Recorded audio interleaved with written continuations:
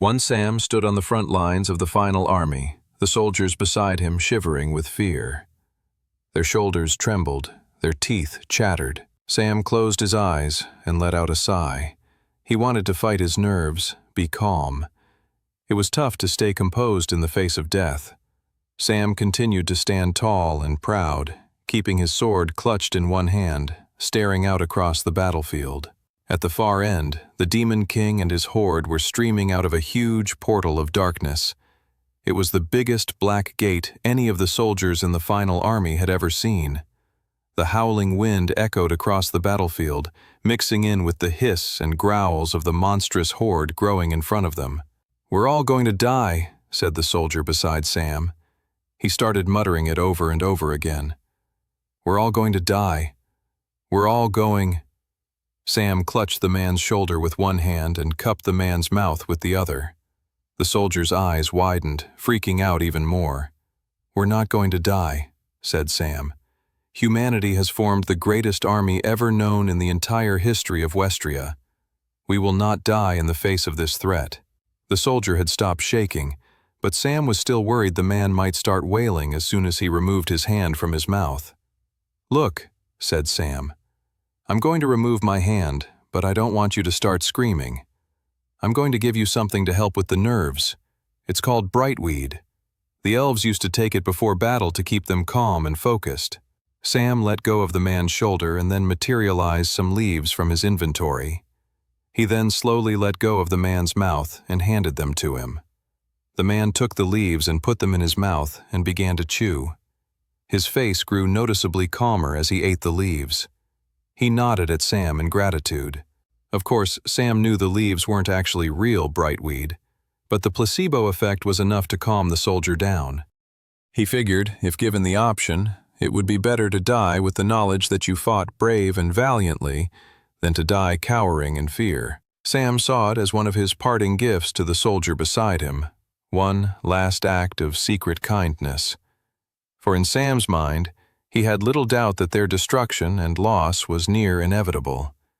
Yet it was the hope that a miracle could still happen that kept him going. A huge horn could suddenly be heard echoing across the battlefield. "That's the signal," Sam thought. He straightened and got ready for the battle ahead. The general in the center of the army shouted, "Charge!" Sam pushed his boots off against the black sand and began running forward. The sound of battle cries and rushing feet echoed all around him. The demon horde hissed and wailed and then galloped towards them. The two armies were going to meet in the middle. Leading the front line of the demon horde was a creature called a demonling, a ghastly crimson monster with a mouth composed of tiny razor-sharp teeth that could rip through armor and flesh with ease. One demonling rushed ahead and leaped right towards Sam, mouth wide open. The monster was fully prepared to dig into Sam and rip his head completely off from his neck. Sam swung his blade faster than the demonling could move, slicing the monster cleanly in half. The ichor and ooze of the dead demon splashed onto his face, and Sam had to take a second to wipe it off. More demonlings came his way, and he made quick work of them. All around him, the front-line human soldiers were pushing back the demon army's first wave. Demonling hisses were quickly turning into whimpers. The echoes of their galloping feet were turning into the sounds of their bodies smacking against the ground, dead. Adrenaline surged through Sam as the primal need for survival took over, and he entered a state of battle frenzy. His heart pounded against his chest, his throat burned. Maybe, he began to think, maybe we can actually win this thing. Sam continued to move forward, slashing his sword and ripping through the horde of demonlings with ease. If we can keep pushing forward, Sam thought, maybe we can get close enough to the Demon King, and if we can slay him. Sam's hopeful thoughts were short-lived as higher-level demon soldiers showed up in the second wave of the demon horde's attack. Demon soldiers were warriors composed of deep red flesh and fought with mutated arms that functioned like swords or battle axes. They fought with greater sentience and strategy than the bloodlusting demonlings. Sam rushed forward, ducking a demon soldier's swing of a battle axe, and then jumped up and sliced the demon warrior's head right off. He wasted no time, heading towards his next enemy. There was no time to pause, No time to assess which way the battle was going. Any hesitation meant instant death. He could hear in the background the groans and screams of his fellow human soldiers. Unlike the demonlings, the demon soldiers were definitely putting up a stronger fight against them. Sam sliced through another group of demon soldiers, only to find a massive shadow looming over him. He looked up. His eyes widened. It was a demon giant, a colossal monster, with massive fists and arms with sharp, protruding bones. Sam jumped backwards away from it. The demon giant swung its arms, killing a dozen human soldiers with utter ease. First from the sheer strength and power of its blow, and if that weren't enough to kill the human warriors in front of it, the sharp bones along its arm finished the job, stabbing the humans all over. Sam gasped at the sight of the sheer destruction.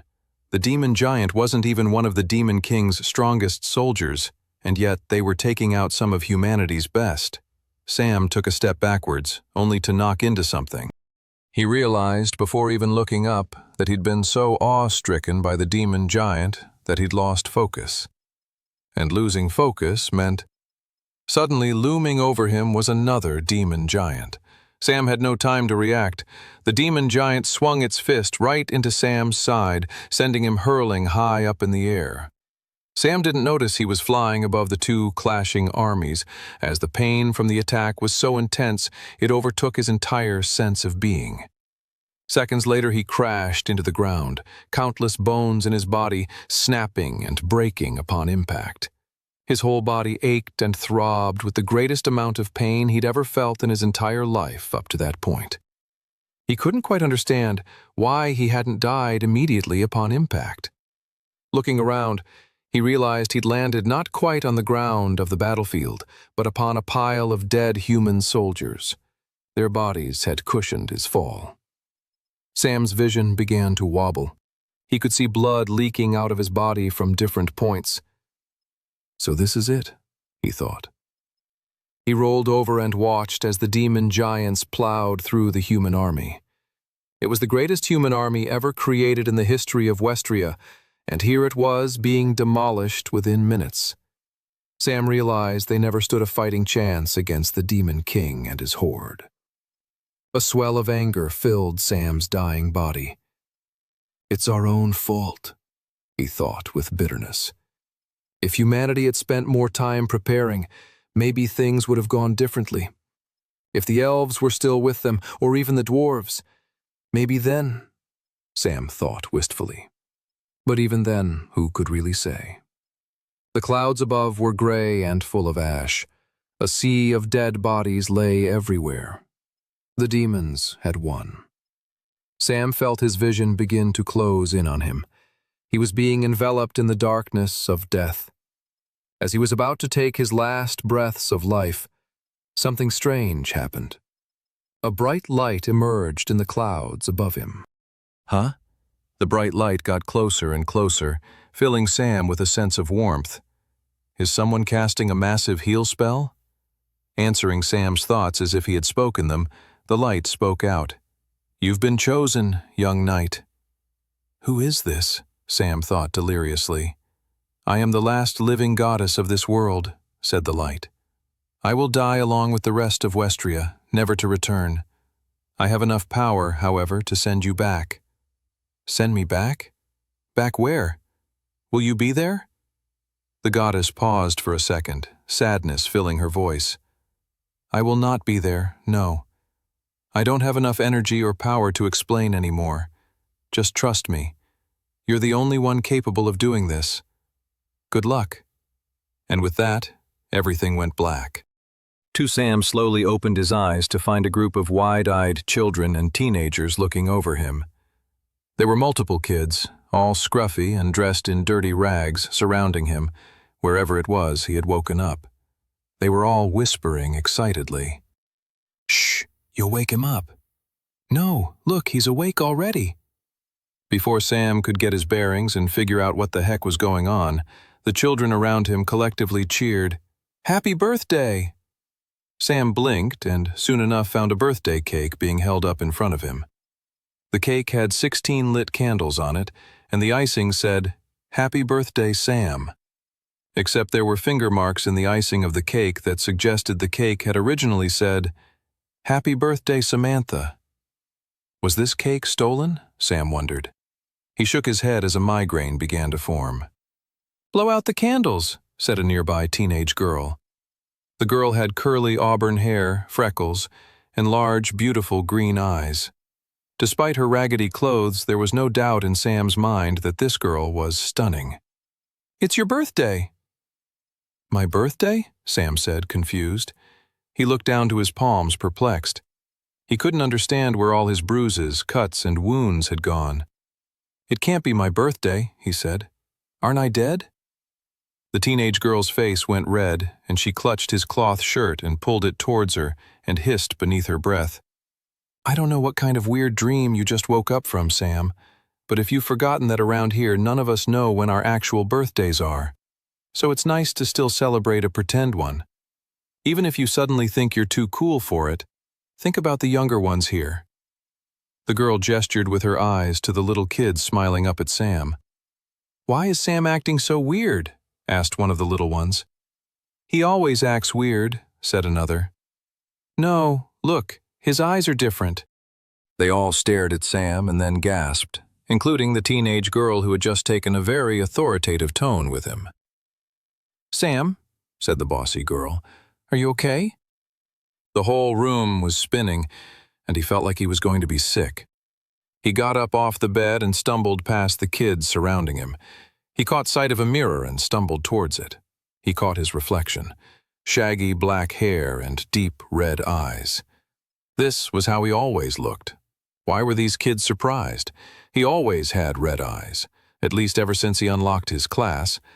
Suddenly, the moment right before his death on the battlefield came rushing back to him.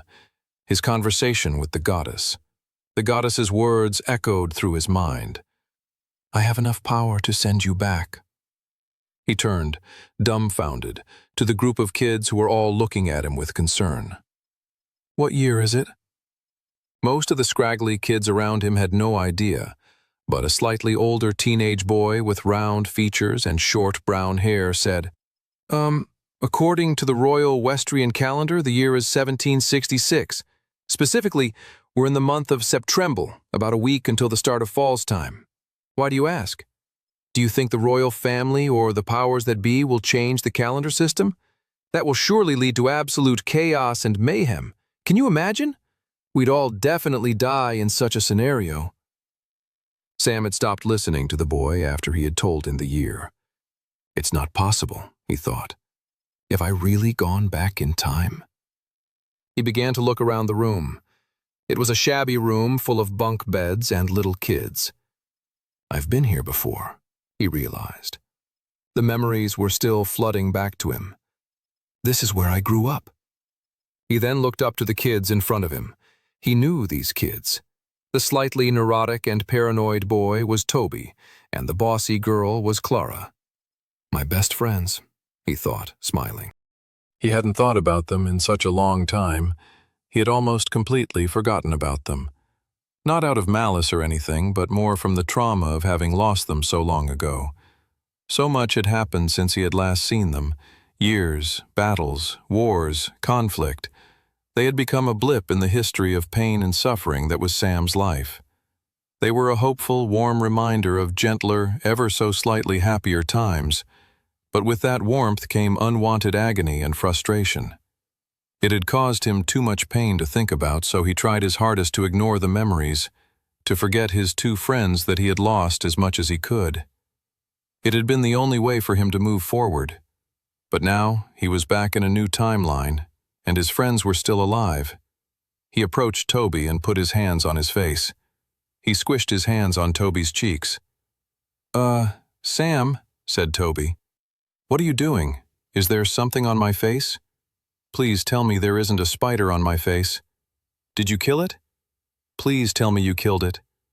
And why are your hands still squishing my face? Don't you know spider venom can leak through the pores and kill you?" Sam grinned. This is Toby, all right. He then looked over to Clara, who had a less than pleased expression. Were you ever thinking about maybe blowing out your candles, you ungrateful twig? "Do you know how difficult it was to procure this cake?" Sam laughed, knowing full well that procure was Clara's way of saying steal from some unsuspecting noble family. Clara was the queen bee of the orphanage. She gave each of them tasks and goals, and even though she was always bossing them around and barking orders at them, everyone knew she did it out of a deep love and affection for them all. She knew that it was easy for people in their circumstances to mope and be depressed all day long, and the greatest counter to that was having a job to do.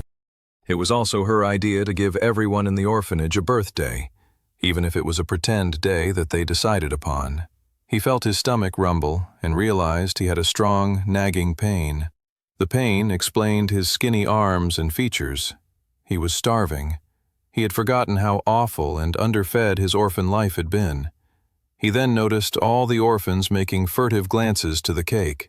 "Oh man," he thought, "it must be taking immense willpower from everyone to not devour that cake in front of them."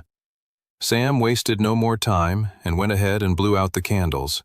Everyone cheered, and one kid even said, "Finally, let's eat cake." Clara quickly cut everyone a piece, and Sam sat back down on his bunk bed and tried to eat his slice slowly to really ration it out. Most of the orphans then turned away from Sam as he began to focus on his thoughts. Now that he had gotten his bearings and he was dealing with his hunger, he was starting to realize what the intense implications of being back in time were. It was dawning on him the sheer enormity of the task the goddess had placed on him. He could feel the burdensome weight and level of responsibility thrust upon his shoulders. He could undo the past. He could save everyone, including his orphan friends standing in front of him. But where did he even begin? Could he really do it all? He then overheard the orphans nearby say, "He's really acting weird. Weirder than normal for sure. Maybe it has to do with the red eyes. Should we take him to a healer in the city center?" Red eyes. So many things had happened all at once. Sam hadn't considered the implications of his red eyes weighed against the fact that he was back in time. If I have red eyes, that must mean... He called upon his class profile in his retina and was absolutely astounded. 3. Sam couldn't believe it. He stared at his profile's information floating in his retina. Sam class, Blood Knight, super rare. Tier, unranked. Class, open slot available. Strength, 2. Agility, 3. Endurance, 3. Magic affinity, 0. First of all, according to his first timeline, he shouldn't have been able to see his profile in the first place. That was a surprise. The next shock was the fact that he already had his class unlocked. The goddess must have sent him back in time with both his memories and his class. The greatest surprise of all, however, was the fact that he had another class slot open to him. That was unheard of. Travelers, the name for those individuals known for having unlocked profiles, classes, and abilities, could only ever have one class. That was because the tutorial dungeon where one unlocked his or her class could never be entered twice. But because Sam had gone back in time with his class already unlocked, he had created a loophole in the system. He'd be able to enter a tutorial dungeon, also known as a white gate, a second time. Sam grinned. In a world where travelers could only have one class, he'd be the only one with two. The task the goddess had left before him was truly monumental, but Sam was beginning to realize he might have more than enough tools to face it. He had to get to work immediately. With that, he stood up from his bed and ran out of the orphanage to the city streets beyond, not stopping even as his orphan pals yelled after him. Sam wandered through the city of Resfall, admiring the sunny, clear blue sky and the happy looks on so many of the citizens. He walked through one street that clearly specialized in food that was full of butchers, bakers, and winemakers. A warm smell of fresh bread wafted in the air as Sam walked past. Everyone is so happy, Sam noticed. People smiled and said hello to each other. This was not the Resfall he had grown accustomed to over the last 5 years. He had known a Resfall oppressed by a tyrant, a city where everyone was suspicious of the other, where taverns were never jolly but only filled with lone drinkers and the odd group whispering in the back. The Resfall he had come to know was one full of betrayal and misery. But Sam looked up to the royal keep at the back of the city, on the hill that looked over all the rooftops of Resfall, and he realized Princess Alice Grace was still alive. So many people, Clara, Toby, and others, were all still alive. Just the very thought of it all made Sam filled with joy. But then a darker thought followed his happiness. Everyone is alive for now. They'll be dead soon, though, if I don't do something about it.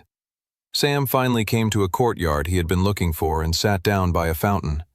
He had to get over how amazed he was about being back in time and focus on the mission the goddess had entrusted him with. As Toby had told him earlier, the year was 1766. That meant the dungeon gates had been around for over 3 years now. No historian in his previous timeline had ever been able to pinpoint exactly when the first dungeon gate appeared, but everyone could agree that they first started popping up in the year 1763. The dungeon gates were large portals that appeared, seemingly at random, all across Westria that led to dungeons in other dimensions. They were incredibly dangerous places, and most people who entered a gate never returned alive.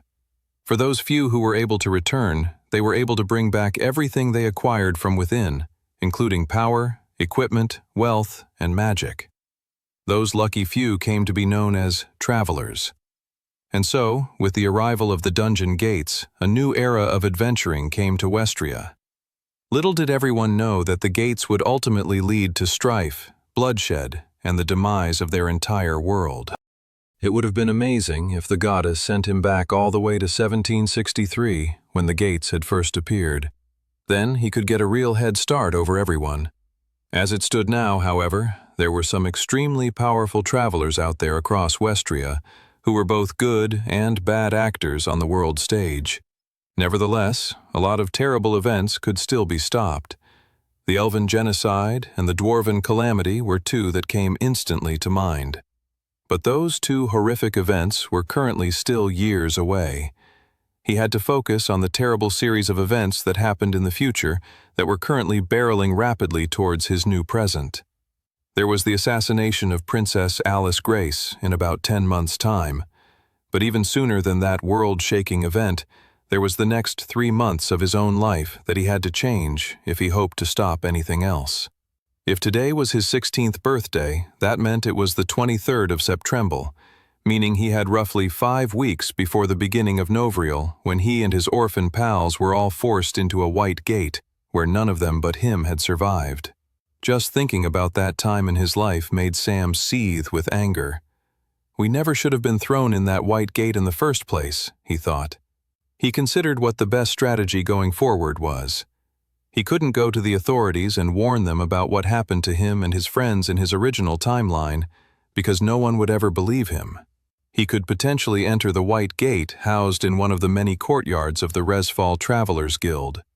If he did that, though, it would make it impossible for him to enter the one he would be forced into in a month's time, because at that point he would have unlocked his second class and therefore wouldn't be able to enter a White Gate ever again. There were 2 major problems with that plan. Firstly, the Travelers Guild guarded that specific White Gate unbelievably well, so he wouldn't be able to break in. Secondly, he could enter it legally if he somehow was able to get enlisted in their Traveler Training Academy, which orphans rarely were accepted to. Plus, even if he did get accepted, it would slow down his own development and training plans to the point that he might not be able to stop crucial upcoming events in history. Another option was simply to gather his orphan pals and run away. The problem with that idea was that they didn't have anywhere to go. The land outside of Resfall was full of bandits, monsters, and dangerous beasts. Plus, the Spectral Church, which looked after all orphans in the city until they were 17, would come after them. The church had connections with the different laborers' guilds, like the Miners' Guild and Farmhands' Guild, and it was an open secret that the church shuffled the orphans in their care into horrible, near-slave contracts after they were old enough to leave their care. To the church, runaway orphans were runaway products they had promised to other clientele in the city. That left only one real feasible option: enter the White Gate just like he had in his first life. Except this time, he would be ready for it, and he would make sure the other orphans were too.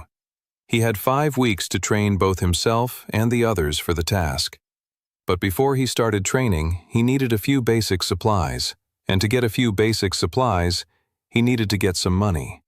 He checked his pockets and he only had a few measly copper coins.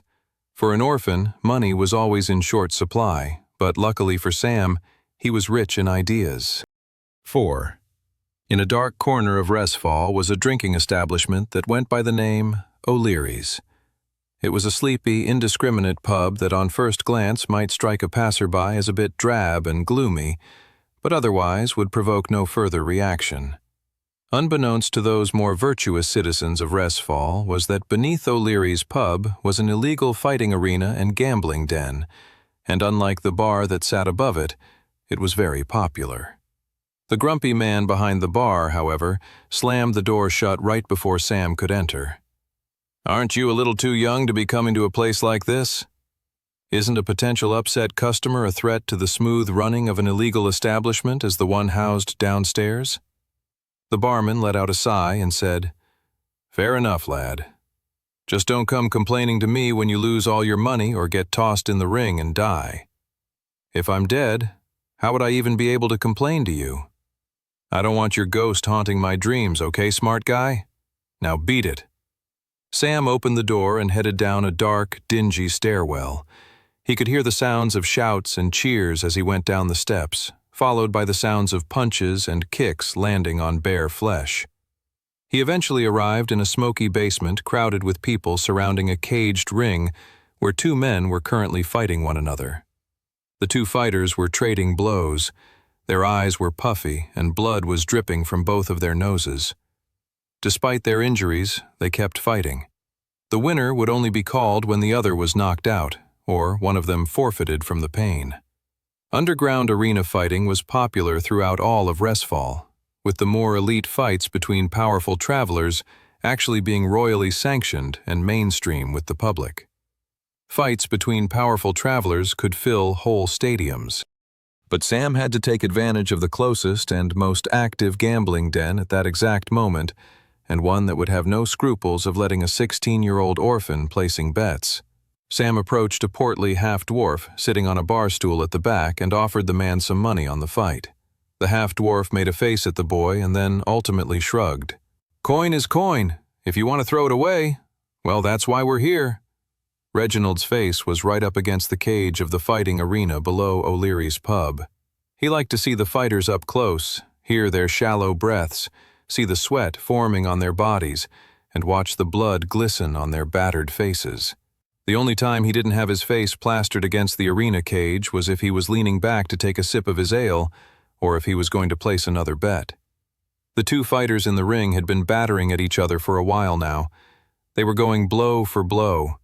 One powerful punch would be enough to finish the fight. "Come on!" Reginald yelled. He needed his fighter to win. He had put a lot of coin into this fight. The fighters were groaning and swaying now.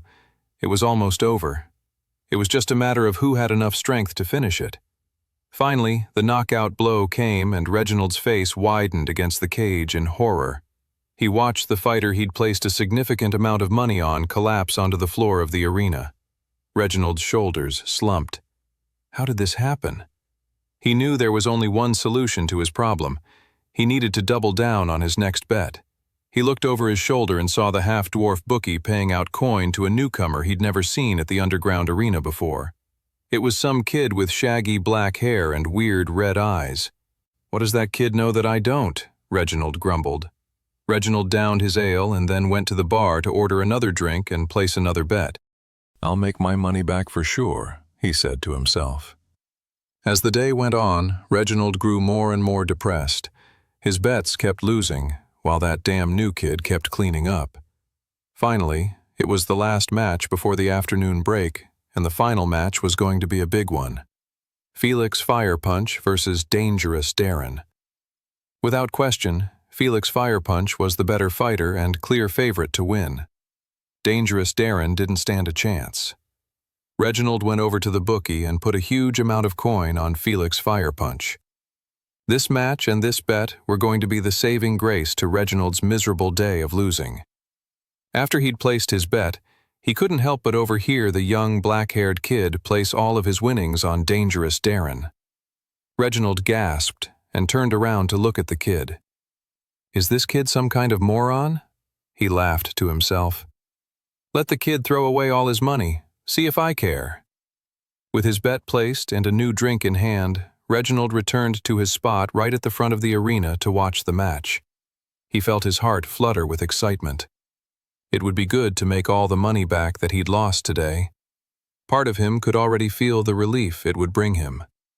The yearning for the relief almost felt better than the relief itself. Isn't that always the way? Reginald thought contemplatively. The dream of something good is always more delightful than actual reality, isn't it? Soon, the match between Felix Firepunch and Dangerous Darren began. The two fighters circled one another. "Go Felix!" shouted Reginald. But from the start of the match, something was off. Felix Firepunch wasn't moving with his normal, agile gait. He seemed sluggish and out of it. No, it was worse. The man is drunk. Dangerous Darren seemed to realize this just at the same time as Reginald and made his move. Darren rushed in with so much speed and force Felix didn't see it coming. Darren knocked the man to the ground and started pummeling his face again and again until the arena referee had to pull him back. Felix Firepunch was unconscious and knocked out in the ring. The favorite to win had just lost. Every person in the arena was shocked and beginning to feel the horrific feeling that came with losing a lot of money in a bet. The only person smiling in the entire bar was the teenage boy at the back, the one with the shaggy black hair and crimson-red eyes. Sam grinned as the half-dwarf paid him out. "Don't look so smug, lad," said the bookie. "You win today, you lose for the rest of your life. You shouldn't be here chasing this feeling anyway." Sam couldn't help but think the bookie's advice was actually quite sound and, in some ways, kind. "Ah," grumbled the half-dwarf. "If you got the itch for betting, there's nothing I can say that's going to stop you. Enjoy your winnings." Sam took the large sack of gold coins and put them in his pocket and headed out of the dingy establishment. He had remembered in his previous timeline that Felix Firepunch's loss had been a huge upset throughout the entire city. It had caused an evening of uproarious drinking and wallowing throughout all of Resfall. What no one knew at the time was that Felix Firepunch's wife had left him for a younger, handsomer, and wealthier man the night before, and so Felix had shown up at O'Leary's underground arena, sleepless and drunk, and with zero ability to fight. Sam had taken full advantage of that knowledge and walked away with more coin to his name than he could have ever imagined, especially at this particular time in his life. With his new sack of coins, he could now pick himself up a decent set of rudimentary gear. 5. On his way to the merchant district, Sam used some of his new coins to get some food. He went to a pub and forked down a large slice of steak and ale pie. The salty pastry tasted delicious. It may have been the tastiest meal he'd ever experienced in his entire life. He had forgotten the constant gnawing hunger he had felt in his younger days. Was it because he'd been fed more in the years to come, or was it that he had experienced even greater traumas in his future? Sam didn't want to dwell on it. He had tasks to get to. He paid for his pie and continued on his way to the merchant district. As he left the establishment, he overheard a fanatical woman wailing from the pub's kitchen. "You have to try this new recipe. It's called bacon and egg ramen. It's delicious." Sam didn't even want to try and figure out what the woman was talking about and continued on his way. The next neighborhood was bustling with all sorts of shops: watchmakers, locksmiths, leather workers, and carpenters. Sam walked through the bustling street and arrived at the merchant specializing in goods for travelers. With the arrival of the dungeon gates in Westria, a whole new economy had sprouted up. Magical crafters, artisans, merchants, and other shops all made in service of selling goods to travelers. There were also merchants selling things to non-travelers too that only travelers might come by, such as healing salves, potions, or rare crafting materials. He stepped into a weapon shop, a little bell jingling in the air as he did so. Sam was in awe of all the items on display at the shop. There were powerful swords, glittering armor, and even a few bows with elven enchantments.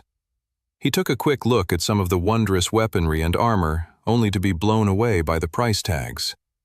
There was no way he could afford any of this. Even still, it was nice to dream, and Sam had never entered the shop with the intention to buy something truly amazing. He just needed whatever weaponry he could get his hands on, anything to just get started. "If you're going to shoplift, I'd rather you make your attempt already," said a voice at the front. Sam turned to the owner of the shop and blinked. Why does he assume I'm going to shoplift? Sam then looked down at his raggedy clothes and skinny arms and realized how he came across. No one looking like him would have the money or disposition to buy weapons used by travelers. Sam pulled out his sack of gold coins and said, "I want to get your cheapest sword, your cheapest bow, and your cheapest satchel of arrows." The shopkeeper briefly looked surprised at Sam's sack of coins and then came out from behind his station and went over to a small barrel where a bunch of unimpressive weaponry was piled high. "I can sell you this," said the shopkeeper, handing him a sword that looked like it had seen better days. Sam took in the sword, and a message came up in his retina. Brittle copper sword, common, tier unranked. Weapons and equipment came in the same grading scale as classes. It went common, uncommon, rare, super rare, mythic, and legendary. They also had tier levels, going from unranked, novice tier, apprentice tier, journeyman tier, adept tier, and master tier. The only difference with items compared to classes was that you could get different variations, so you could get the same type of sword in any variation of rarity or tier. A common brittle sword at apprentice tier would be stronger than the same type of sword at the unranked tier. Similarly, a rare brittle copper sword would be stronger than a common brittle copper sword, though both would be weaker than a common iron sword. Sam smiled at the cheap sword. "This will do for now." "And everything else I requested?" Sam asked the shopkeeper. The shopkeeper then held up a bow for him to see. "Beginner's bow, common, tier, unranked." "That works for me as well," said Sam. The shopkeeper then got him a satchel with 20 arrows, and they settled on a price. Sam thanked the shopkeeper and headed out with some rudimentary gear and a few coins still to spare. 2 guards stood on the western gate of Resfall. Together they watched as the sun began its slow descent over the hills and forests beyond. The sky was an orange twilight, and the guards watched contentedly as another peaceful shift at the gate was soon coming to an end. "Look," one guard nudged the other. The other guard was enjoying his peaceful contemplation to himself and thought the other guard, an avid bird watcher, was bugging him about another sighting of a gold-leafed sparrow. He really didn't give a rat's bum about birds, and he was sick of humoring his colleague, especially at the end of a long shift. But it wasn't a bird his colleague was pointing at. A young boy around 16 with shaggy black hair and red eyes was walking through the gates. "Is that kid crazy?" thought the guard. "Where's he going at this hour?" The guard called down to the boy. Excuse me, lad. Where are you off to? We're about to lower the gates in a minute. You won't be able to come back inside the walls until tomorrow morning." The young man shrugged. "That's okay." The guard's eyes widened. "I'm not sure you understand. The gate won't be open, and you'll be stuck out here. All sorts of bad monsters linger out there in the woods. You won't survive the night." The kid shrugged. "Don't worry about me." The 2 guards looked at each other. "Go on then, son," said the other guard. "Your funeral." Sam continued walking forward away from the city and into the nearby woods. As he moved between the trees of the forest, he reviewed his profile once more. Sam class: Blood Knight, super rare. Rank: unranked. Class: open slot available. Strength: 2. Agility: 3. Endurance: 3.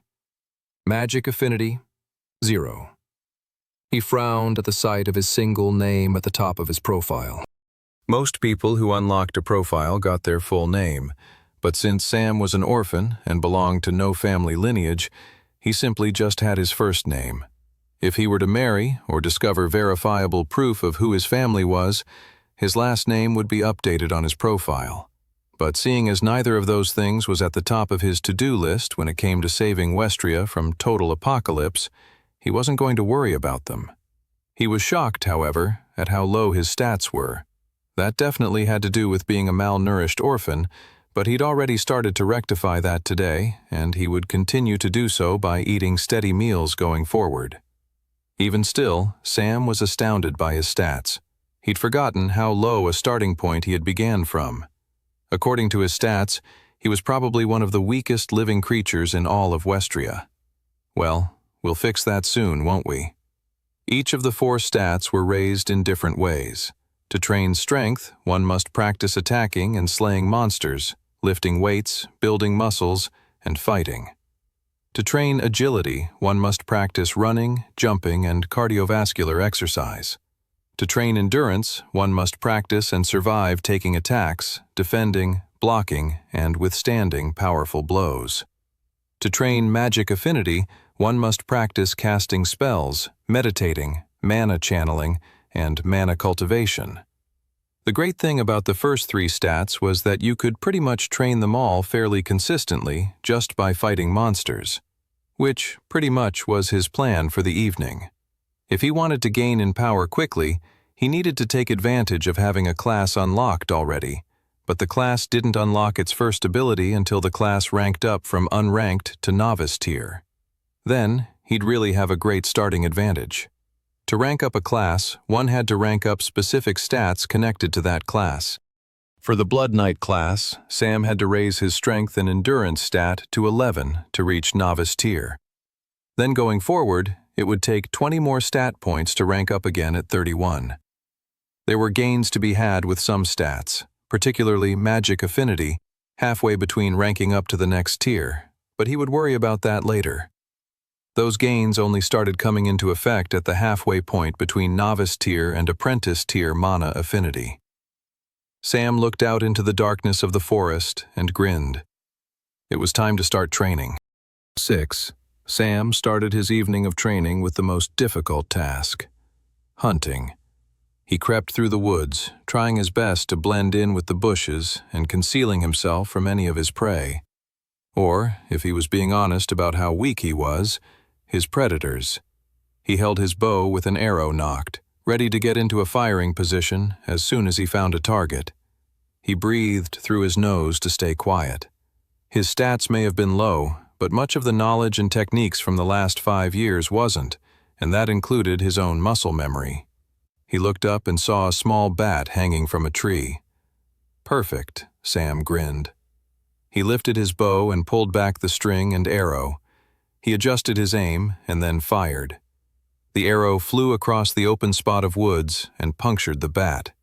It was dead before it even had a chance to make a noise. The creature fell from the tree and splattered on the ground. Sam hurried over to the dead bat and picked it up and added it to his inventory. "You'll come in handy later."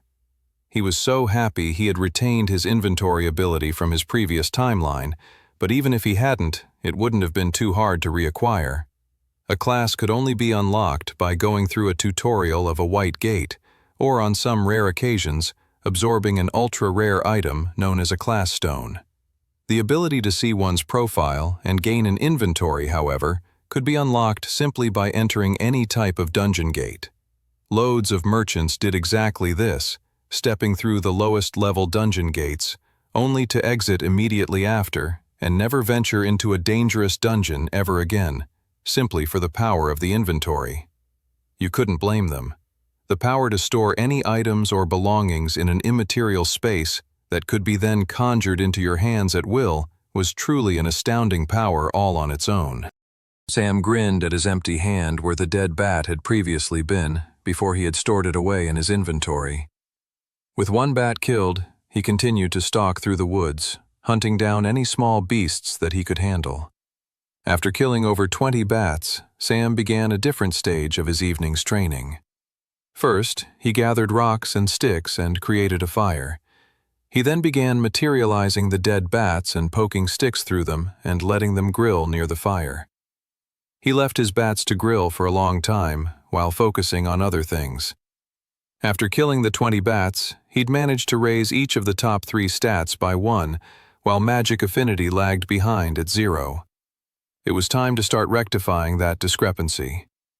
Most humans were not born with mana coursing through their veins, but the sheer act of unlocking a profile and a class created an untapped presence of mana in one's body.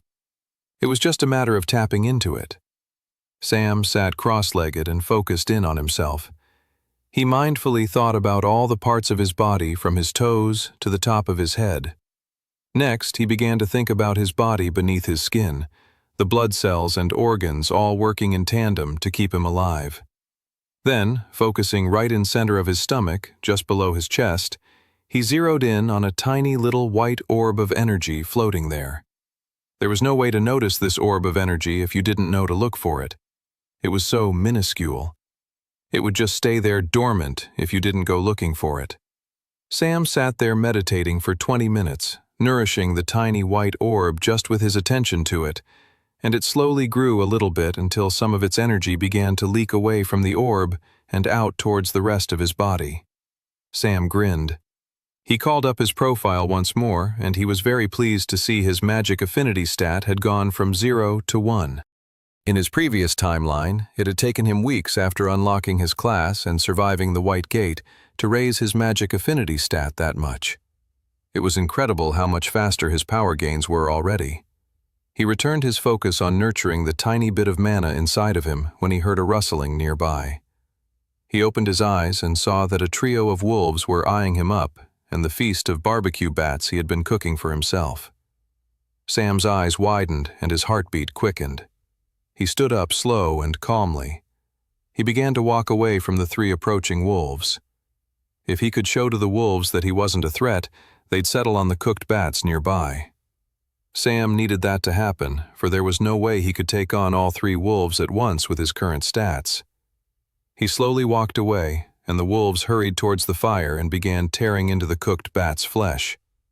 Sam sighed with relief when this happened, but within seconds of each of the wolves chomping into the dead bats, they looked back up with dripping blood from their teeth, eyeing Sam hungrily. He materialized his sword from his inventory into his grip.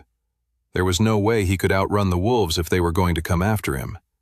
The wolves split apart and started making an effort to surround him. They growled and got ready to pounce Sam. They bared their teeth, ready to rip him to shreds. Right as they were about to leap towards him and chew his head off, they each began to shake strangely. The wolves coughed and spat out blood. Next, they collapsed on the ground. Sam smirked at the sight of the dying wolves. They had fallen for his trap. The blood of the bats he had hunted was venomous to a large percentage of the predators in the forest just west of Resfall. He walked up to each one of the struggling wolves and lifted up his brittle copper sword and ended each of their lives. The following morning, the 2 guards for the day shift swapped with the night shift guards and took their positions at the western gate of Resfall. "Hey, did you read that book on bird watching that I lent you?" asked one guard. The other guard bristled at the question. "I obviously haven't read that book and don't plan on doing so," thought the guard irritably to himself. "Why does this guy put us both through this torture? Hey, do you see that?" Ugh, here we go again. But it wasn't a bird. Emerging from the forest was the shaggy, black-haired kid who'd gone out there the night before. "I thought that kid would be dead for sure," said the guard. But clearly that wasn't the case. The kid's clothing was even more ragged than it had been before. He was covered in cuts, bruises, and dirt. And yet, the kid was alive. And even more impressive, he seemed to have a smile on his face. 7, Sam returned to Resfall, incredibly satisfied with his night of training. After he slayed the wolves, he decided he could be even more proactive with his trap. He drenched his arrows with the blood of the forest bats, and then went through the forest hunting wolves. By the time morning came, Sam had increased all 3 of his top stats to 6. He had even managed to raise his magic affinity 1 more stat to 2. He looked over his profile happily. Sam class, Blood Knight, super rare, rank, unranked. Class, open slot available. Strength, 6. Agility, 6. Endurance, 6. Magic Affinity, 2.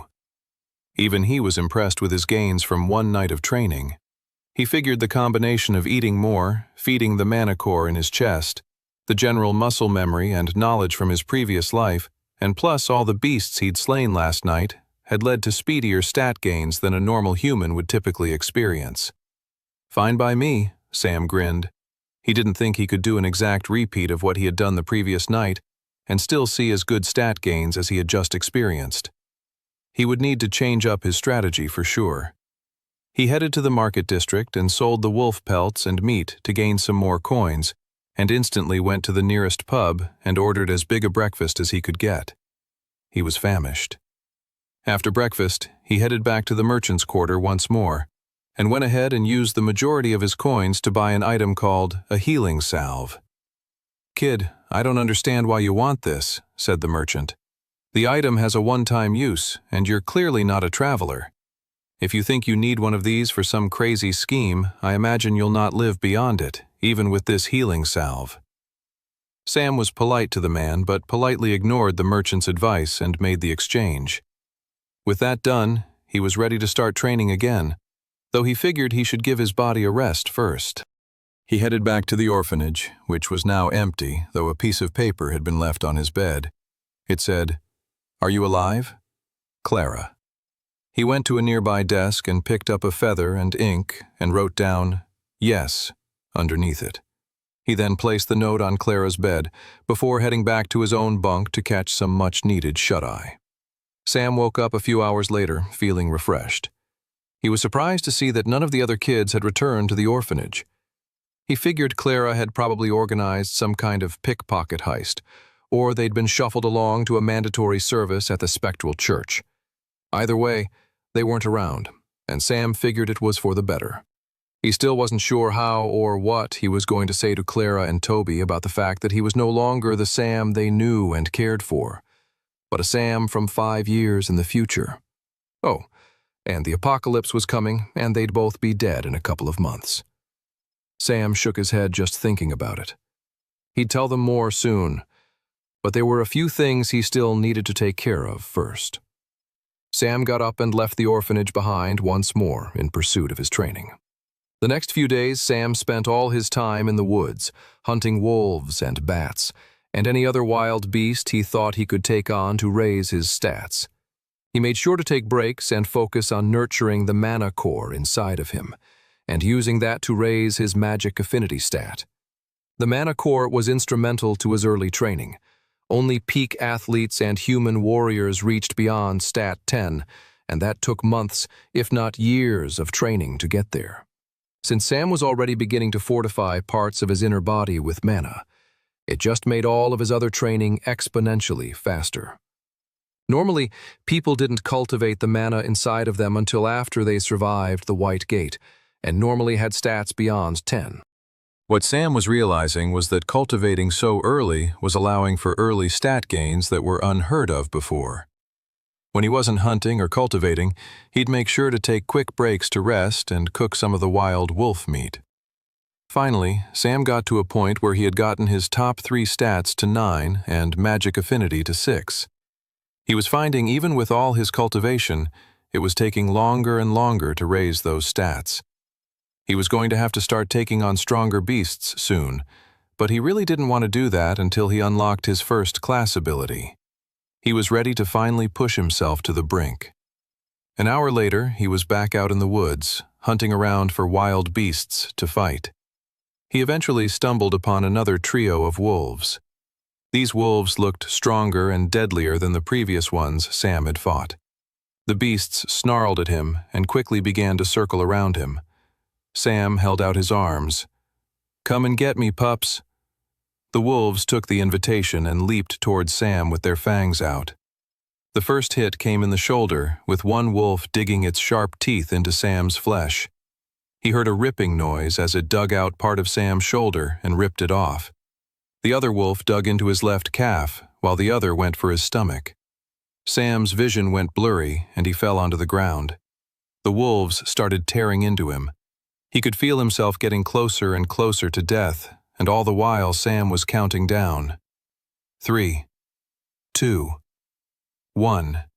He materialized his copper sword in his hand and stabbed one of the wolves instantly. Before the other wolves knew what was happening, Sam stabbed them as well. What the wolves didn't know was that Sam had coated his sword with the blood of the bats he had slain the night before. The bats whose blood was poisonous to the wolves. The beasts wailed with pain. Their bodies trembled, and they soon collapsed on the ground, dead. Sam didn't have a moment of relief, because he was quickly approaching death himself. He was bleeding from multiple parts of his body and was going to go unconscious in seconds if he didn't do something quick. He materialized the healing salve he had bought earlier and began to rub it all over his injured body.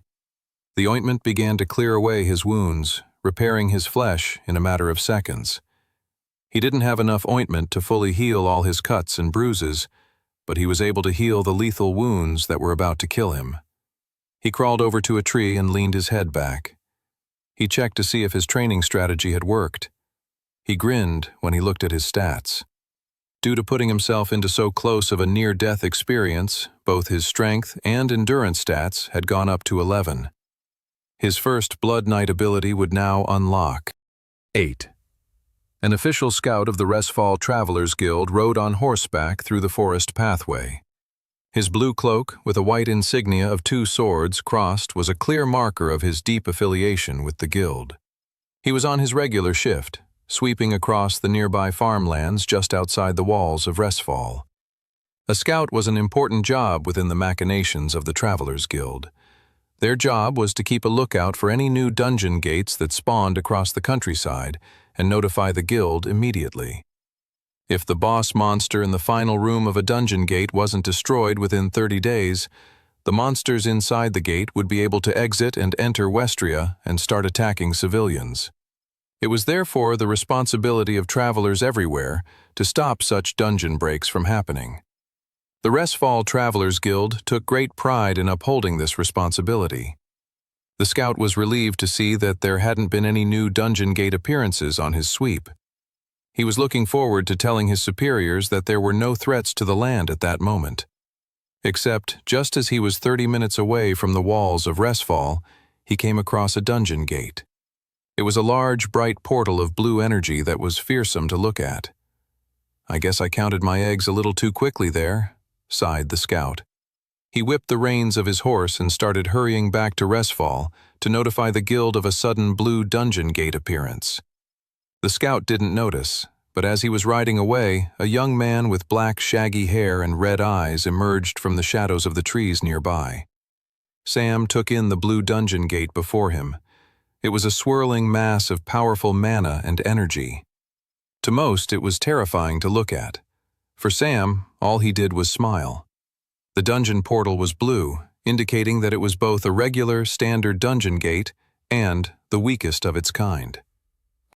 Most dungeon gates that appeared out of nowhere were standard gates of varying levels of power. Blue was the weakest, otherwise known as a novice-tier gate, followed by green, yellow, orange, and red. The other type of gate that could appear happened far less often, and they were known as irregular dungeon gates, which often followed their own special rules and protocols. The tutorial dungeon gate, the White Gate, was one such example. All of his efforts over the last few days were in preparation for this blue dungeon gate looming before him. He recalled hearing about the appearance of this gate in his first timeline and how it had been a low priority for the Travelers Guild for a couple of days, as it wasn't worth anyone's time to come out and take out a gate that was so low level and offered very little rewards. But for someone like Sam, it offered everything he needed there and then. Without any hesitation, he took a step forward and entered the blue dungeon gate. Entering a dungeon gate was a very strange feeling. It was simultaneously exhilarating and anticlimactic. One had no idea what existed beyond the gate until they stepped forth into it, and that was incredible. Yet, there was no breathtaking feeling in the act of entering the gate. You stepped into it and, blip, you were in another dimension, another reality. The world of the dungeon gate. It felt a bit disconcerting how rapid your reality shifted from one plane to the next. Luckily, for Sam, this may have been his first dungeon in this timeline, but he'd experienced countless number of dungeons in his previous lifetime. He looked around and saw that he was in an underground cavern of some kind. A cavernous realm was one of the most common environments you could find within a dungeon gate. Other environments included grassland, forest, swamp, and the list went on. He took a step forward, scanning the nearby area with his eyes. There were no monsters in his immediate vicinity, which was normally the case in a low-tier blue dungeon gate. He looked over his shoulder and saw the portal still brimming with energy. He could walk back out of the gate now if he wanted to. All regular gates let you leave, unlike a lot of the irregular gates. Sam continued forward. The cavern led in only one direction from his entry point. He walked through the tunnel, hearing the echoes of water dripping into puddles. Eventually, the cavern expanded into a large open area with multiple branching tunnels. Right as Sam was about to step out, he heard a noise. Sam crouched down to avoid being detected by the incoming enemies. Stepping out into the open area were two goblin guards. They were each holding torches and had daggers sheathed at their sides. The two goblin guards began walking the perimeter of the open area. Crap. Goblins could be incredibly dangerous monsters, especially when they were angry. They had a soft spot for torture and cruelty. Sam began to slowly back-crawl further up the tunnel he came from.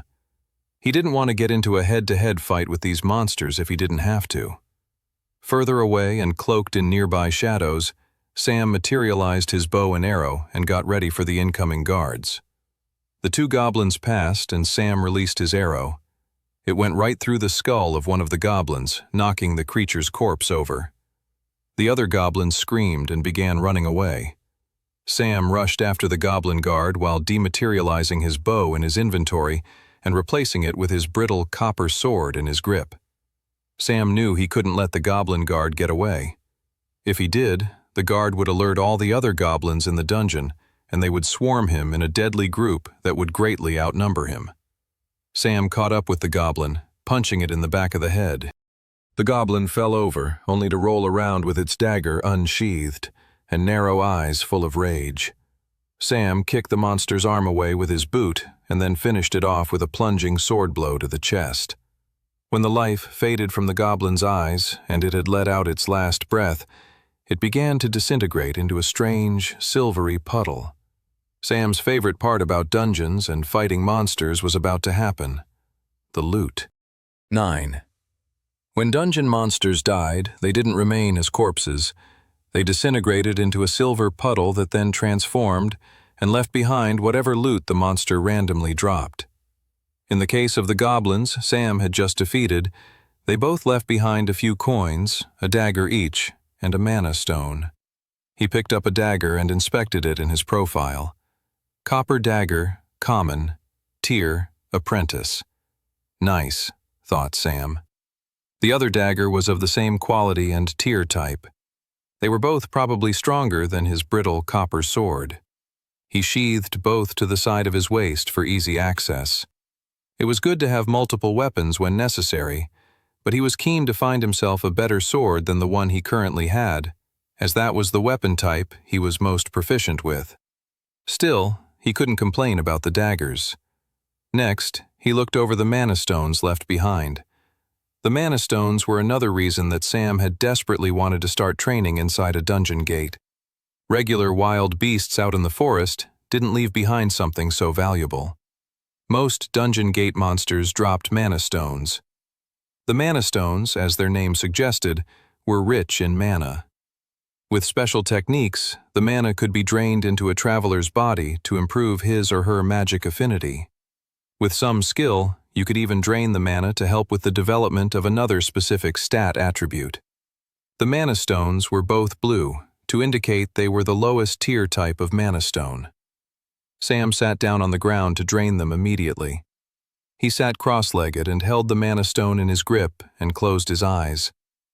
The white core of mana in his chest had grown larger over the last few days of training and had begun to spread out throughout his body.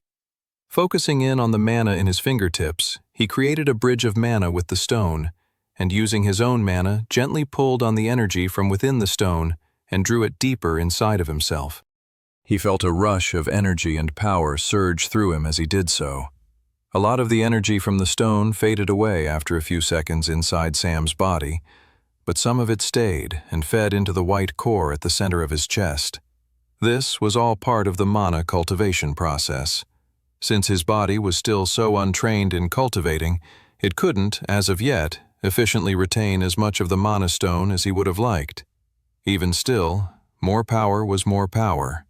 Sam quickly drained the second mana stone. He smiled when he saw that his magic affinity stat had gone up by 1 point to 7. He then got back up and surveyed the open area of the cavern. There were 4 different tunnels going in different directions. Sam's plan was to explore all 4 of them. Rarely does a traveler get the opportunity to solo clear a dungeon, and Sam wanted to milk the opportunity for all it was worth. He randomly chose a path and headed down it. He found a trio of goblins sitting around a bonfire. From the shadows, he used his bow and arrow to take out one of them. He then rushed forward with his daggers and took on the other 2. The goblins readied themselves to fight, but it didn't matter if they may have been technically a little bit stronger than Sam statistically. Sam had years of blade fighting under his belt, muscle memory, knowledge of patterns, and the like. He dodged the first goblin's thrust with ease and retaliated with a dagger slice to its neck. He grabbed the dying goblin by the chest and used his body to throw him into the other one and knock them into the fire. They disintegrated into mana stones, coins, and both left behind a dagger each. Sam pocketed the daggers into his inventory and then drained the mana stones for as much energy as he could. He was disappointed when his magic affinity stat didn't raise another point, but it was wrong to expect that after having been raised so recently. He picked up one of the goblin torches and carried it with him back to the open area. Right before he entered the second tunnel, he wedged the flaming torch into the ground and then materialized his bow and lit his arrow on fire. This will do some damage, Sam thought. He then rushed through the cavern to find more goblins, and when he did, he unleashed his flaming arrow on one. Causing so much chaos with that one attack, he was able to rush in and slice the goblins up before they even knew what happened. He could feel the difference in the strength of the copper dagger versus his brittle copper sword. The tier rank and general upkeep of the weapons made a huge difference. With the battle over, he pocketed the loot, drained the mana stones, and continued on his way. 20 minutes later, he had finished the goblins in the third tunnel, and was extra pleased to see a treasure chest was waiting in the former goblin encampment. He opened it up and smiled with delight. Inside was a healing potion and a stamina potion. Perfect, Sam thought. He placed both in his inventory and continued on his way through the dungeon. The 4th tunnel led to another open area with branching tunnels, and on the dungeon went, Sam making sure to clear all the tunnels before moving forward. After countless amount of goblins and draining of mana stones, Sam's magic affinity stat finally hit 11. A rush of energy swirled inside of Sam's body, and the white core inside of him changed color to blue. He had gone from having an unranked mana core to a novice tier core. With this new rank of mana, he could now better perceive the mana within his body, allowing for greater manipulation and control when cultivating it inside himself. Furthermore, if he closed his eyes and focused enough, he should be able to sense if there were any other mana sources nearby. This was one of skills available to travelers with a blue mana core. At first, it acted like a compass, nudging you in the direction of where other mana users were. But as you cultivated more, you could locate people or monsters within a certain radius with greater precision. He could sense mana coming northward in the dungeon, and he moved down the path. Sam's sense of the foreign mana grew as he got closer. It was definitely a significant amount of mana, and Sam then realized what he was approaching. It was none other than the boss room. Sam headed down the passageway, feeling the pulse of mana get more and more intense as he went down the tunnel. After a few more minutes, he eventually saw the path widen out. In the center of the room was the boss monster. It was a large goblin brute captain. The goblin was much larger than the ones he'd fought earlier in the dungeon. Its muscles were thick and intense. Just by looking at the monster, Sam could tell that it was a bruiser-type fighter. so it would attack him with powerful punches and kicks. Okay, Sam thought, psyching himself up. I got this. He headed down the passage and entered the boss room. He wished he could have shot arrows at it from afar, but there was a special energy shield around a boss room, and you could only attack a boss monster from inside that energy field. He pulled out a dagger in both hands and then rushed through the energy field. The goblin brute captain's eyes widened as soon as Sam barreled into the room with his daggers drawn. The goblin brute captain tried to get into a defensive position, but Sam could read the monster's movements and quickly pivoted his attack. He slashed one dagger across the monster's neck with fury. He was going to spin and deal another similarly deadly attack to finish the job for good. But upon his first dagger hitting the goblin captain's neck, nothing happened. It was like his dagger had cut against a powerful rock. Sam immediately leaped back in surprise. How high is the goblin brute's endurance stat? Sam quickly realized the fight wasn't going to be as easy as he expected. But the silver lining was, he'd finally found a good situation to utilize his novice tier Blood Knight ability. The goblin brute captain was beating his chest now, and ripples of energy were emanating off of him. The boss monster was powering itself up. Sam triggered his Blood Knight ability. A red ring shot out from him, and it encompassed the center of the large boss room, including both Sam and the goblin brute. Sam then rushed the monster head-on. The goblin brute was ready for Sam this time and pummeled him with a punch to the face, sending Sam hurling backwards. A sharp pain rippled through Sam's body, but he shook it off and wobbled back onto his feet. Over the course of his previous lifetime, he'd suffered way worse. An attack like that one was nothing to him. Sam rushed the goblin again, only to get pummeled once more. The goblin brute captain was smiling at his easy triumphs over Sam, not questioning the strangeness of his enemy's behavior. Sam continued this for 10 more minutes, taking countless punches to his face and chest. His face was puffed and swollen, and he was bleeding from his nose and mouth, but even still, Sam got back up again. The goblin brute captain was becoming visibly annoyed now that Sam wasn't giving up. The monster rushed Sam, and the young warrior realized it was time to go back on the offensive. Sam yelled and rushed the monster head-on with both his daggers. The goblin brute threw such a powerful punch, but when it missed Sam, the monster's arm crashed into the floor of the cave, creating a rocky crater. Sam was behind the monster now, unleashing slice after slice on the monster's back, draining the monster of blood until it completely collapsed on the ground. Sam stood there, catching his breath. He watched the red ring of his Blood Knight ability begin to flicker away, now that the goblin brute captain was defeated. That was the power of his newly unlocked Blood Knight ability. Pain Ring.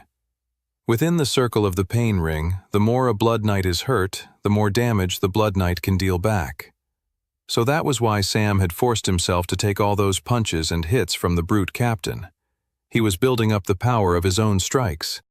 Unlike the first time he hit the monster and could barely penetrate the creature's skin, after accumulating more strength from the Pain Ring, he was able to deliver a truly monstrous series of attacks with his 2 daggers. Sam's vision blurred, and he materialized the healing potion he'd found earlier and chugged it. The aches, pains, bruises, and swelling all quickly disappeared when he finished the potion. He wiped sweat off his brow and looked down to the destroyed dungeon monster, disintegrating down into its loot drop. The monster left behind a large blue monster stone, more coins, and, to Sam's wide-eyed glee, a sword. He picked up the sword and smiled. Iron sword, common, tier journeyman. This was a significant find.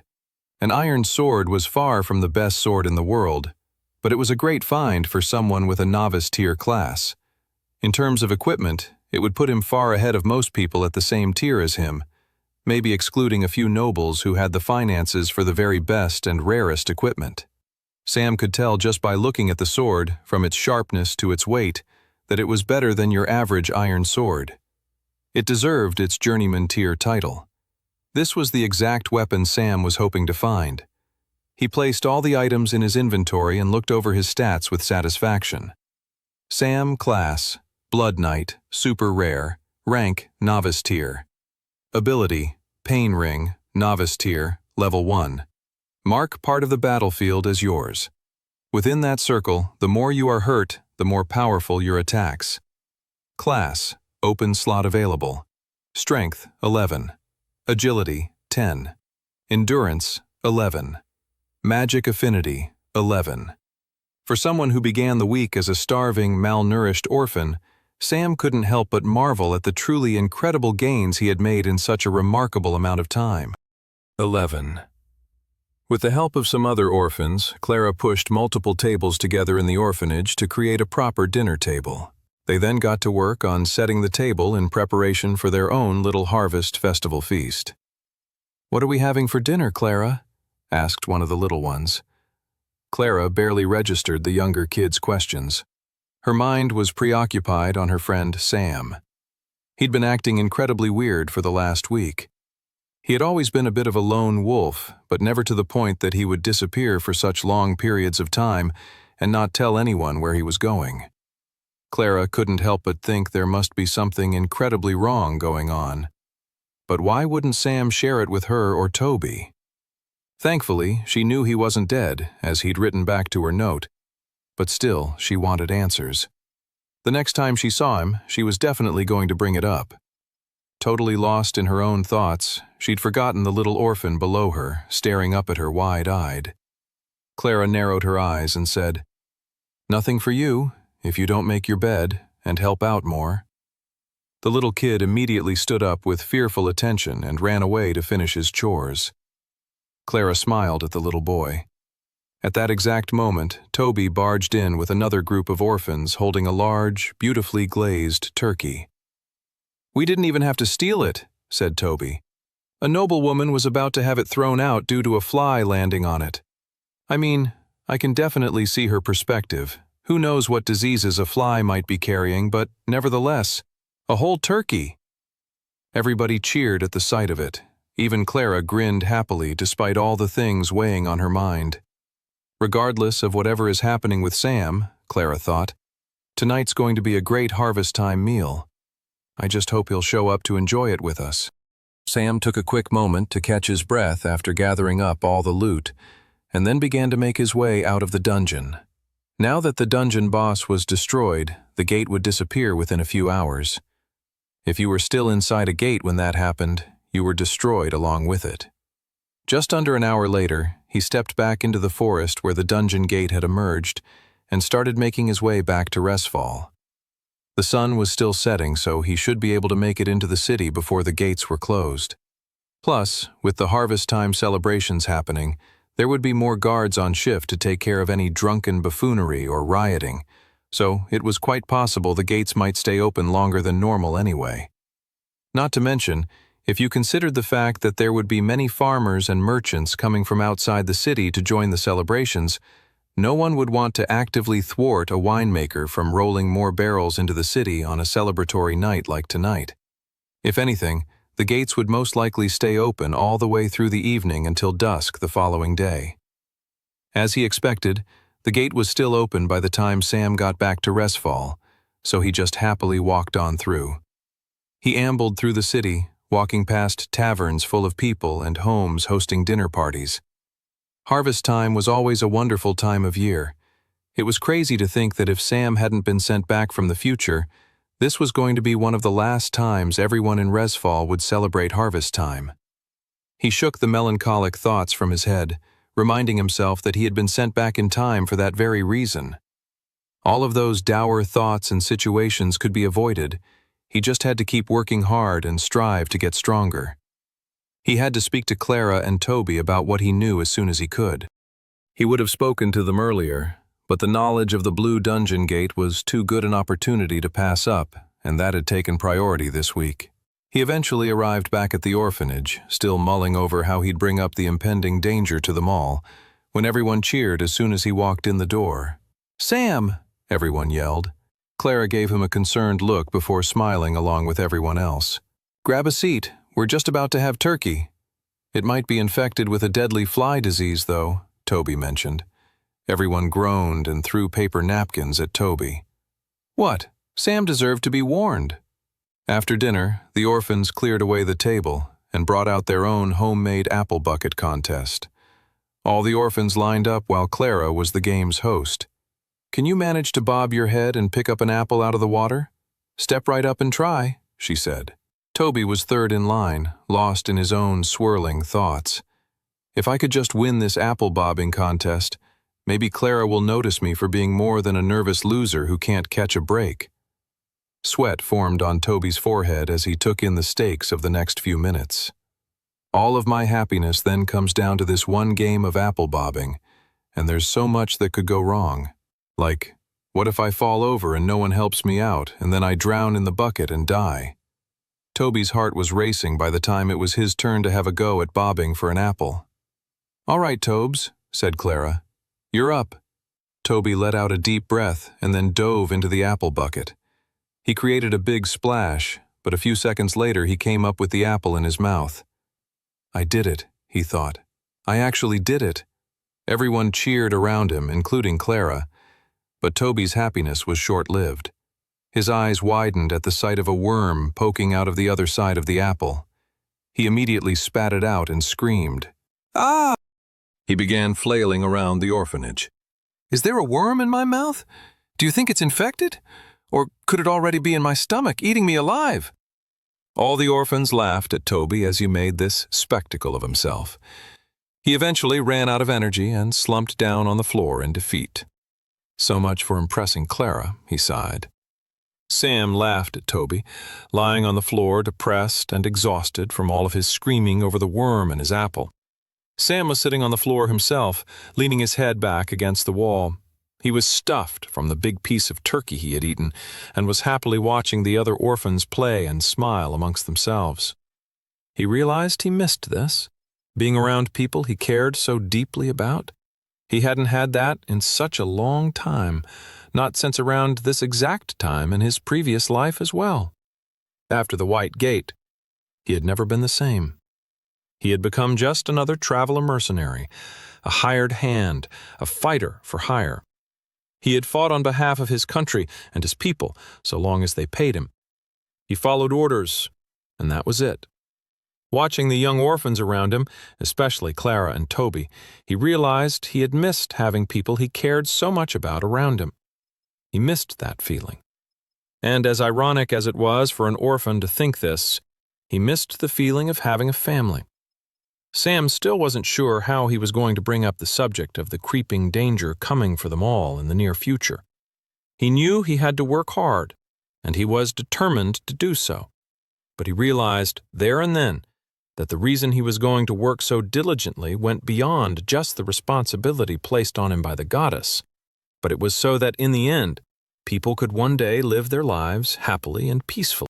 With that in mind, he decided he'd let the orphans enjoy this happy moment for a little while longer, before he discussed the serious and grave matters that lay before them. Meanwhile, the scout of the Travelers Guild returned to the spot of the Blue Gate just to check on it and make sure it wasn't exhibiting any irregular or strange activity. Yet, he was shocked when he arrived at the location he'd marked on his map. The Blue Dungeon Gate was nowhere in sight. "How is this possible?" the scout said out loud to no one but himself. No squads had been assigned to the gate yet. Could there maybe be a non-guild affiliated traveler or group of travelers taking on dungeon gates on their own? The scout thought back to some words he had exchanged with the guards at the wall. They mentioned seeing a young man fighting wild beasts in the forest. There was no way that kid could have taken this gate on by himself. If he had, though, it would make him a young fighter of incredible potential. He turned around on his horse and started heading back to Resfall. He would have to inform the guild to keep an eye out for a young traveler of immense talent. 12. The party in the orphanage had begun to wind down. Many of the orphans had returned to their bunk beds and had fallen asleep in food comas from all the pilfered food that had made up their harvest time feast. Toby had joined Sam, leaning against the wall with him. Toby turned to Sam. "Do you think I'll die from the worm in that apple, Sam?" Toby asked, with a sincerity that ignored the fact that he'd asked a variation of the same question more times than Sam could count in the last 10 minutes. Maybe, Sam teased. You never know. Toby leaned his head back against the wall, with a new spiral of worries enveloping him. Oh, Toby, Sam thought. You have so much more to worry about than that worm. If only you knew. Sam glanced across the room, looking for Clara, and couldn't find her anywhere. He had decided he would speak to Clara tomorrow about what he knew. They needed to start training as soon as possible. At that very moment, Clara emerged from the bathroom and glared at Sam. "Sam," she said, "will you speak with me in my office?" Toby shivered at their orphan leader's words and whispered to Sam, "Good luck, mate." "I heard that, Toby," said Clara in a stern voice. Toby's eyes widened with fear. Sam left his friend to his incessant worrying and followed Clara into her office. Clara's office wasn't actually an office. It was a janitorial closet with brooms, mops, and other domestic supplies. Still, it was the room where Clara had her private one-on-one conversations with any orphans she thought were struggling, or more likely, she thought deserved a stern talking to. Clara closed the door behind her and looked at Sam with a serious glare in her eyes. "Sam, tell me what's going on." Before Sam could even open his mouth to say anything, she continued speaking at him. "You've been acting weirder than normal all week. Your eyes have somehow magically changed color, and you just don't seem like yourself."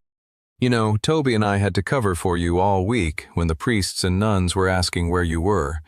You know how they can be with runaways. They both bristled at Clara's last words. "Yeah, I know," said Sam. "So what's going on?" Sam looked at Clara in her sweet green eyes. She was so strong, not because she was bossy or was stern, but because she put on a brave face so everyone else around her could feel comfortable being afraid. That took real guts. Sam had told himself he was going to wait until tomorrow to tell Clara about what he knew about the future, but they really didn't have any time to waste, and the opportunity had now presented itself. Where did he even begin, though? He didn't want to come straight out and tell Clara he's a future version of himself. For one thing, he wasn't sure if that would make him more or less credible with what he had to tell her. And for another thing, he knew he should keep the source of his future knowledge as secret as possible. If people found out about it, travelers with telepathic abilities or something similar would be able to harvest his mind, and he could end up creating a second timeline that was even more apocalyptic than his first. I definitely need to avoid that, Sam shivered to himself. So what did he tell Clara then? "So," said Clara, getting impatient. "What's going on then?" Sam stared at her intently. He needed to make Clara feel how serious he was, that he wasn't joking around. "You promise not to freak out when I tell you?" said Sam. "I promise." "You promise to not think I'm joking with you?" Sam asked. "I promise." "Okay," sighed Sam. "I can't tell you how I know this, but I need you to trust me and believe me when I say this. You, Toby, and many of the orphans here are all in grave danger." "What do you—" "In about a month's time at the start of Novriel, the spectral church is going to make us all enter a white gate." Clara's face paled. "You can't be serious." "Remember your promise," said Sam. "The reason I've been away all week was so I could get ahead with my training and gather some resources so I can help the rest of you as well." Clara shook her head. "No, I'm sorry. I can't just skip over what you just said to me. How could the spectral church do something like that? It's heinous. And even if it were true, how do you know what they're going to do in the future?" Sam's eyes twitched. He knew even a small portion of the truth was going to be a difficult pill to swallow. If she could hardly fathom the news he'd just told her, there was no way she'd believe he was from the future. "I had a vision in my dreams that warned me," said Sam, making up a lie on the spot. "I think the vision is what caused my eyes to turn red." Clara's eyes widened at that. "Look, you don't even have to believe me. All I want is for you to promise me you'll help prepare for this awful event, and if it doesn't happen, well, you can make fun of me forever." Here's the thing, though. If my vision happens to be right, the next month's training will be the only thing that keeps us all alive. 13. Clara blinked and looked at Sam like he was crazy. Hold on a second, she said, and before she could continue, she just shook her head, unable to process everything Sam had just said. So, you're saying... She just couldn't articulate the words Sam had just said to her. It all seemed too crazy, outlandish even. She looked at the boy. She admired him. She caught herself thinking about him more than she would like to admit. She found herself frustrated with him that she could look and watch him for whole minutes before he would turn and notice her doing so. I need you to trust me, said Sam. I've never been more serious in my entire life. The boy looked her right in the eyes, and in that moment, Clara knew for sure that he was telling her the truth. That even if the craziness he was saying didn't match up with his normal, level-headed self, the intent in his eyes and manner did. All right, said Clara. I believe you. What should we do next? I think we need to bring Toby in.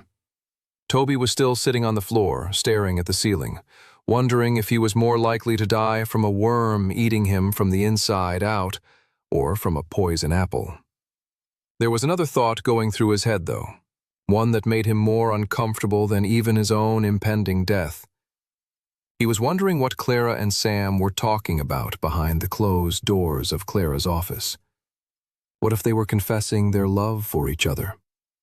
Together, Sam and Clara will live the perfect life that Toby had always wanted with Clara, and he'll just be the creepy, sad uncle who comes over for dinner once a month. That is my fate, Toby thought, starting at the wall despondently. But if that is indeed the case, I must honor my friend's decision and support them in their love, however challenging it may be for me. That is what a good friend would do. Suddenly the door to Clara's office opened. He expected the two of them to walk out, holding hands, but instead it was just Clara looking at him sternly. Tobes, get in here. Toby got up and joined his two friends in the office. Oh wow, he thought. They knew they were going to break my heart, so they wanted to do it in private to save me my own embarrassment. What's going on? Toby asked. Clara looked to Sam. You tell him. Sam cleared his throat and said, There's no easy way to say this, Toby, but in a month's time, something really bad is about to happen. We're all going to be thrown into a white dungeon gate against our will. Toby blinked and said, That's it? Clara and Sam looked at each other. I mean, yeah, did you hear what I just said? A huge feeling of relief surged through Toby. They're not in love, he thought happily. They haven't gotten engaged. I still have a chance. Sam looked at Toby strangely.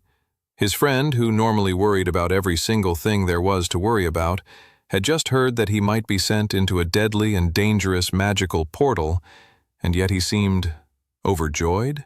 Toby was blushing and smiling to himself. It was definitely not the reaction either Clara or Sam had expected. When Toby's fit of joyous delirium finally came to an end, he looked back at Sam. Wait, what did you say about a white gate again? Clara couldn't take it anymore and grabbed Toby by the shirt and shook him. You numbskull, did you not just hear what Sam said? What were you just celebrating in your head right now? Why aren't you taking this seriously? Toby blushed all over. It was nothing. I'm not sure. Okay, I'm listening now, and what you're saying sounds really bad.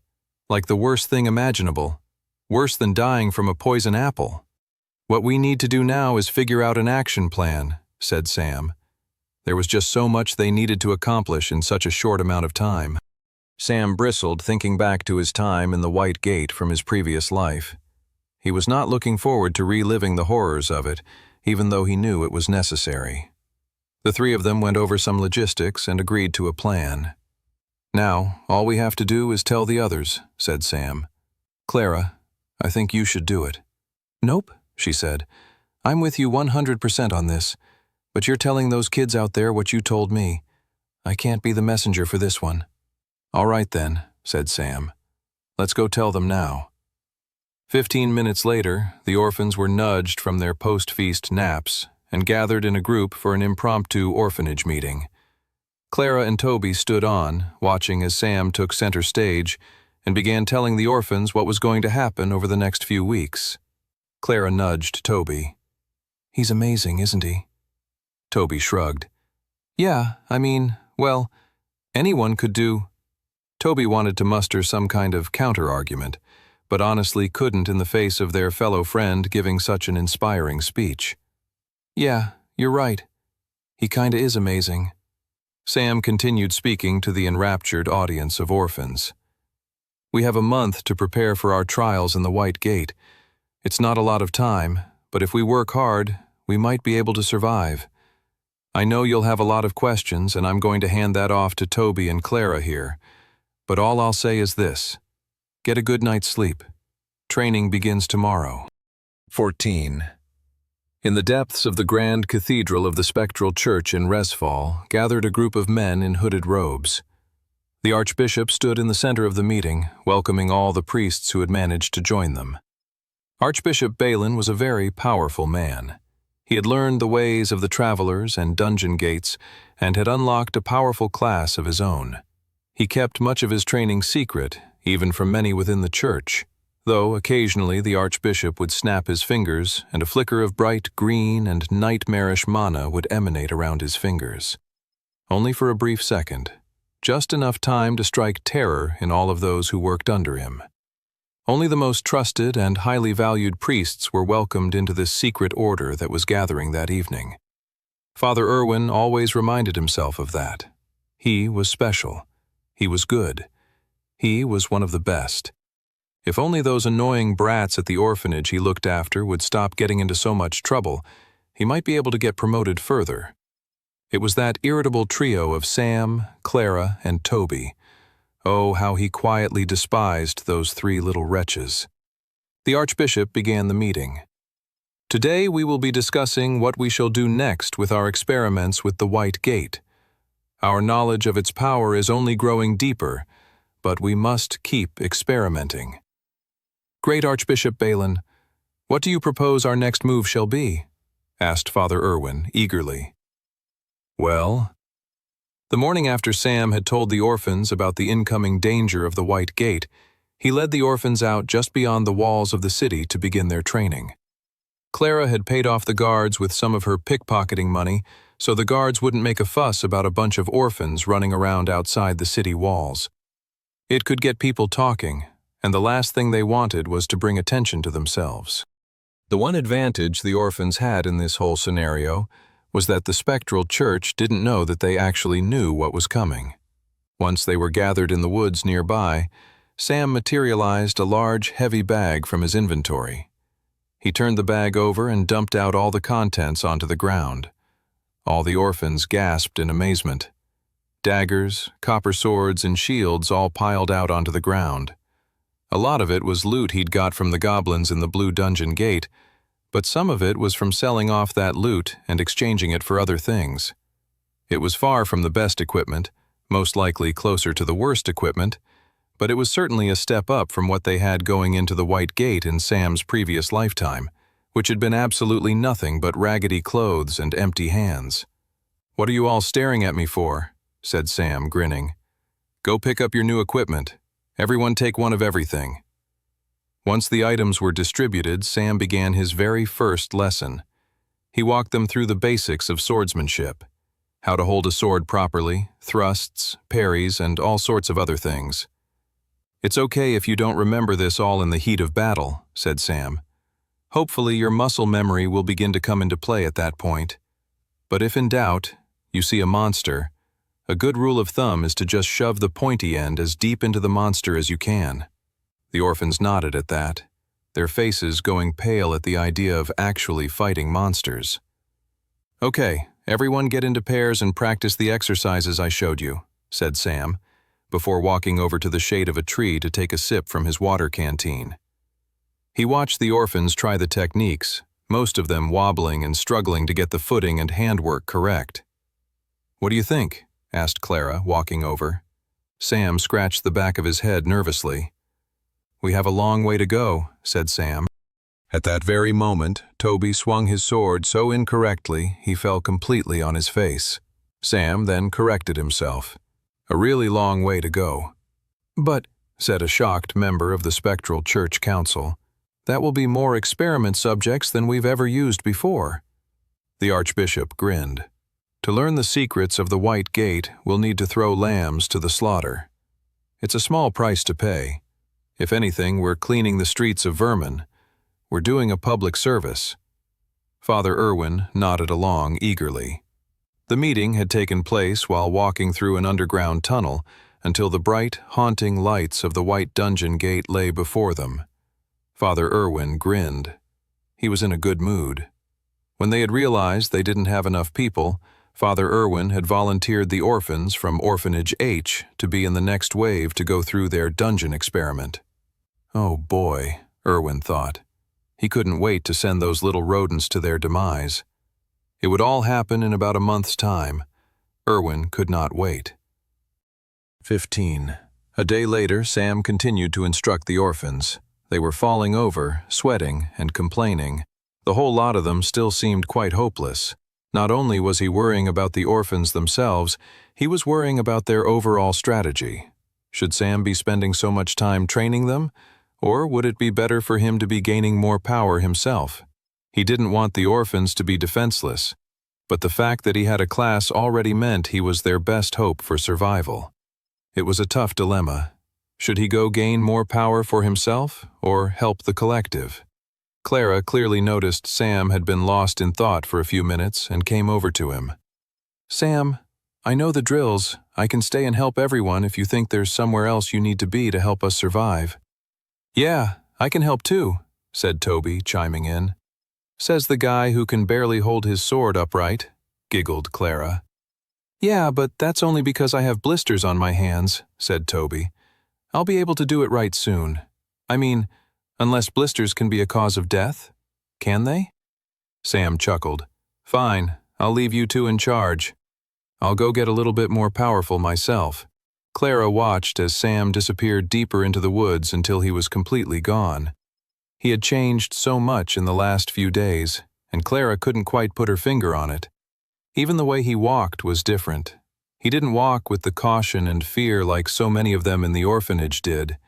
No, he strode. He marched. He walked with a confidence he didn't have a few weeks ago. She couldn't help but wonder, what changed in him? She turned back to the group of clumsy orphans trying to do sword drills and exercises. She grinned. She realized where they had gone wrong. Sam had been too soft a teacher. They needed discipline. "Stop!" she yelled. All the orphans suddenly stopped what they were doing and stood at attention. Clara had that kind of effect on people. "Listen up, you knuckleheads," she shouted. "If you aren't able to properly do these exercises by the end of the day, I'm going to make sure no one gets supper." All the orphans' eyes widened at that. There was suddenly a new sense of zeal among the group of kids. "All right," said Clara. "Are we ready to really start training?" Sam ran through the woods, eyes focused on avoiding the trees in front of him. He swerved past obstacles, jumped over thick roots in the ground, and pushed himself to the limit. Take every opportunity to train, Sam told himself over and over again. He was focusing the mana in his body closer towards his feet to help push him to improve his agility stat faster.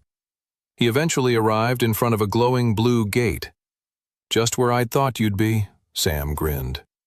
For years after he'd unlocked his class in his first timeline, Sam had spent all of his moments not fighting or training in the library. He studied the history of the dungeon gates and everything else he could get his hands on. He read over travel logs and even old Travelers Guild reports. The blue dungeon gate in front of him was a smaller portal than normal. It was shrinking because the guild had already cleared it. By Sam's estimation, it would still be open for another couple of hours. He didn't waste a second and ran into the dungeon gate. The inside of the gate was another cavern realm, which was fine by Sam. He started running around the perimeter of the dungeon, sending mana into his feet as he did so. He ran laps like this for over 2 hours until he figured it wasn't safe to stay in the dungeon any longer and jumped back out into the forest. Standing in the woods, he caught his breath. He was drenched in sweat from his workout. His heart was still pacing. He took a moment to look over his stats and grinned. Sam class, Blood Knight, super rare. Rank, Novice tier. Ability, Pain Ring, Novice tier, level 1. Mark part of the battlefield as yours. Within that circle, the more you are hurt, the more powerful your attacks. Class, open slot available. Strength, 11. Agility, 11.2. Endurance, 11. Magic, Affinity, 11.2. Just by doing laps in a dungeon, he was able to improve both his agility and magic affinity stats. It was the density of mana in the dungeon that allowed him to train his stats to such a degree and in such a short amount of time. If he had done the same amount of laps outside of the dungeon, he wouldn't have seen any increase in his stats. The stat increase was only 0.2 to the 2 stats, but that was okay. Training stats only got harder the stronger one became, and the increases became more incremental. Sam then decided to look at another part of his traveler profile. He called up the Skill Quest menu. Skill Quests. Pain Ring, level 2. Slay 2,000 monsters using Pain Ring, 1/20,000th. Sam grinned. He wasn't nearly as powerful as he'd like to become, but he was pleased that he could see the pathway that would lead him there beginning to open up in front of him. All traveler abilities came with skill quests that increased in difficulty depending on the ability's current level as well as what tier the ability was unlocked at. Leveling up a novice tier ability to level 2 was always the easiest skill quest to complete. They only increased in difficulty from there. Once you completed a skill quest, the associated ability leveled up and gained an evolution to its power. So far, Sam had only killed that last boss monster with his Pain Ring ability. He would have to step it up if he wanted to reach the next level. Sam smiled, knowing that there was a lot of work ahead of him, but also many rewards if he stayed focused on his task. He looked up to the sky and could see it turning the orange color of twilight as the day was coming to an end. I better go check on the others, he thought. Sam ran through the woods back to the orphans, squeezing in another 20 minutes of agility training. I hope the others are all right, he thought. I hope I didn't leave too big a task with Clara and Toby. When Sam arrived at the training ground, he was stunned. Toby and Clara were clashing swords.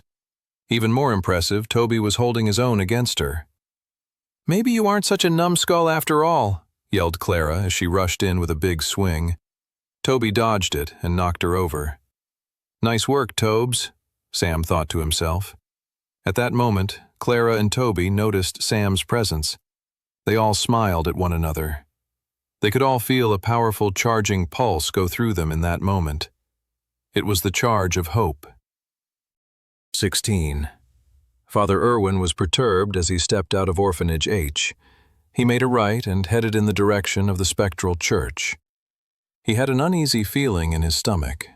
He had just visited Orphanage H for his weekly check-in, and he was surprised to see how happy the orphans were.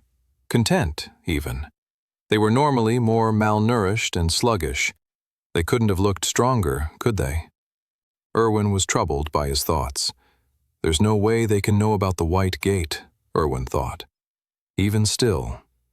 There was one thing he could do, just a little something in case there was any truth to his worries.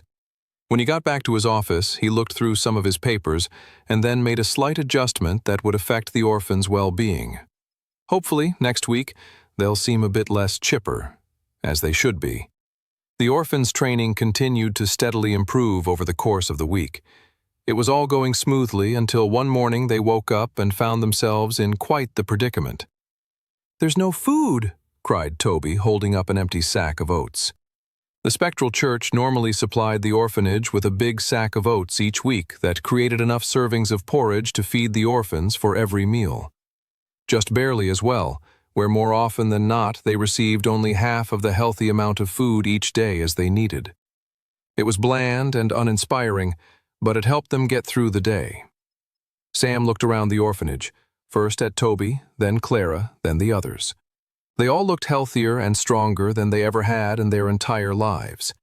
Father Irwin and the spectral church must have noticed as well. They wanted to make sure Sam and the others were as malnourished as possible before they were sent into the White Gate. "What are we going to do?" said Toby. "We could all be dead of starvation in 3 days.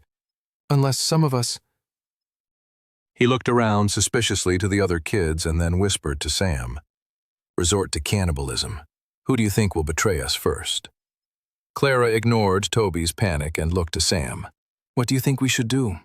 A lack of food is going to slow down our training." Sam racked his brain for a new plan. Pickpocketing was always an option, but the orphans had long learned there was a limit to stealing. They could only do so much of it before the guards, the priests, and everyone in Resfall came down on them. Stealing had to be done sparingly. They couldn't thieve their way through all of their meals. It just wasn't possible. "I think I've got it," said Sam. "Here's the plan. The people who need the most training will keep training. While you two oversee that, I'm going to go find us some food." Without any food for breakfast, Toby and Clara led the orphans out to their training ground in the woods. The first half of the day went all right. Everyone was a bit slow, but they still had energy from their restful night's sleep and the food they had eaten the day before. But when the afternoon came and they had eaten nothing for lunch, the group of children began to get weary. Looking around with dismay, Clara turned to Toby. "Some of the plants out here must be edible." "Sure," said Toby, "but just as many of them are probably poisonous too. Sam told us to not worry. He was going to find us food." The group of children returned to the orphanage that night dismayed. Their training had truly stalled. After 2 more days, the situation hit rock bottom. The younger orphans all complained, saying they didn't want to train the next day. "Please don't make us," they said to Clara and Toby. Even Toby felt his stomach rumble and the lack of energy. "Maybe we should just wait for Sam?" Clara slumped back down on her bed. Toby went and lay on his bunk. "I'm definitely going to die of starvation," Toby thought. "My dead body will be feasted upon by vicious vultures. How ironic that my dead and starved body will be the food for another creature," he sighed to himself. Toby looked over to Clara. He could see the agony she was going through. She wasn't barking orders at the orphans like she normally did. She didn't have the energy, nor the heart, to yell at the extremely underfed kids in front of her. "Where's Sam?" asked Clara, looking to Toby. "We haven't seen him for 3 days. If things keep going at this rate, we'll die before we even get thrown into the White Gate." The situation went from horrific to much worse when one of the younger boys fainted. Clara and Toby ran over to him. "Somebody get him a glass of water," Clara shouted. She looked down at the boy. "Come on, you can survive this. Sam is going to be back any minute." "Is he, though?" shouted a different boy. Clara looked at the boy, horrified. "What do you mean? Of course he is." "Then why hasn't he come back yet? I don't believe he is coming back. He's left us here to starve." Toby, a seasoned paranoiac, had briefly contemplated the same notion that the angry boy was suggesting, but he trusted Sam too much to doubt him for more than a second. "Sam will come back," said Toby. "I know he will." The angry boy shook his head. "He hasn't been the same. He's different. He doesn't care about us anymore." The door suddenly swung open and Sam stepped into the room. Everyone looked up at the black-haired boy, stunned. He was holding onto a rope leash, leading into the dormitory the strangest creature Toby had ever laid eyes on. It was a cow with a beautiful golden horn sticking out of the center of its head. It was the cross between a cow and a unicorn. A unicow. Said Clara. "What the heck is that?" All the orphans stared at Sam with confusion. The black-haired boy smirked. "It's breakfast, lunch, and dinner." 17. Everyone looked at the unicow with amazement. When the food issue came up a couple of days ago, Sam had to rack his brain for a solution. He didn't want to just go hunt some wolf meat and keep them fed for a couple of days. No. He needed to figure out a way of creating a consistent food source in case they were ever caught in a similar bind again. That was when he recalled the famous discovery of the unicow in a low-level Blue Gate dungeon just outside of Resfall.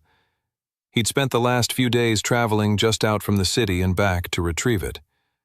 There were probably other solutions he could have turned to, but the unicow would be able to feed them for a long time and gave net benefits as well. "We're going to eat that?" asked Toby. "Isn't it kind of evil to eat a unicorn? Or whatever that is, a unicow? Surely we will be destined to live a cursed life if we eat that thing." "I'm sure I'll be cursed." "I'm pretty sure you're already cursed," laughed Clara. Sam smirked. "We're not going to eat it." He then grabbed a pint glass from nearby and then crouched down and pulled at the unicow's udders, squirting out a glass of pale blue milk. He then stood up with the glass of milk, only to find the orphans looking at him with even more horror. "You've been acting super weird recently," said Clara, at a loss for words. "But milking a unicow definitely tops everything else." Sam narrowed his eyes and couldn't help feeling a brief sense of agitation. These damn orphans. I'm about to save them from starvation and they have the audacity to be embarrassed by me? The properties of unicow milk are rich in protein and other nutrients. Not only that, they help build greater stamina. It even tastes delicious. Look, I'll show you. Sam took a sip and everyone recoiled. When he didn't collapse on the ground, they were amazed. Clara stepped forward. "Okay, I'll volunteer to be the next taster to see if it's poison." She then blushed. "But, Sam, can you, make it for me?" He realized then that she felt uncomfortable milking the unicow. Sam rolled his eyes. "Sure, but I won't forever. Trust me. Once you taste the unicow milk, you guys will all be a lot less hesitant." Sam crouched down and refilled his glass. He then got up and handed it to Clara. Everyone but Sam waited with bated breath as Clara took her first sip of the unicow milk. After taking a sip, Clara's whole face suddenly lit up. "Oh man, it tastes really good." She turned to Toby. "Come on, Tobes, try some." Toby shook his head vehemently. "I prefer to wait another 24 hours to see if you keel over and die from food poisoning first. You're going to die from starvation before then. So stop being such a picky eater and huge wimp and do what I freaking tell you to do," barked Clara. "Yes, ma'am," said Toby, suddenly standing straight and at attention. Toby visibly shook and grabbed the pint, and, despite appearing as if every fiber of his being was telling him not to do it, he took a sip. After a few seconds, he blinked. "I'm not dead. Hey, I'm not dead, everyone. I drank the unicow milk and lived." After the first pint of unicow milk was passed around, Sam walked some of the others through how to milk the udders, and they started making a big bucket of it. Afterwards, Sam discussed it over with Clara and Toby. "A pint or two a day will keep us nourished. We won't need more than that, and the unicow can produce that for us with ease." "Do we need to keep it fed, though?" Toby asked. Sam shook his head. "It's a magic beast from a dungeon gate, so no." "That's amazing," said Toby. "I just assumed everything behind one of those things was designed to absolutely murder you and feast on your brains. Never in a million years did I think something so delicious would be hidden by those horrific gates." A little girl orphan came up to Sam and tugged on his shirt. "What's the unicow's name?" "That's a good question," said Sam. "I'm not sure. What do you guys think?" Clara crossed her arms and said, "I think we should call it Roxy." "Huh?"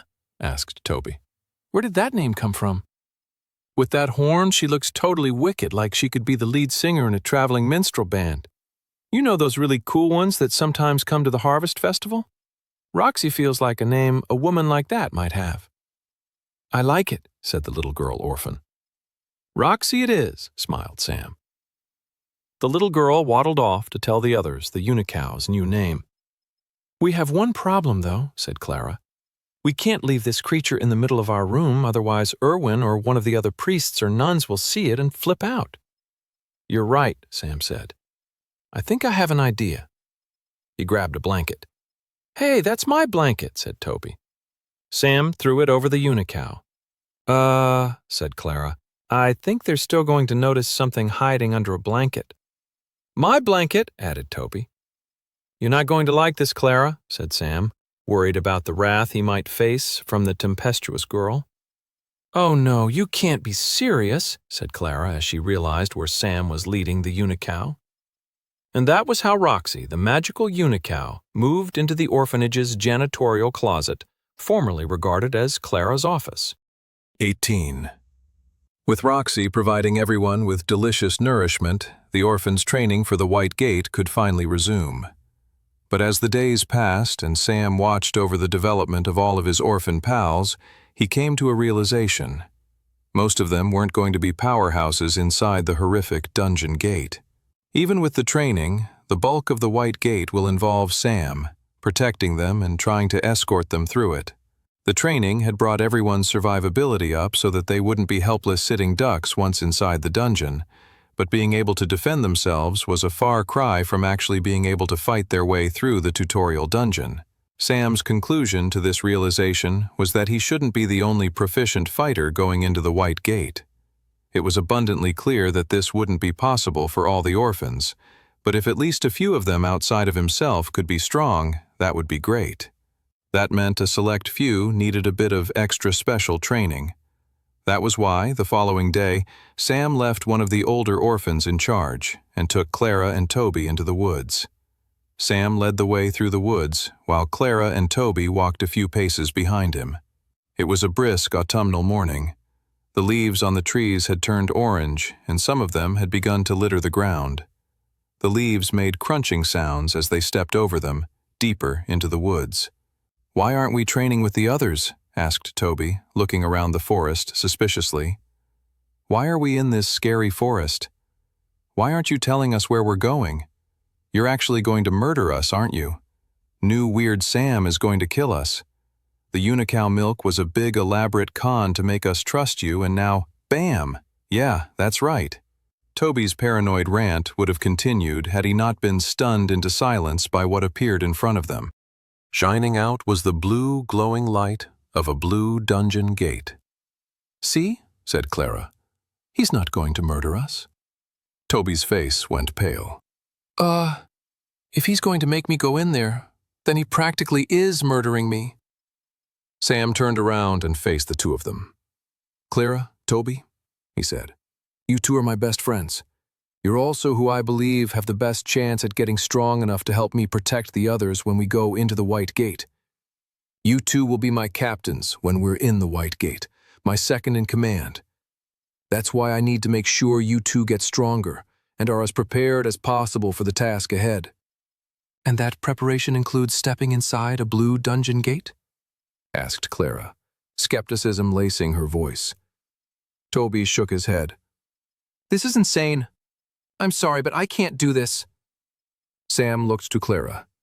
"Clara, do you feel the same way?"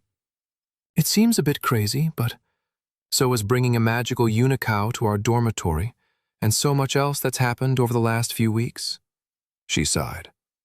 "All of which is to say, I trust you enough that if you say we should go in that dungeon, I'll follow you." Sam then looked to Toby. "Clara's convinced. Why aren't you?" Toby crossed his arms and didn't say anything. "It's an order, Toby," said Clara. The boy shook his head. Clara gasped. "Are you actually going to defy me? You've never done that before." Toby didn't budge. He kept his arms crossed and his eyes shut in an act of defiance. Toby waited with his eyes shut. He listened to Sam and Clara converse, waiting for them to agree with him that Sam's current plan was ludicrous. "You're still willing to come in, though, right?" asked Sam. "Yep. I want to do whatever I can to protect all of us when we get thrown into that White Gate."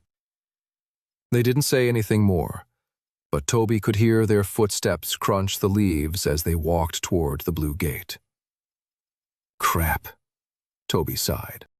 "They're still going to enter the blue dungeon gate." He had thought if he refused, maybe they wouldn't go either. Beyond not wanting to face any scary danger himself, he also didn't want his friends to be placed in such treacherous circumstances either. Are those maniacs really going to go in? Toby sighed. He couldn't believe what he was about to do next. Just as Sam was about to step into the dungeon gate, he heard a scream behind him. "I hate you two fools!" It was Toby. He was screaming and rushing towards them, tears rushing down his face. "Why are you making me do this? I hate you so much!" And with that, Toby, the most worried and fearful of the trio, was the first of them to leap bravely into the blue dungeon gate. 19. Toby stumbled into the world that lay on the other side of the dungeon gate. He blinked, looked around, and became instantly terrified. Where the heck am I? His surroundings appeared like a cavern deep underground. He started violently shaking his head. I don't like this. I don't like this. I don't like this. He placed his hand on his chest, trying to steady his beating heart that had begun to pump rapidly as he felt an attack of anxiety and fear come over him. He then felt something touch his shoulder from behind him. "Ah, I don't want to die." He turned around and saw Sam and Clara smiling behind him. "Don't worry, Toby," Sam said. "We're all in this together. I promise you, you won't die." Since the first area inside a blue dungeon gate was normally incredibly safe, Sam took the opportunity to explain a few things to Clara and Toby. He explained to them how to access their profile and view their stats. That was one of the benefits of entering a blue gate before tackling a white gate. You could familiarize yourself with the system granted to travelers. Of course, Clara and Toby would have a slightly pared-down version of the system. Entering any gate could unlock an ability to view one's profile. However, many things were not granted to a traveler until they entered the white gate. That included the ability to train your magic affinity stat. In fact, magic affinity could only be trained after unlocking a class. Still, it was good to have Clara and Toby unlock their profile screens, as it would be one less thing to overwhelm them when it came time to face the white gate. He looked around and took in their surroundings next. "This looks like a simple cave dungeon setting," Sam explained to Clara and Toby. "That means we'll most likely face slimes." "Slimes!" yelped Toby. "Spiders! Spiders! Goblins! Goblins!" Both of Toby's hands were firmly smacked on his cheeks as tears rushed down his face in horror. "Oh, we're definitely going to die." Sam glared at Toby. "We're not. Stop saying that." "If I had a coin for every time I told Toby to stop with his madness," said Clara, "you know how rich I would be?" Sam grinned at his two friends. "Don't worry, you guys. I'm going to get us stronger in no time." Further afield in the Blue Gate, a group of goblins gathered around their encampment in the warm glow of a bonfire. All of the goblins' stomachs were rumbling. They were hungry, their appetites yearning for a very specific type of meal. Human traveler meat. The skull and bones of their last feast still lingered around the encampment. A cocky lone traveler had entered the dungeon on his own a few days before, and the goblins had made quick work of him, eventually roasting him on the fire. The goblins all looked at the empty roasting stick now, wistfully. Their nostalgia for human flesh was forcefully interrupted first with the whooshing sounds of arrows flying through the air, and then their eventual landing in the encampment. The arrows went through some goblins' heads. Other arrows went right through their throats. Blood splattered onto the ground. Some of the arrows were lit with fire, and suddenly the whole goblin encampment was up in flames. Finally, a well-shot arrow hit a large barrel of alcohol, which obliterated the encampment in a single blast. Sam stepped through the ashy remains of the goblin encampment. The smoke had cleared, but the thick stench of it filled his nostrils, along with the smell of blood and death. Sam picked up the mana stones and pocketed them in his inventory to drain later. It was such a shame that Clara and Toby couldn't unlock their magic affinity abilities yet. Otherwise, he would have given the cores for them to drain themselves. At the back of the encampment, they found a beautifully engraved treasure chest. "Ooh, that looks cool," said Clara. "Maybe there will be a teleport scroll so that we could leave this deadly place faster," said Toby eagerly. "Only one way to find out," said Sam, opening up the treasure chest. Their eyes widened with glee. Inside the treasure chest was a large satchel of coins, a red healing potion, and 3 swords made of a material with a slight, glowing blue tint. What a find, Sam thought, examining the items in the treasure chest. Mithril sword, rare, tier, novice. Mithril sword, rare, tier, novice. Mithril sword, rare, tier, apprentice. Sam was overjoyed. For 3 people who weren't officially travelers yet, a mithril sword was incredibly rare and valuable. It was the kind of blade wielded by rich merchants and the captains of low-grade mercenary companies. Even the official Travelers Guild sent new recruits into the White Gate with less powerful and rare weaponry. And even though Sam's current iron sword was a tier higher, the rarity and quality of the mithril blade meant that even at lower tiers it was the better sword. They talked it over, and they all agreed, as Sam was the leader and most proficient swordsman of the 3 of them, that he should take the apprentice tier mithril sword, while Clara and Toby took the slightly inferior versions of the same blade. Swinging her new sword around with confidence, Clara asked, "So what's the next plan in here then?" "Well, let me drain these mana stones and train a bit more," said Sam. "And then—" "I don't like the way you're grinning," Toby interrupted. "And then," Sam smirked, "we're going to go face the dungeon boss." 20. The 3 friends fought their way through the cavern dungeon, slaying more goblins, nasty spiders, and poisonous bats. Sam could feel the difference of the mithril blade as it sliced through the large spider flesh. It cut with a faster and smoother grace than the previous iron sword he had been wielding. He couldn't believe only a few weeks ago he had been fighting with a brittle copper sword, and now he was swinging around a mithril blade in his grip. By the end of their training session, Sam was happy to hear both Toby and Clara had raised their physical stats, everything other than magic affinity, to 7. That wasn't too far away from normal peak human attributes. Stats above 10 would be those held by professional fighters and sportsmen. These types of numbers were fairly decent, actually really good, for people about to enter a White Gate. Their stats, training, and equipment would far surpass where the Spectral Church was expecting them to be. Such stats were not held by helpless lambs being led to the slaughter. Sam then looked over his stats as well. Sam class, Blood Knight, super rare. Rank, Novice tier. Ability, Pain Ring, Novice tier, level 1. Mark part of the battlefield is yours. Within that circle, the more you are hurt, the more powerful your attacks. Class, open slot available. Strength, 11.5. Agility, 11.7. Endurance, 11.4. Magic affinity, 11.7. He hadn't made as drastic gains as Clara or Toby, but that was to be expected as he was a bit further ahead than they were. The important thing was, all of his stats were on the rise, and even the smallest differences could mean a lot, especially at higher tiers later on. The good news was, with all of his stats over 10, it meant that whatever extra class he unlocked in the White Gate, he most likely should hit the requirements to unlock that class's novice tier ability straight away. Also, as he slowly moved all of his stats closer to 31, it meant he was getting close to unlocking apprentice tier level abilities as well. That was how it worked. From stats 0 to 11, you were considered unranked. From then on, it took 20 stat points to raise your tier level. He grinned. He was already getting stronger at a pace that far exceeded what he had done in his original timeline. "Don't worry, goddess," he thought to himself. "I won't fail the mission you've imparted to me."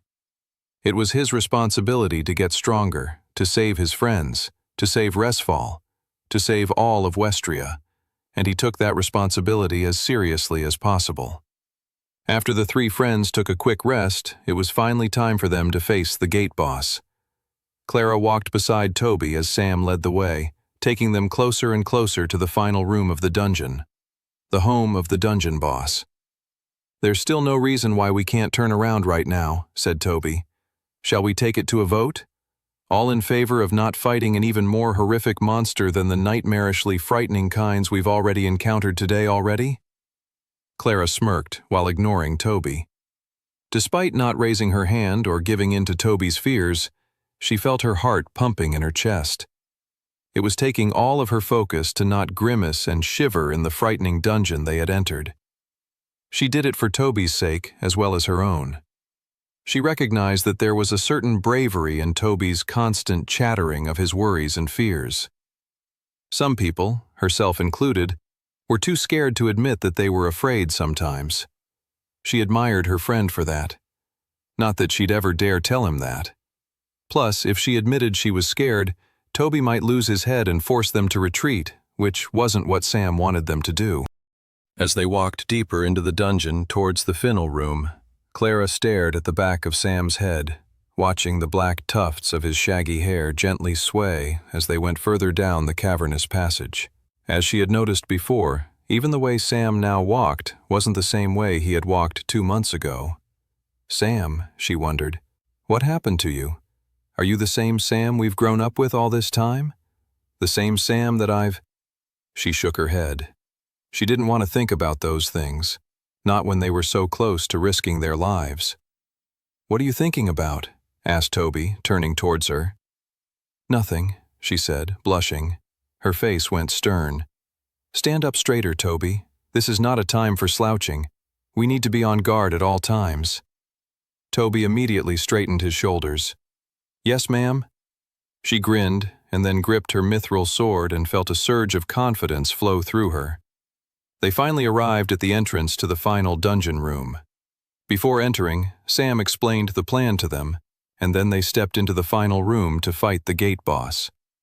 Slumbering in the center of the final room was a giant, three-eyed troll cuddling a massive club. Remember the plan, said Sam.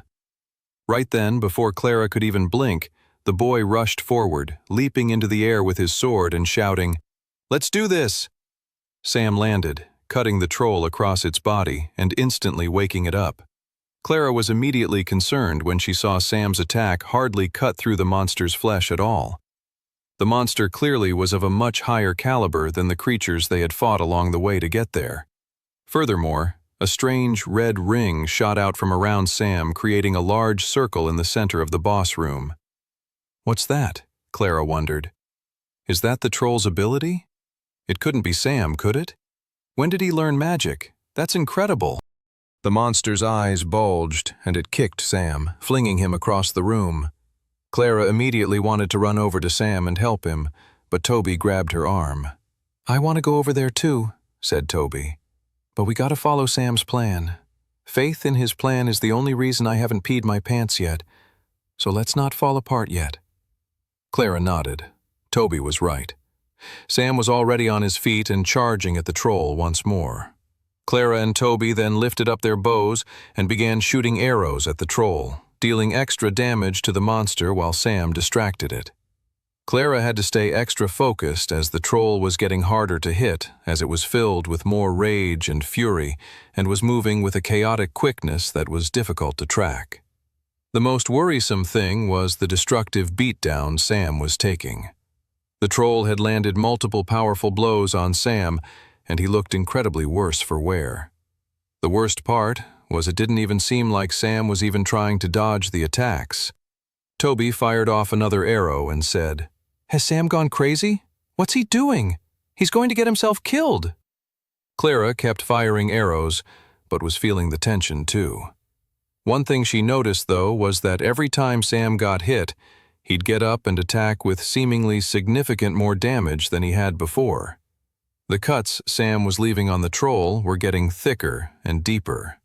This only angered the troll more, and he attacked Sam with even greater fury. But then the troll managed to knock Sam right in the head with his club. The boy went flying backwards, smashing into the walls of the boss room. The troll then slowly turned towards Clara and Toby. They both looked to Sam, who was collapsed on the ground, unconscious. Said Toby. Why is Sam not getting up? That was definitely not part of the plan. The troll took a step towards Clara and Toby. It flared its nostrils. Its 3 red eyes looked at them with a yearning to kill. It was at least 10 times their size, even if its large club was bigger than either of them. Even with all of their training, it wouldn't take much for this troll to kill them. It started running towards them. "Ah, what are we going to do?" said Toby, dropping his bow and reaching for his sword. "Come on, Tobes," said Clara. "We either kill this thing or die trying." The troll was soon in striking distance. It lifted up its club and Clara and Toby jumped forward to attack. They had one shot at killing this thing before it killed them. Their mithril swords bounced off the troll's flesh, and both Clara and Toby stumbled backwards. The troll then loomed over them, even angrier than it was before. "Our swords didn't even penetrate its skin," Clara thought with amazement. It made the fact that Sam was able to cut through it an even more incredible feat. If Sam couldn't kill this thing, then they didn't stand a chance. Right at that moment when the troll was about to slam its club into Toby and completely obliterate him into a bloody pile of smashed-up flesh, something incredible happened. From behind the troll, a mithril blade shining with a beautiful blue hue came shooting down from above the monster's head, slicing through its body, cutting it completely in half. 21. Toby shivered and kept his eyes shut. He had accepted his death and was waiting for it to happen, waiting for the supposed light that appeared at the end of a long, dark tunnel. But nothing came. Still trembling, he opened his eyes and saw the three-eyed troll had been sliced in half, either side of its body falling over, its insides spilling out on the ground. The monster soon disintegrated into a mana stone, and Toby was still trying to get his bearings on the situation. "I guess I'm not dead," he sighed to himself, relieved. He looked at Sam and said, "What the heck just happened?" Sam sheathed his sword and explained, "Let's just say I have a special ability that gives me more power when I get hurt," Sam explained. "I let the troll hurt me so much until I was in quite a dangerous position, then used the healing potion to get back to full health, and then rushed the monster when he wasn't expecting it, allowing me and my trusty new rare mithril sword to get a critical hit." Both Clara and Toby gasped. "Amazing," they both said. Toby looked at Sam with awe. In such a short span of time, his friend had gone from the weird lone wolf of the orphanage to someone with power and composure. "Maybe one day I can be as brave as him," Toby thought to himself. "Until then, all I can say is that Sam is truly incredible." Sam stepped over and picked up the mana stone and hefty pouch of coins. He grinned at the weight of the coins. The trip to the dungeon had been worth it alone, just for how much money they had gained. It would be enough to make sure everyone had decent rudimentary equipment going into the White Gate. But the three-eyed troll had left behind even more exciting treasure. Sam picked each item one by one. The first item was a small silver ring. Ring of Agility, uncommon. Tier, novice. Sam grinned and put the ring on his finger. He did some practice swipes with his mithril sword in the air, and he could perceive his body moving faster. It wasn't significantly faster, but even a 0.5% boost or so to his speed could make all the difference in a life-or-death scenario. The other item was even more exciting. At first, Sam thought it looked like a crummy copper sword, but when he inspected the blade in his profile, he was pleasantly surprised. Flame sword, rare. Tier, journeyman. As soon as Sam picked up the sword, from the hilt upward, the whole blade began to swirl with flames. He swung the blade and looked at it with awe. Fantastic, he thought. On one side of him, he held a sword covered with the flames, the other glowing blue from the rare, magical mithril metal. Note to self, Sam grinned. Dual-wield swords more often. Sam turned to his two companions, who looked as if they were still getting over the fact that they had just been almost killed by the dungeon's boss monster, and said, "The dungeon is going to disintegrate in a couple of hours. Let's get out of here."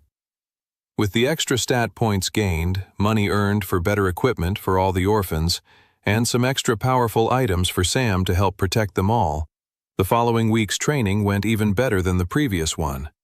The trend even continued into the next week. As the days passed and Sam watched the orphans run practice drills, he could see they were all growing in confidence. They were no longer tripping and falling over themselves. They were no longer children pretending to be soldiers. They were becoming warriors in their own right. I'd be curious to see some of our kids go against nobles receiving pre-White Gate training in the Travelers Guild, Sam mused. Unexpectedly, a dark, horrible memory shot through Sam, causing him enough pain to lose his sense of balance for a brief second. The memory was one he'd long suppressed, one that he couldn't hold on to in his original timeline because it caused him too much anguish. The memory was the sight of all the orphans in front of him, Clara and Toby included, lying on the ground, dead. Sam shook his head as soon as the memory came up. I won't let it happen that way this time, he thought to himself. He was stronger than he had been in his previous timeline. He had better equipment, stats, and knowledge of what was to come. He believed they could live through the White Gate and whatever the Spectral Church had planned for them. The day of the White Gate wasn't far off now. First, there would be the special celebrations on the evening of Hallow's haunting, and then a few days later, it would be time to face the White Gate. Meanwhile, Father Irwin paced the length of his upper-floor office in the Spectral Church's grand cathedral. He held his hands clasped behind his back as he paced. Every time he walked by the window, he looked out onto the city of Resfall. The sun was beginning to set, bringing another day to a close. We're getting so close, he grinned to himself. He couldn't help but daydream about the deaths of the orphans at Orphanage H.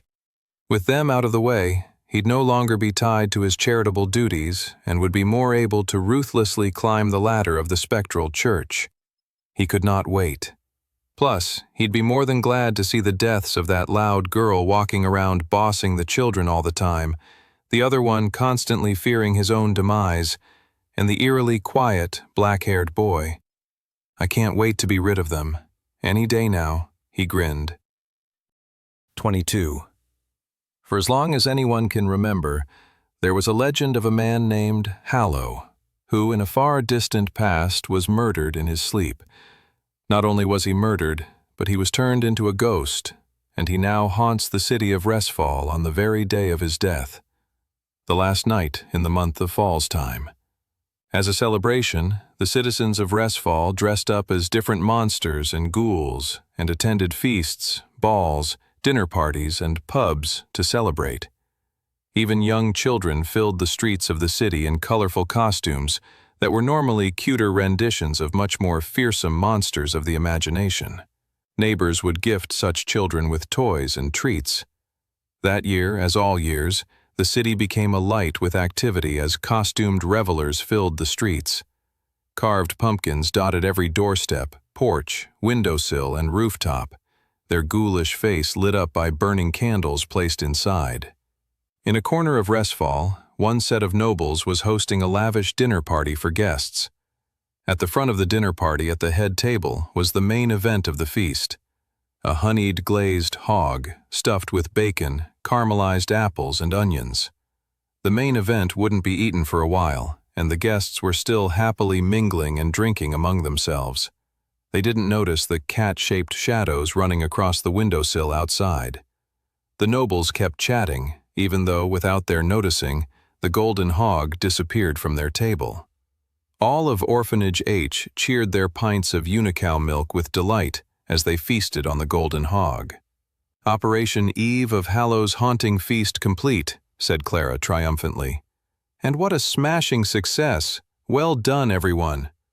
Clara had organized the heist to nab the golden hog, and it couldn't have gone more perfectly. All the orphans were dressed up as cats and other animals, except for Toby, who just kept a white blanket over his face. I can't take all the scary creatures you're pretending to be, said Toby. Tell me when it's over. Even Roxy was given an orange, pointy party hat to wear to join in festivities. Within a couple of hours, most of the orphans were lying in bed, exhausted and stuffed from all the fun and food. Sam sat on the floor and leaned against the wall, sipping on a pint of unicow milk. He smiled at all the orphans nearby. This never happened in his first life, this sense of determination, this fun.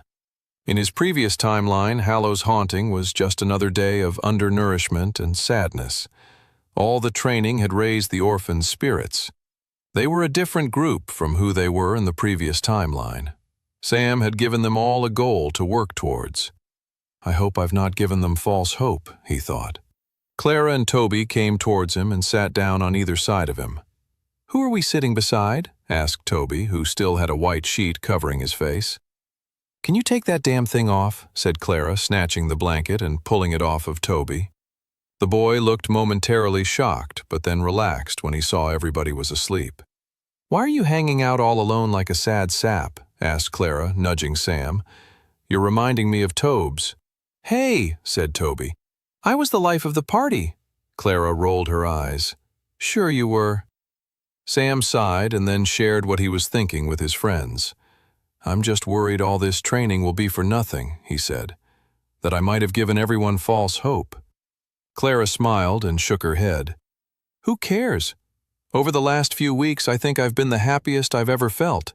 If things go absolutely horrible in the next few days, if I don't return from the White Gate, I don't care. I've lived a happier and richer life in the last few weeks than I've had for most of my life. Agreed, said Toby. I've never faced so many fears or tasted as many delicious things like unicow milk or that golden hog we had this evening. Sam smiled and put his arms around his two friends. He was so happy to be back in a world where the people he loved and cared for were still alive. He'd fight to protect this timeline and everyone he held dear within it. I won't let you down, Sam thought. He was making a promise to his friends. He was making a promise to the world. But most of all, he was making a promise to himself. 23. A few nights later, all across the city of Resfall, priests of the spectral church moved stridently through the rainy streets, carrying magic lamps to light the way for them through the shadows. Prisoners were awoken from their dungeon cells, handcuffed and then escorted outside into the stormy, cobbled streets. None of the prisoners questioned what was happening to them or put up a fight. Father Irwin arrived at Orphanage H, snickering to himself, happy to soon see these orphans thrust into the White Gate and removed from this world entirely. He stepped into the large dormitory. Silent, he thought, for once. He started banging the walls and shouted, "Get up, you miserable wretches! Time for a little field trip!" He went up to one bed and dragged a little boy out onto the floor. "Come on now," he sneered. "Don't waste my time." In about 10 minutes, Father Irwin had all the orphans wide awake and in a nice, orderly line of pairs. They seemed less drowsy-eyed than he was expecting. None of them seemed to be yawning either. They couldn't have been awake before I arrived, could they? For a moment, he began to wonder something, and then shook his head in firm disbelief. There is no way in this world they could know I was coming tonight. He went ahead and shuffled them forward, not noticing the orphans winking at each other, signaling they were ready for the challenge ahead. The rain pounded hard on Sam's head as they stepped out into the rainy, nighttime streets of Resfall. They moved quickly through the dark, shadowy streets and alleys. "Faster, you little wretches," hissed Father Irwin. Sam was near the front of the pack of orphans being shepherded through the city. They had planned it that way, with Toby and Clara at the back, keeping an eye on everyone. He breathed in and out, trying to stay calm. He knew everything that was about to happen. All of their preparation over the last month and a half had been in service of this evening, of this moment. They turned a corner, and the dark silhouette of the spectral church's grand cathedral came into view. "Keep moving," sneered Father Irwin as they got closer and closer. Once they arrived at the grand cathedral, the doors were wide open, with 2 priests guarding the entrance. Both were wearing rain-soaked ponchos and had stoic faces staring out into the dead of night. They paid no heed to the children being led through the door. Sam bristled with anger as he considered them. They knew what was about to happen, but still, they did nothing.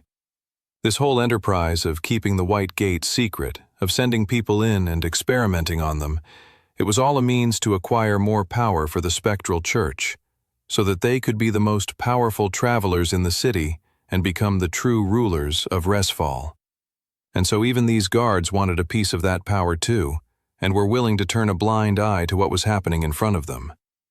Sam and the other orphans stepped into the cathedral, entering a grandiose room with a high ceiling, pews, and a lectern.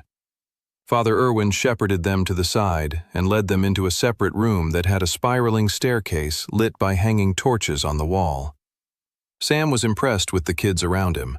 They weren't shivering or crying or screaming to run away. They showed no fear about the horrific thing about to happen to them.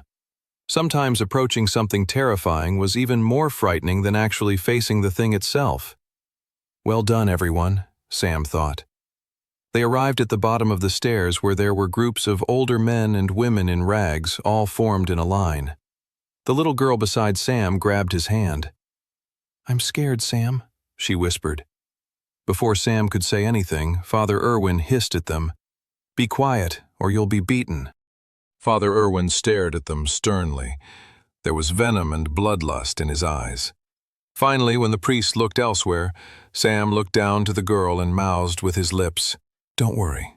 We'll be okay. I'll protect you." The fear didn't completely disappear from the little girl's face, but it dissipated slightly. It was the best Sam could hope for the time being. Soon enough, fear would be running rampant through them all. It was unavoidable, but they had to stay focused on not letting it get the better of them. Ahead of them, a man clothed in dirty, stained rags said, "What the heck are you doing to us?" "Shut up," said one of the warrior priests. The guard went up to him and knocked the scrawny, outspoken man in the head with the hilt of his sword. The man, who looked weak and hungry, collapsed onto the floor. It's all happening just like last time, Sam thought, looking around. Almost beat for beat. The line of people slowly shuffled forward. Here we go. The last few weeks of training all came down to this moment. At the end of the long line of malnourished and destitute prisoners lay a great, glowing white portal. The White Gate. The line moved forward, pushing Sam and his friends closer and closer towards the looming White Gate. They weren't far away now. Only a few more people, and soon Sam and his friends would be thrown inside the terrifying tutorial dungeon as well. The priests were trying to get them all through the gate quickly because the tutorial of the White Gate reset itself every 2 hours. If they took too long getting all of their prisoners inside the White Gate, they might end up splitting the group into 2 separate tutorials, which would harm their overarching plans. The brightness of the White Gate filled the chamber and beat down on them like a malicious sun trying to blind them. "Next," yelled one of the priests. A woman in rags stepped up to the front of the gate. She stood still. "Step inside," said the priest calmly. The woman didn't do anything. "One more chance or we'll make—" At that, the woman decided to make an escape. She jumped away, but the priests were ready for it and nabbed her before she could even get a few yards away from the entrance to the gate. They were deep underground in the spectral church's grand cathedral. Even Sam knew that escape was futile. "Help!" screamed the woman. 3 priests were holding the woman now. She was squirming, fighting for her life to escape the clutches of the priests. Her face was red from screaming, tears rushing down her cheeks. "Shut up," said one priest. "Come on, let's throw this hag in already," said another. The woman was still fighting them, pushing against them, trying to scratch their faces. Anything that might give her another opportunity to run. "You can't do this to us," she cried. "You can't do this. It's not right." One priest snickered. "We can't we? Just watch us, you dumb hag." Sam tried to contain his shudder of hatred for these people. The fact that they actually took some kind of sick enjoyment in forcing pain and misery upon others was truly disgusting. It was because of people like them that Westria was being destroyed by demonic forces.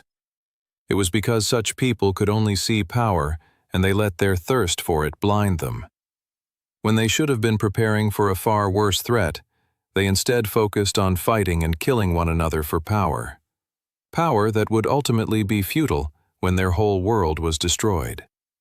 The priests then carried the woman, still squirming and crying, and tossed her into the White Gate, where her body completely disappeared into the other side.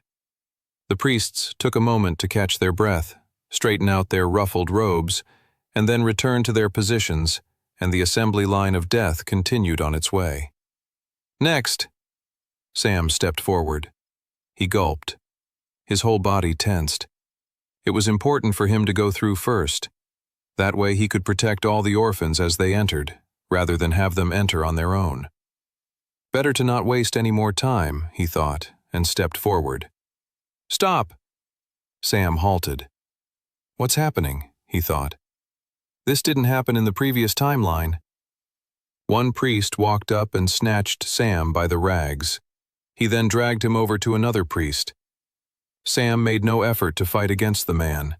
With his well-trained stats, he could easily push the man off him, but he didn't want to reveal that he was stronger than he looked. "This one looks funny," said the priest. "What do you reckon?" The two priests looked down at Sam. "His eyes are weird." Oh crap, Sam thought as he suddenly realized what was happening. The red eyes, the only physical sign that gave away that he had an unlocked class, weren't something he had in the previous timeline. His new eye color was significant enough to alter the events of how everything happened. Crap, Sam thought. If they didn't throw him in the White Gate, his friends would be left on their own and would most likely die in there. He needed to be there to protect and help them survive. He couldn't have gotten this close to changing the timeline only for it to alter in such a way that he ended up unable to stop anything. "Is he some kind of halfling?" murmured the priest. "Who knows? Do you think it will disrupt the experiment?" Sam's heart was pounding. Depending on what the priest said here, he'd potentially fight them and jump into the White Gate himself. That was a worst-case scenario, as it would cause a lot of problems later on. Mainly, if he fought the priests now and jumped into the White Gate against their will, it would mean they'd be waiting for him when he returned. That would screw up a lot of his planning. Still, he'd take that risk if he had to. "I think it should be fine," said the priest. "Throw him in. Let's get moving." Sam stayed as emotionless as possible. He didn't want to signal the priests in any way that he was relieved. He didn't want them to have any idea that he actually wanted to go into the White Gate. The priest snatched Sam by his rags and then dragged him up to the White Gate. "All right, you little wretch," said the priest. "Time for your slaughter." The man then kicked Sam in the back and sent him shooting through the portal into the dangerous world on the other side. Sam stumbled forward, reality instantaneously changing all around him. His back ached with a subtle pain from the priest kicking him, but he knew he didn't have the luxury to focus on it. He looked around, and the surroundings were familiar. A landscape that had haunted him in his nightmares for many years in his previous lifetime. The tutorial dungeon was a foggy, open plain where the grass was as black as charcoal. Broken statues and columns littered the surrounding landscape. The place was known as the Valley of Ruins. The people who had been thrown into the gate before him were all huddled nearby. They'd already appeared to have created small groups among themselves. A lot of them were looking around fearfully, unsure what to do next. They all looked at Sam, but when he took a step towards them, they all looked away. Sam and his friends were the only young people to be thrown into the gate.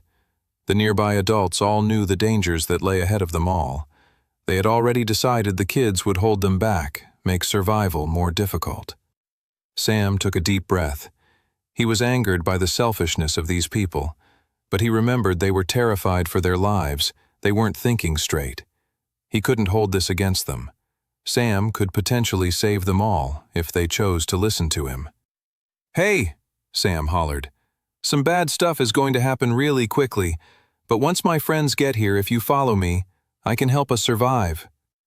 A man in rags stepped forward and said, "Stay away from us, kid. We won't fall for your little trick. You're nothing but a street criminal, a rat in an alley. Don't think we don't know you won't betray us as soon as it's convenient for you." All the others stared at Sam with bitterness and discontent, and he knew that they all felt the same way. Sam bristled. These people were really making saving them a pain in the butt. Sam wasn't going to argue with them further as he knew some pretty critical moments were about to happen in the next 10 minutes or so. "Okay," he said, taking a step away from them. "You can still follow me if you want when things get crazy." "Just shut up, kid," hollered the man, and then the adults turned away from him. I tried my best, Sam thought. There'll be one more opportunity to help them, but I need to focus on other things now. I've given those grown-ups more time than they deserve."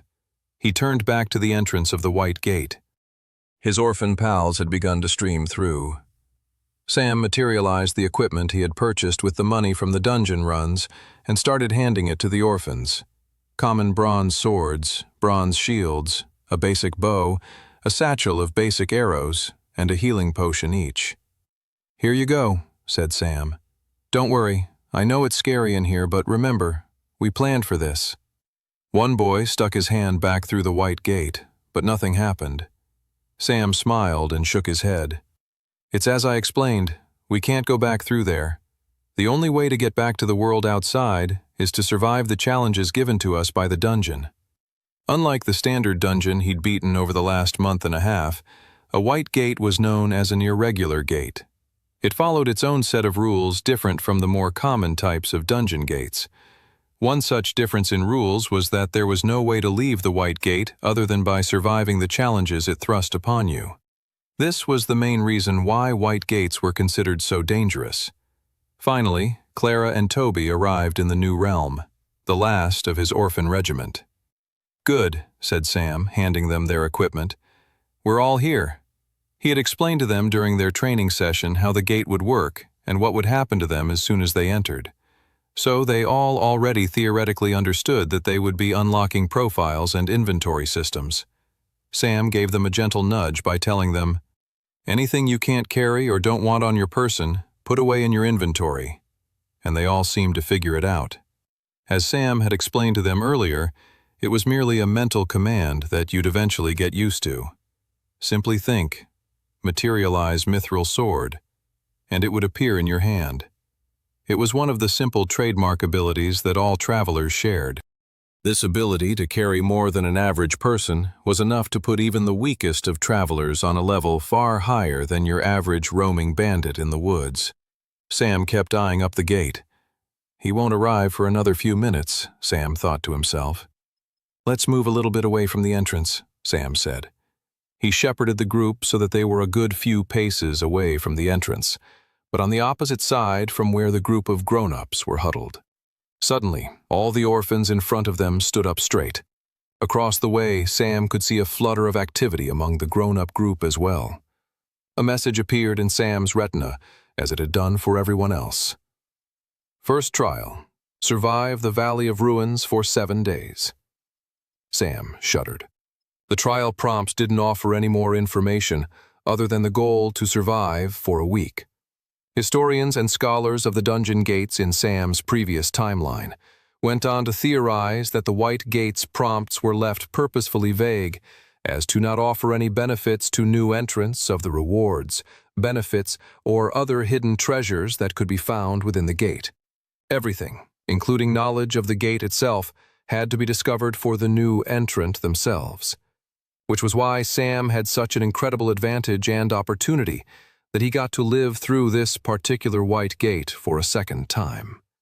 Sam could hear murmuring and chats of panic among the grown-up group as they began discussing strategies for survival over the coming days. Sam sighed. He knew that for many of them, days were too long a metric to be measuring their lifespan in right now. Sam knew that some of them shouldn't be worrying about surviving the next few days, but rather the next few minutes. It's all happening, Sam thought, just like last time. Sam kept an eye on the gate. The man he was waiting for hadn't arrived yet. No one else had entered the gate since Clara and Toby. There was only one last person to arrive. Finally, appearing in front of the White Gate's entrance was the man Sam had been waiting for. Sam gritted his teeth as soon as he saw the man. He clenched his fist with anger. The man had long silver hair and yellow eyes. He had a sword strapped on his back. He looked exactly like the nightmarish image that had been etched into Sam's mind for such a long time. Standing in front of them all was the man who, in Sam's previous timeline, went on to kill nearly every single person currently huddled at the entrance of the White Gate tutorial. 5 years ago, in Sam's original timeline, he had stood in the exact same spot within the White Gate he was standing in now, But things had gone a lot differently back then. He didn't have uncommon equipment or stats above 10. In fact, he didn't know what any of that was. The first time he was in that white gate, he had no idea what a profile screen was or what journeyman tier equipment looked like. He knew nothing.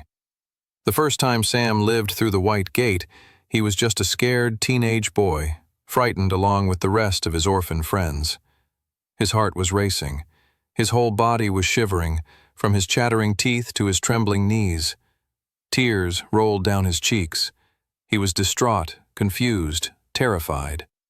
Why did Father Irwin take them here? Why had they thrown them into the white gate?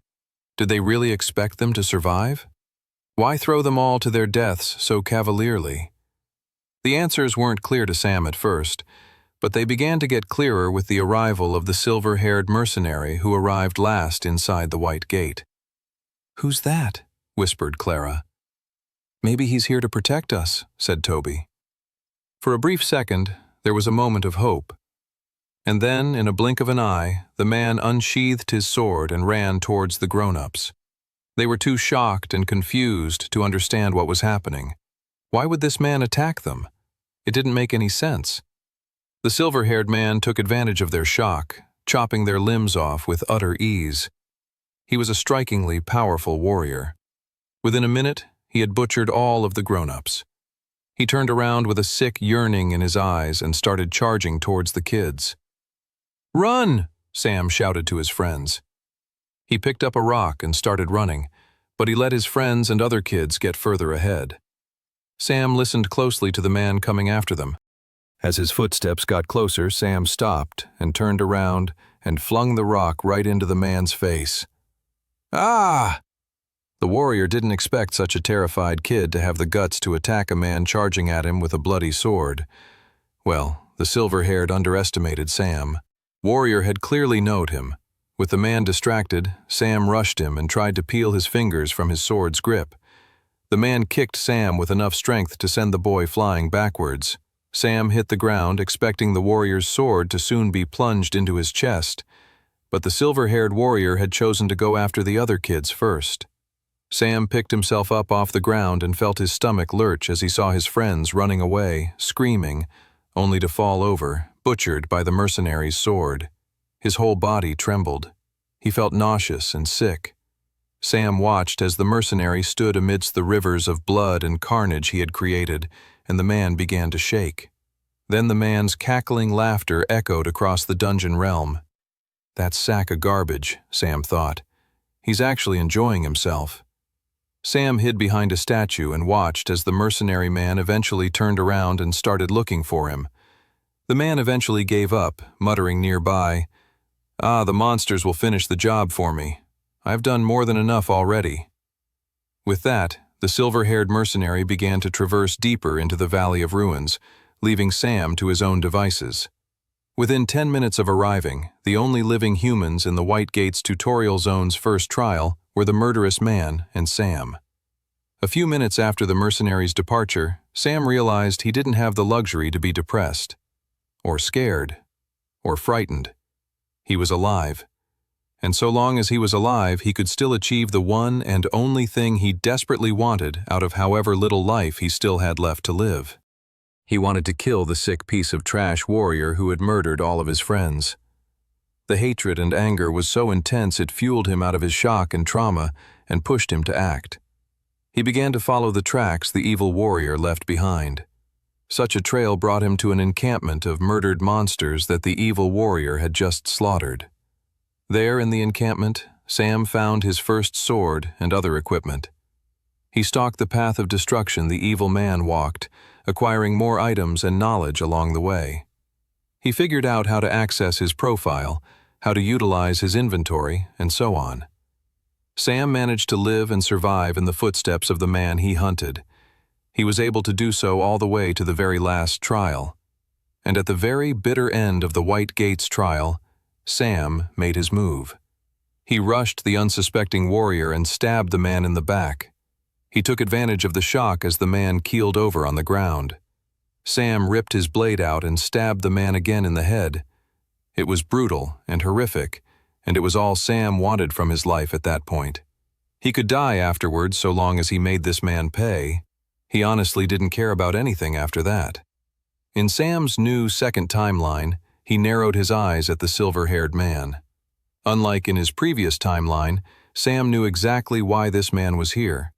He had learned the reason why soon after he had killed the man in his first timeline. The whole reason the Spectral Church had brought him and his orphan pals and all the destitute grown-ups to the White Gate was to see what type of classes might be unlocked at the end of the White Gate if you were to kill so many people while inside of it. The class that one unlocked after such a scenario was the one Sam currently had in his profile. Blood Knight. When Sam had stabbed the man in the back at the end of the trial, all of the man's kills transferred over to him in the Gate's calculation of potential classes he could unlock. "Who's that?" asked Clara, just as she had done in the original timeline. Unlike in the original timeline, though, Sam didn't waste a beat.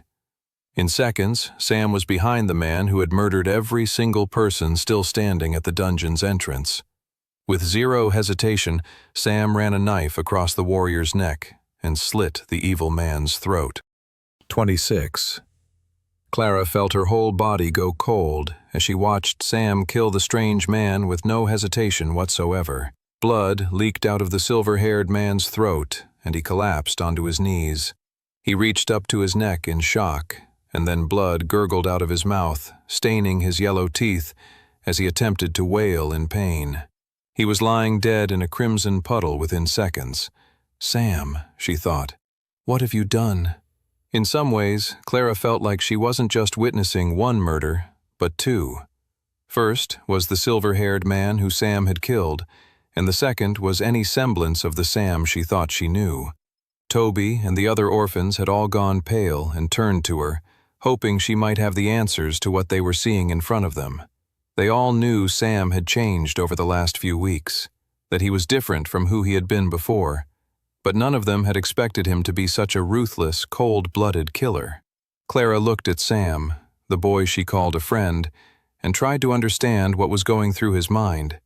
She could see that Sam looked down at the dead silver-haired man, this man they had seemingly never met before, with a level of seething hatred Clara had never witnessed on her friend's face, or anyone for that matter in her entire lifetime. How did Sam know this man? The black-haired boy looked down at the man with such a look of venom you would have thought the man had murdered Sam's entire family. What Clara didn't know was that for Sam, that was exactly how he felt. Sam's heart had been pounding in his chest up until the moment he killed the silver-haired man. Now, he felt a sense of relief, but he knew it wouldn't last long. It was only the first of many obstacles they'd have to face while in the White Gate. He bent down and added the man's broadsword to his inventory. It wasn't as good as any of his other weapons, but he could give it to one of the older orphans to wield, as it was better than the bronze sword he'd equipped them with. The man had a healing potion in his bag too, but he really didn't come with much else. The man was a skilled and powerful warrior and had entered the gate with confidence. Once Sam was done taking whatever was of value from the man, he turned to the group of adults who were looking at him with horror. "As I said before, I know a way for all of us to survive," said Sam. "Please, trust me." "Demon child!" one adult yelled. "Look at his eyes," said another. "Stay away from us. Don't come any closer to us." "We should kill him before he kills us," said another. Sam shook his head. He couldn't believe this was happening. "Please," he said. "This man here was going to kill all of us. I saved you. Please believe me. We don't have a lot of time. If we don't leave here soon, we're all going to die." The group of adults picked up some rocks. "Those kids have weapons," said the adults. "They'll use them against us. We need to kill them before they kill us." The grown-ups began to approach them with fear and violence in their eyes. This was the exact problem with how the dungeon gates operated. A plague that led to so much destruction all across Westria. They inspired fear, hatred, greed, and a thirst for violence and power. It was happening just on a smaller scale with these adults who were now coming for Sam and his friends. He racked his brain for some way to convince them otherwise, when out from the clouds the next threat suddenly arrived. A black raven appeared in the sky. Then two, then 3, then even more until the whole sky was filled with black ravens flying down towards them. They weren't ordinary ravens either. They were red-eyed death ravens. "Here they come," Sam sighed. Sam started running towards his friends. A flock of ravens descended much quicker than the rest of the deadly birds and went straight for Toby. Sam pushed himself and felt himself running faster with the aid of his new ring of agility, and made it just in time to slice the dangerous bird in half with his flame sword before it could take a bite out of his friend. He waved the fiery blade, and the descending flock of death ravens retreated. "Sam," said Toby, "you killed that man. You saved me." "We have a lot to discuss," said Sam, "but we can do it all later. We need to run. Everyone follow me." He rushed ahead and shepherded the orphans away from the descending flock of murderous ravens. "Kill those kids!" shouted the grown-ups. "I guess we're not just running from the ravens anymore," sighed Sam. The death ravens had no preference, though, and began surrounding and tearing into the former prisoners and criminals that the spectral church had thrown into the White Gate alongside Sam and his friends. "Come on!" Sam shouted to his fellow orphans. The kids rushed forward across the grim, foggy landscape. Sam looked over his shoulder one last time. He shuddered as the grown-ups were torn apart one by one. "I couldn't save them," he thought. "Maybe they were destined for death in the end, no matter what?" Sam looked away and ran forward in the direction he sent the other kids, leaving the poor souls who couldn't escape to their bitter, unfortunate end. 27. After running for over 30 minutes, Sam and the others eventually found a hill with a cavern tucked away at the bottom. They had lost sight of the death ravens after 10 minutes, but it took another 10 to escape the sounds of their shrieks and the horrible sounds brought on by their carnage. Standing in front of the cave, Sam looked at his fellow orphans and said, "This cave will be our home base of operations for the rest of the week." The orphans, including Clara and Toby, all looked at him with pale, exhausted, and fearful faces. Okay, morale is dropping, Sam realized. They've been through a lot. They'd already survived far more than they had in his previous timeline. Sam was now in somewhat less certain territory. He quickly came up with a plan and started giving directions to everyone. They needed to start a fire, and there were plenty of random sticks and twigs that could be gathered within the safety of their nearby surroundings. They would have to hunt food in a bit, but Sam himself needed a moment to get his bearings. After assigning the tasks to everyone, he walked to the very back of the cave. He lit up the darkness with his flame sword, making sure there were no hidden creatures waiting to attack them. When the coast was clear, he finally leaned his head against the stone wall of the cavern and sighed. He slammed a fist on the wall in frustration. I couldn't save the others. He heard the sounds of the other orphans working behind him, and that helped dissipate his anger. I did save my friends, though, he thought with relief. He took solace in this, that he'd already changed his original timeline significantly. Of course, unless they all survived the trials of the White Gate, it wouldn't make much of a difference, so they still had their work cut out for them. Even beyond the White Gate, Sam was recognizing the enormity of the task the goddess had asked of him. It made him think of those grown-ups who'd been eaten alive by those vicious death ravens. Sam had to get used to the fact that his mission was to stop the apocalypse of all of Westria. It was quite possible he wouldn't be able to save every individual person. He would try his best, of course, but he needed to stay focused on his main goal. He couldn't lose sight of that.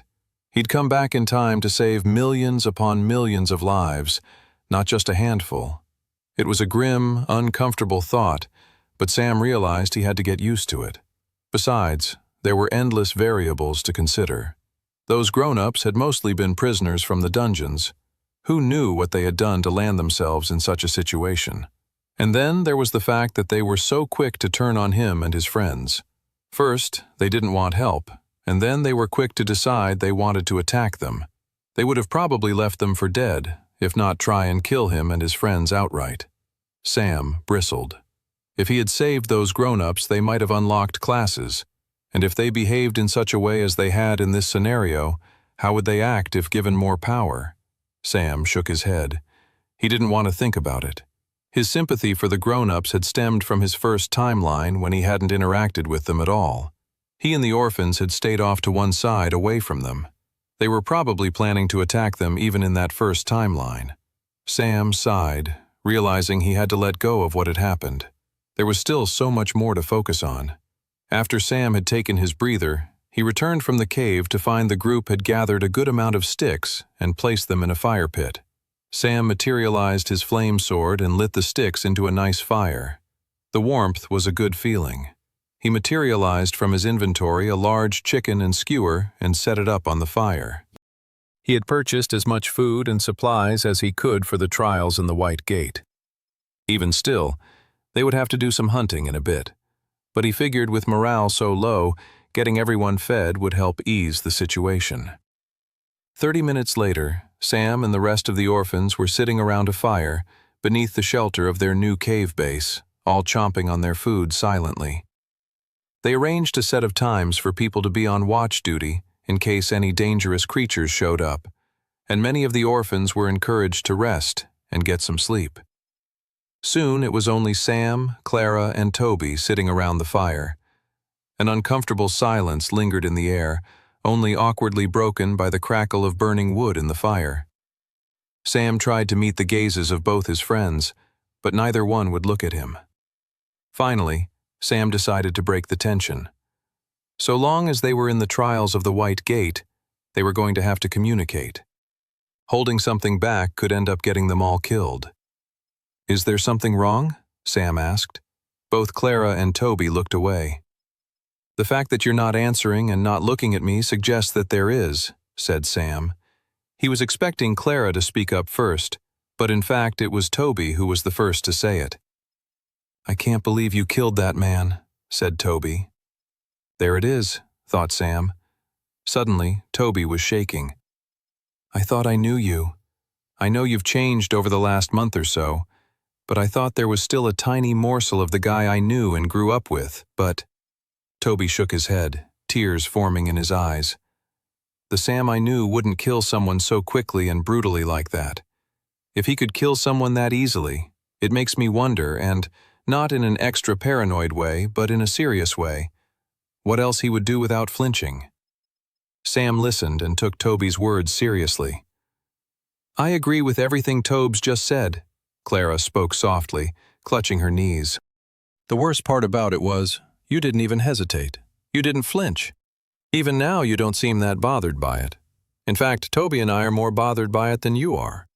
Sam nodded, listening to his friends closely and trying to gather the right words. For one thing, they were absolutely correct. The Sam they had grown up with wouldn't have been able to do what he had done. The Sam who could kill another man, especially a man who threatened those he loved, was born after witnessing Clara and Toby's deaths at the hands of the silver-haired man in his original timeline. When Sam went on to become a soldier, a warrior, a mercenary in that previous timeline, he soon learned that uncomfortable actions like killing were simply a part of the life of a traveler. The Sam who his friends had grown up with had been long lost and forgotten. The Sam sitting in front of them now wouldn't even be able to get back to that original person, nor would he want to. That Sam, happy and content as he may have been, would not be up for the task the goddess had placed upon his shoulders. Finally, Sam looked to his friends. They were looking at him directly now, waiting for his answer. "You're right," said Sam. "I'm not the Sam you knew a few months ago. I'm a different person now. On that matter, I hope you'll accept that I can't say any more. As for that man I killed, what would you say if I told you that man planned on killing us all?" Toby twitched. "But you don't know that." "I knew about us getting sent into the White Gate, didn't I?" "But that's different." "Sure," said Sam. "But tell me what you would have done if you knew that silver-haired man was going to kill me, Clara, and the rest of the orphans. What would you have done, Toby?" Toby shook his head. "I don't know. Maybe there was a more peaceful solution." "And what if there wasn't?" I'm... Toby was lost for words. "Don't get me wrong," said Sam. "I'm a huge fan of peace." Peace is fantastic. If the nations and races of Westria were all peaceful with one another, that would be great. I'd be all for that. Yet here's the uncomfortable truth. It only takes one nation to use violence, even the threat of violence, to undo that peace. Both Clara and Toby were listening to Sam intently now. What that tells us, Sam continued, is that peace is something that needs to be protected. The deep irony is that peace cannot be protected by peace. But surely violence will only beget more violence, said Clara. Such a statement sounds nice in a fairy tale or story or out of the mouth of a self-righteous noble, said Sam. But what good does such a platitude do when a peaceful nation is invaded by one that's hungry for war and expansion? Would such an idea as the one you just espoused do anything to protect the peaceful nation? Sam stopped speaking and let the harsh truth linger in the air. I plan to survive this white gate, and I plan on keeping every single one of you alive until then, said Sam. What you choose to do after that is up to you. But keep in mind, if we indeed survive, you'll unlock classes. You'll be travelers. The very thing we're discussing right now will be something you'll have to grapple with and accept if you choose to take the responsibility a traveler must carry. I don't know if I can, said Toby. You don't have to decide this instant, said Sam. But I'll say this. I've already come to terms with it. I accepted it a long time ago. Being a traveler, being a soldier, being a warrior who protects people brings many benefits. Adventure, treasure, power. But it also comes with its own sacrifices, responsibilities, and burdens. The greatest sacrifice is becoming a person you might never have wanted to become, someone you wouldn't wish to see anyone you care about become. Yet, it's precisely that sacrifice that allows others to live peacefully and innocently. The sacrifice you make saves others from having to make that very same sacrifice. And it's in that quiet space you can find solace in the darkest decisions one has to make in the quest to protect others. They sat there quietly after that. Neither Clara nor Toby continued arguing with Sam. They sat there and began to accept the uncomfortable truth of Sam's words. And then, in the briefest flicker of moments, Sam could see his friends looking at him once again like they normally did. Not as someone they were afraid of, or mad at because he acted out of character. No, they looked at him as they would a friend, a sibling even, perhaps even as just another member of their ramshackle homemade family. 30 minutes later, Toby yawned and stretched his arms. He figured with Sam and Clara awake at the fire, he might be able to get some sleep. He was slightly concerned that his racing mind would keep him up, but he figured if there was any moment where he might get some shut-eye over the course of the White Gate trials, it would probably be right this instant. Right as he was about to suggest he might go take a nap in the cave, Sam said, "We need to go hunting." Toby's eyes twitched. "But didn't you bring supplies?" "Yeah, but what happens if we get separated?" said Sam. "We need to be prepared for anything." "Sam's right, Tobes," said Clara. "Let's go out and do some hunting." Sam started moving forward with Clara following behind. Toby looked over his shoulder. "Are we sure we can leave the others behind?" "Don't worry," said Sam. "We're not going far. They'll be in sight." Toby walked behind his two friends, and about 15 minutes later, they came across a pack of white-furred wolves. There were 4 of them, and they were all gathered around something. Toby wasn't sure what they were doing until he realized they were all feeding, chewing on the carcass of another dead creature. One wolf had to really shake its head and pull to remove the fatty piece of flesh from the dead body on the ground. Sam materialized both his fiery flame sword and the glowing blue mithril blade and charged at the deadly-looking wolves. The wolves pulled away from their current meal and barred their blood-soaked teeth at the incoming attacker. They growled and got ready to fight as Sam approached. Sam raised his blades, and 2 of the wolves leaped toward him, meeting his attack with an attack of their own. Sam quickly ducked and rolled on the ground, just barely dodging the incoming attack from the wolves, slicing both of his swords as he emerged from the roll. He felt the blade slice across the flesh of the wolves, and he heard the sputter of blood spray out from their stomachs before they collapsed on the ground behind him, dead. Toby would have been more impressed, except the two other wolves from the pack had ignored Sam and were charging directly at Clara and him. Sam's eyes widened as he saw what was happening. "Just as we trained you two," he shouted. Clara materialized her sword and rushed forward, meeting her attacker head-on. The other wolf did not stop its incoming assault on Toby, however. "What if it has rabies?" Toby cried. "It won't matter if you kill it," shouted Sam. The wolf leaped in the air. Toby materialized his sword at the last second and slashed upwards. Toby breathed hard and kept his eyes shut. His whole body shivered and trembled. He was realizing there and then that it was becoming quite a common occurrence for him to be regularly accepting his death and waiting for it to happen. "It's all good, Tobes," said Sam. "Open your eyes." Toby gently opened his eyes. He was nervous about what he was maybe going to see. "You did good," said Sam. "You slayed the wolf." "Yeah, well done, Tobes," said Clara. "Your first monster kill of the White Gate." Toby blinked in shock. He was expecting loads of blood and carnage, but it looked as if the wolf had already disintegrated down into its loot drops. Left behind were a mana stone, gold coins, and little pieces of meat that could be cooked. "What's up with the meat?" Toby said. "That's the dungeon gate system for you," explained Sam. "Sometimes the monsters don't drop food, but if there's a special quest or task in the gate, like a survival mission we're on now, monsters will drop other important goods, like food. Now come on, let's take this back to the camp." Sam was silent the entire walk back to the camp. He was going through some things in his head. Toby and Clara have both come so far, he thought to himself. They don't even realize it. Their stats were getting higher and their fighting proficiency and confidence was going up as well. They were able to slay those wolves with ease. Witnessing their improvements while hunting had reassured Sam about what he was planning to do next. "Are we going to eat that wolf meat then?" asked Toby.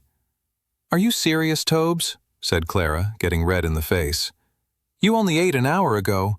We'd be rationing our food supply even if we weren't in a White Gate." "The monster fighting has clearly given me an appetite," said Toby. "Unless, do you think I have a tapeworm? Oh boy, I really hope I don't have a tapeworm eating me from the inside out." Sam listened to Toby and Clara bickering as he unloaded the supplies in his inventory until they were in a nice, neat pile in front of his two friends.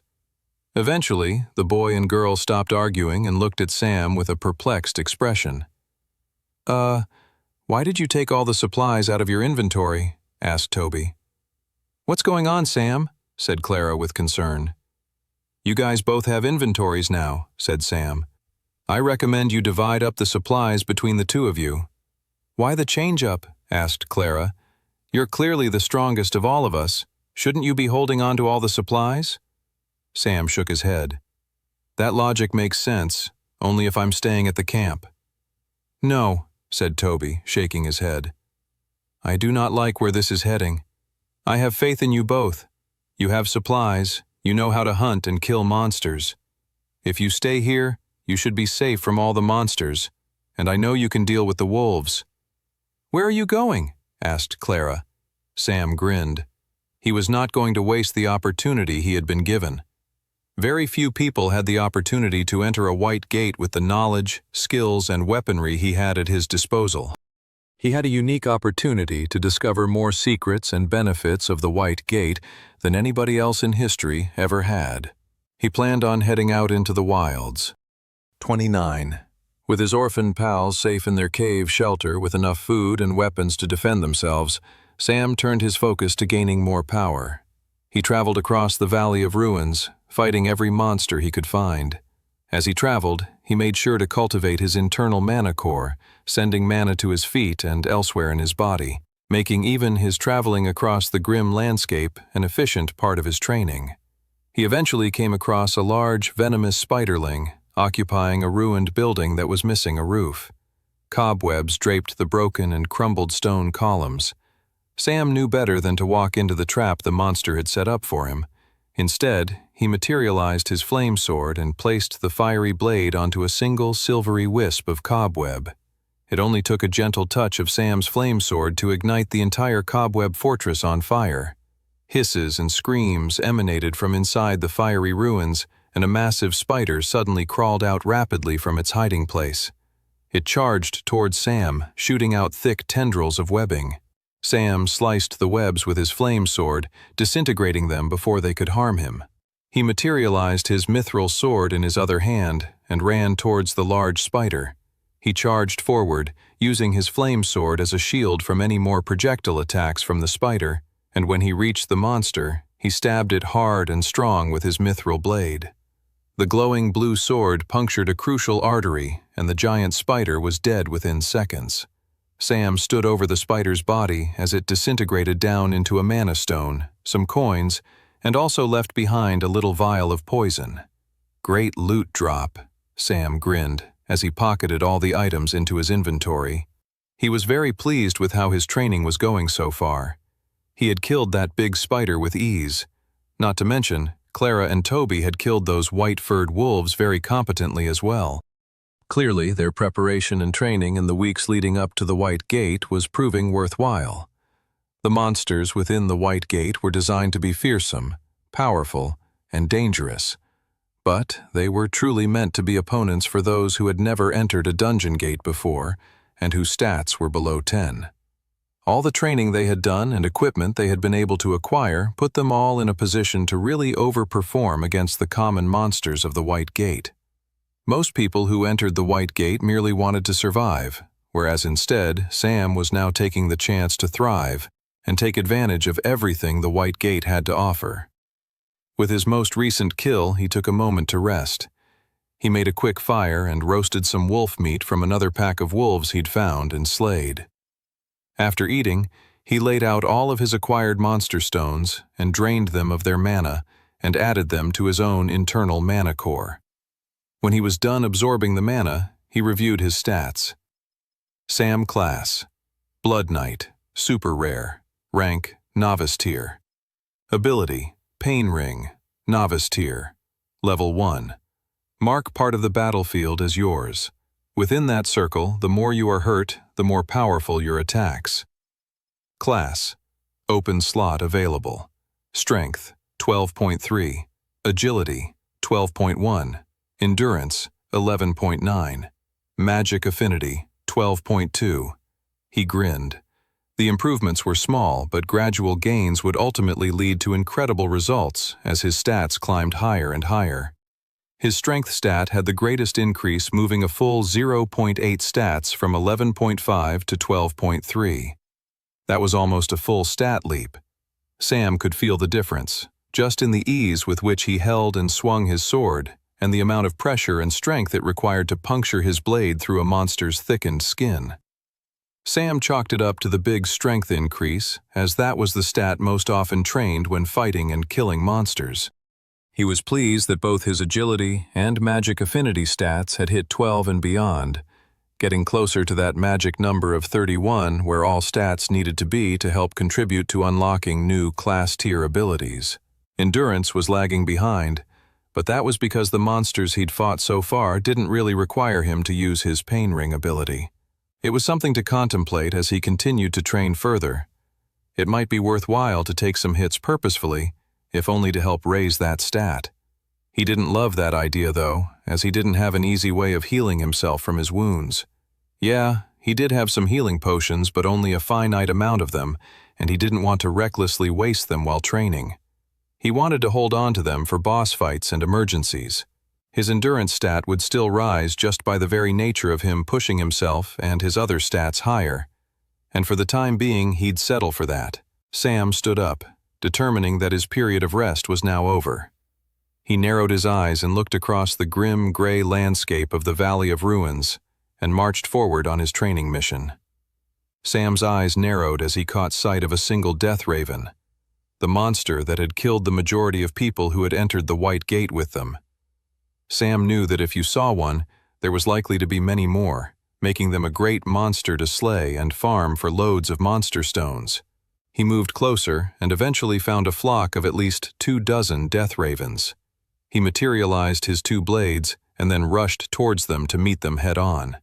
As soon as he started sprinting towards the large flock of flesh-eating ravens, they all turned and squawked at him. The monsters did not flinch or fly away from the incoming attacker. No. There were so many more of them than him.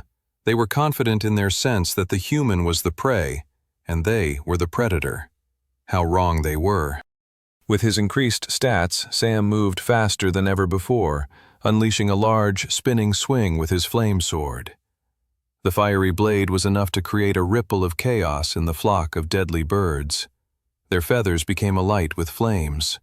The fire was contagious, as the crowded flock of birds couldn't help but accidentally let the fire touch the others. Within this anarchy, Sam continued his sword dance, slicing both his flame sword and glowing blue mithril blade, ripping the monstrous birds to shreds.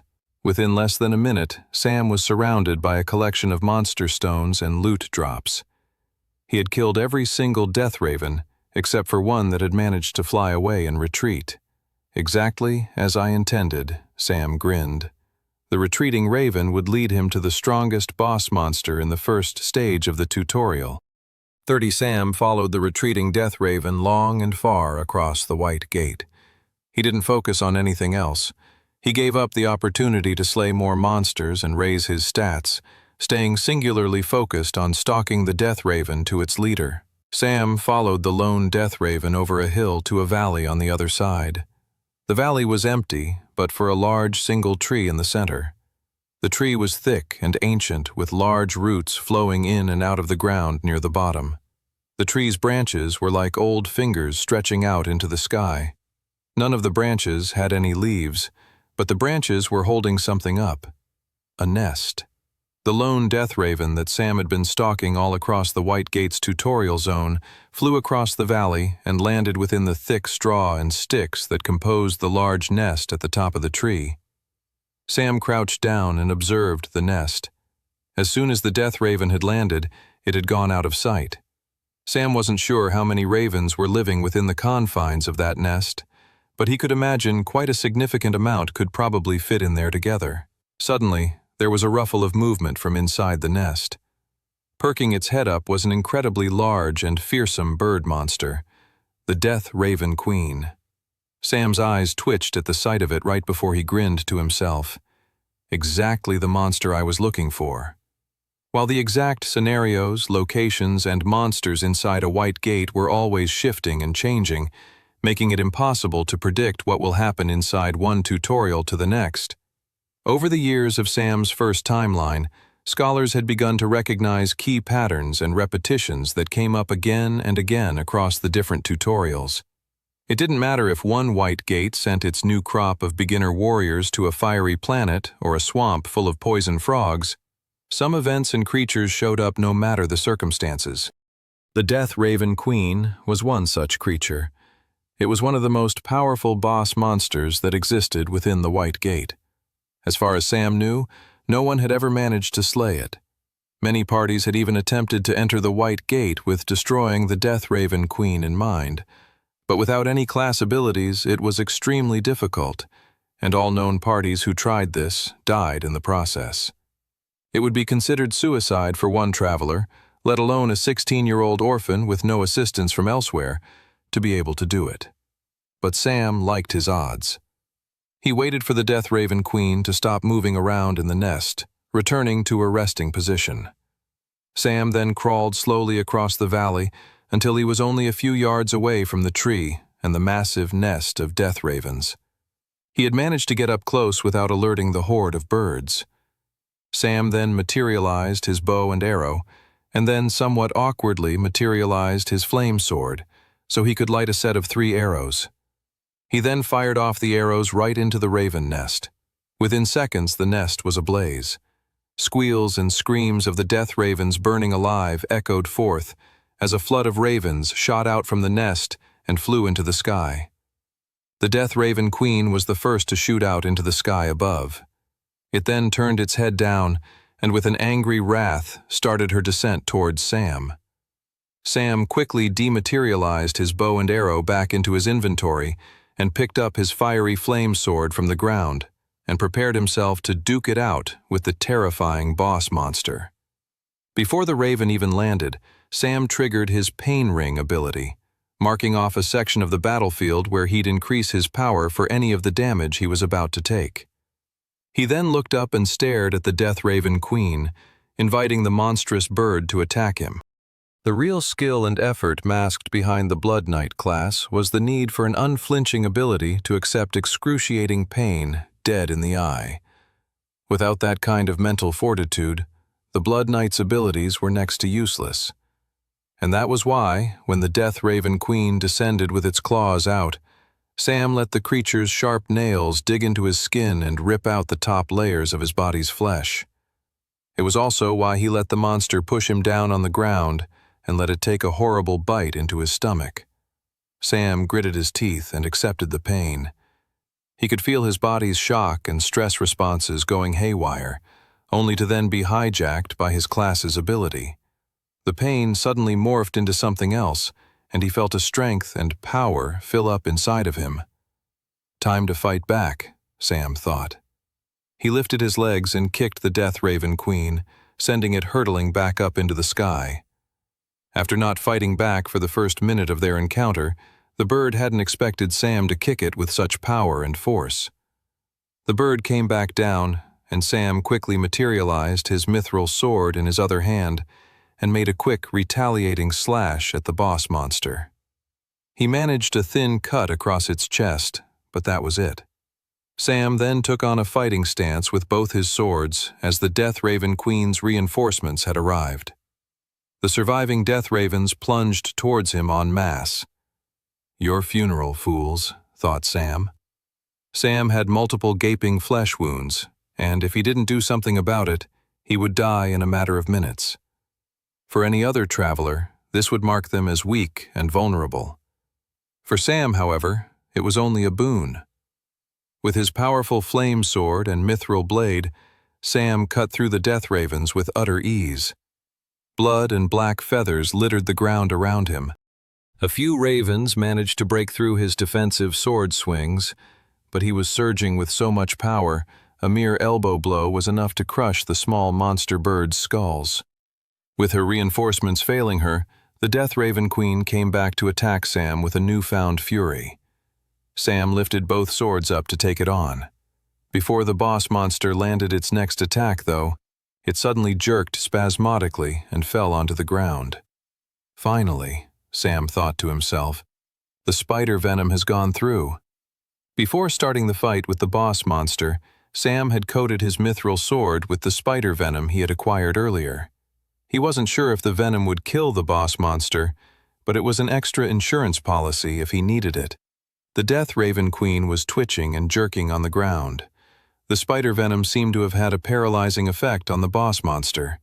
Sam wasted no time in seizing his newfound advantage. He went up to the Death Raven Queen and plunged both his swords into the monster, finishing off the terrifying beast in a final, devastating blow. Sam had just slain a boss monster that no one in the entire history of the dungeon gates had ever been able to accomplish before now. 31. Sam didn't have a moment to rejoice in his victory in the battle as his wounds had finally caught up with him. He collapsed onto the ground, his vision going blurry. He was mere seconds away from death. He materialized a health potion, and with his last remaining strength, began to awkwardly pour the red liquid into his mouth. As his vision blurred around him, he could feel the wondrous red liquid flow through his body, patching his open wounds and bringing a renewal of life and energy into him.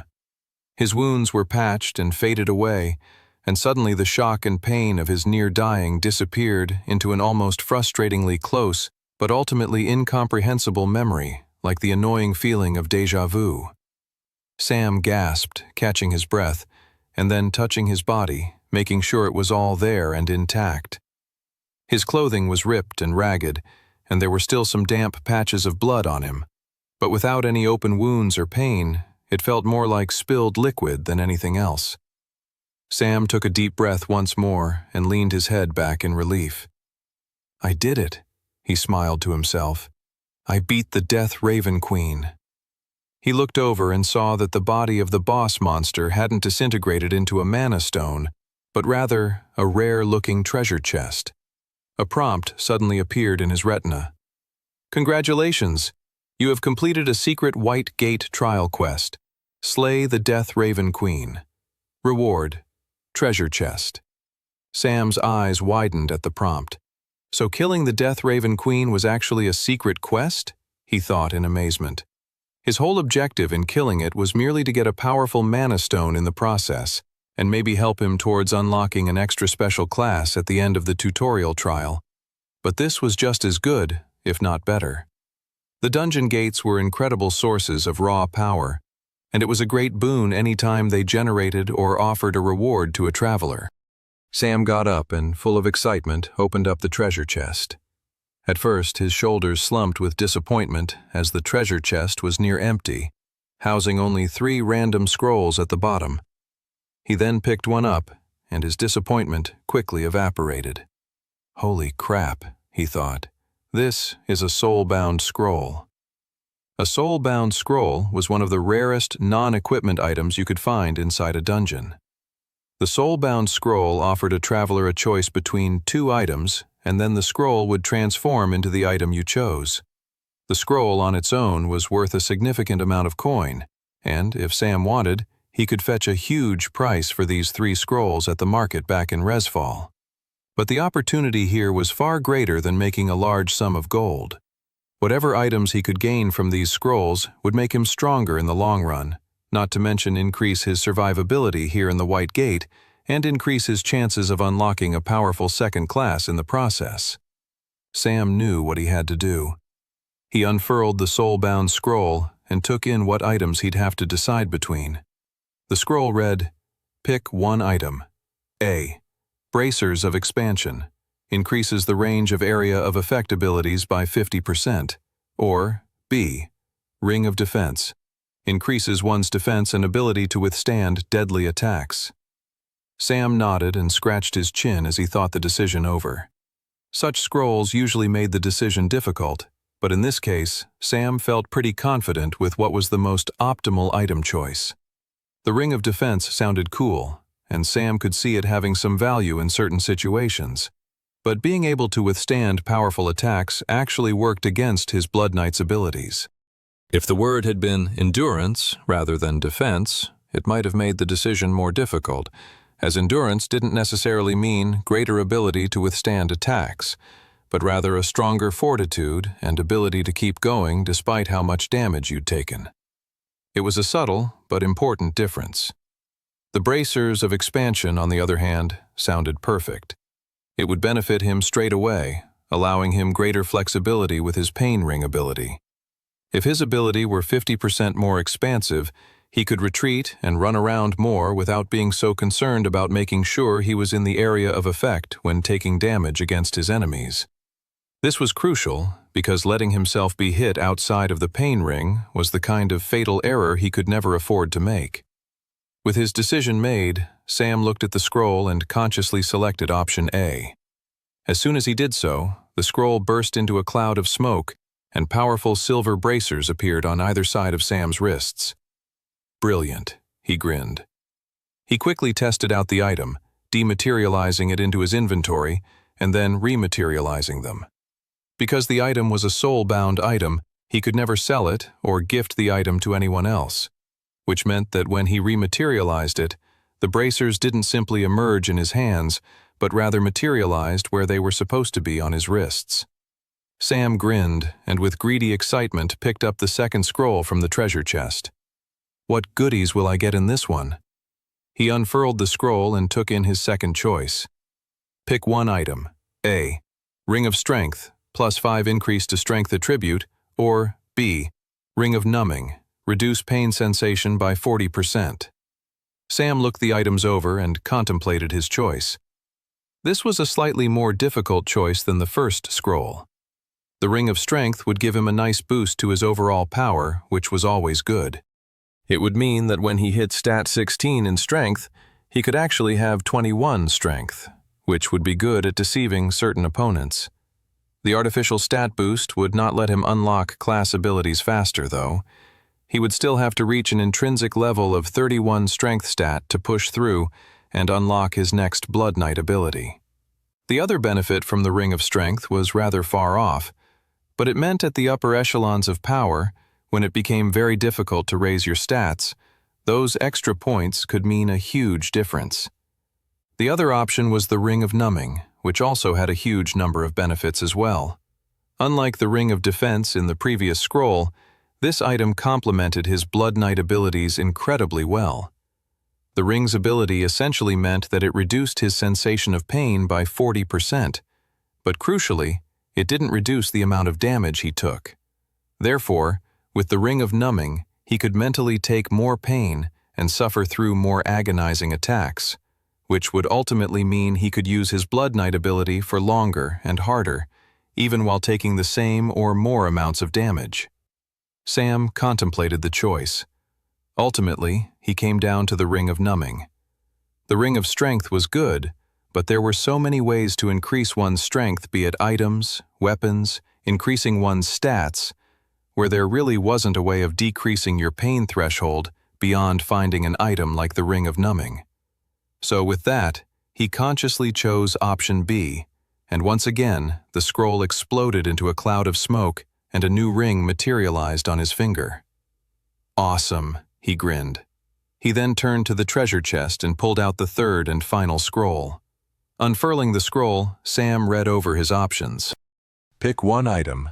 A. Necklace of Agility, plus 10 increase to Agility attribute, or B. Necklace of Healing, increase health regeneration by 50%. The choice between these two items was the most difficult choice he had made so far. The Necklace of Agility was interesting and suffered the same cons as the Ring of Strength he had briefly considered with the previous scroll.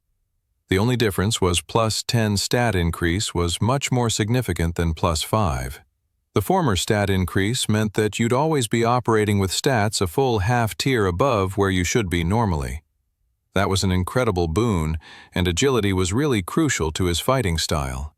However, the Ring of Agility suffered from similar cons to the Ring of Strength.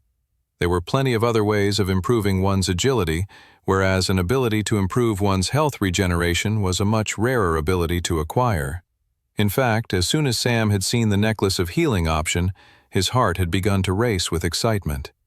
It was the exact type of item he'd been wanting to acquire since he started his training in this new timeline.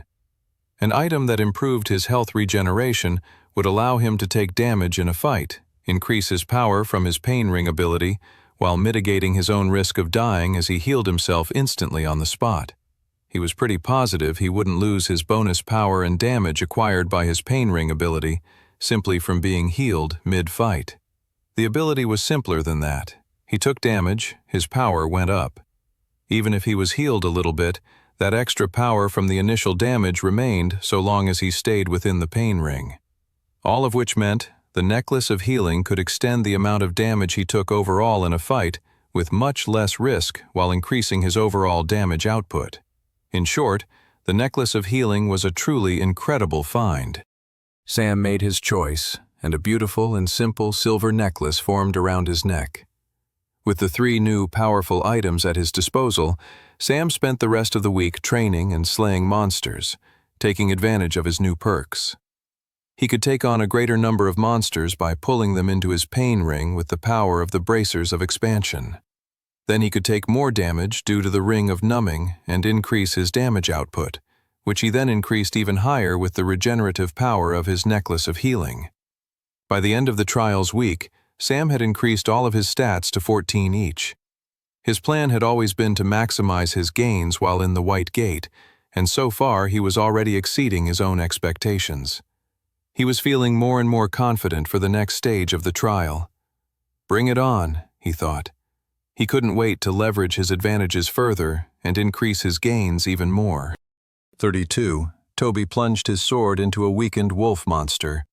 The boy kept his eyes closed as he dealt the killing blow. He tried to ignore the uncomfortable sounds of flesh being ripped apart and the splashes of spurting blood raining down on the ground. By the time he opened his eyes, the wolf had disintegrated down to a mana stone and a few slabs of meat. He picked up the mana stone and looked at it cautiously. Sam had told them all to hold on to as many mana stones as they could find, that they would come in hand later on. He dematerialized the mana stone into his inventory, and then picked up the slabs of meat. A part of him, especially early on in the week, thought there was no way such random meat could be at all safe to eat, and that such food would lead to them all dying of food poisoning. But he'd since gotten over those reservations, or at least somewhat. Toby then turned around and started heading back to the camp. There were only a few more hours left in the first White Gate trial. He figured it would be good for everyone to eat something before wherever the White Gate sent them next. "Any sight of Sam?" Toby asked as he got back to the home base. Clara was overseeing a group of orphans doing an exercise obstacle course. "Give me 20 more push-ups," shouted Clara before turning to Toby. "No, and the trial is almost over," she said with concern. "You don't think he left us here?" said Toby, eyes widening with terror. "Or they could have died out there? I know he's different and stronger and whatever, but what if he encountered those flock of death ravens who killed all those grown-ups?" "No," said Clara, shaking her head. "He'll definitely come back." She quickly turned her head and barked at the exercising orphans. "Did I say you could stop? That's another 15 push-ups each." The orphans groaned and then continued to work. With the orphans' faces turned back to the ground and no longer facing her, Clara smiled at them, full of maternal love. She turned back to Toby. "Sam is coming back. If he died out there, I'll go find his body and kill him again myself." Toby's mind was overwhelmed with haunting images of Clara dragging Sam's dead corpse around when something appeared in the distance. A figure. Clothing torn and ragged, but significantly stronger looking. It was Sam. Toby's eyes widened with awe as he saw his friend had acquired new items. A silver necklace hanging from his neck, bracers on either arm, and a new ring on his hand.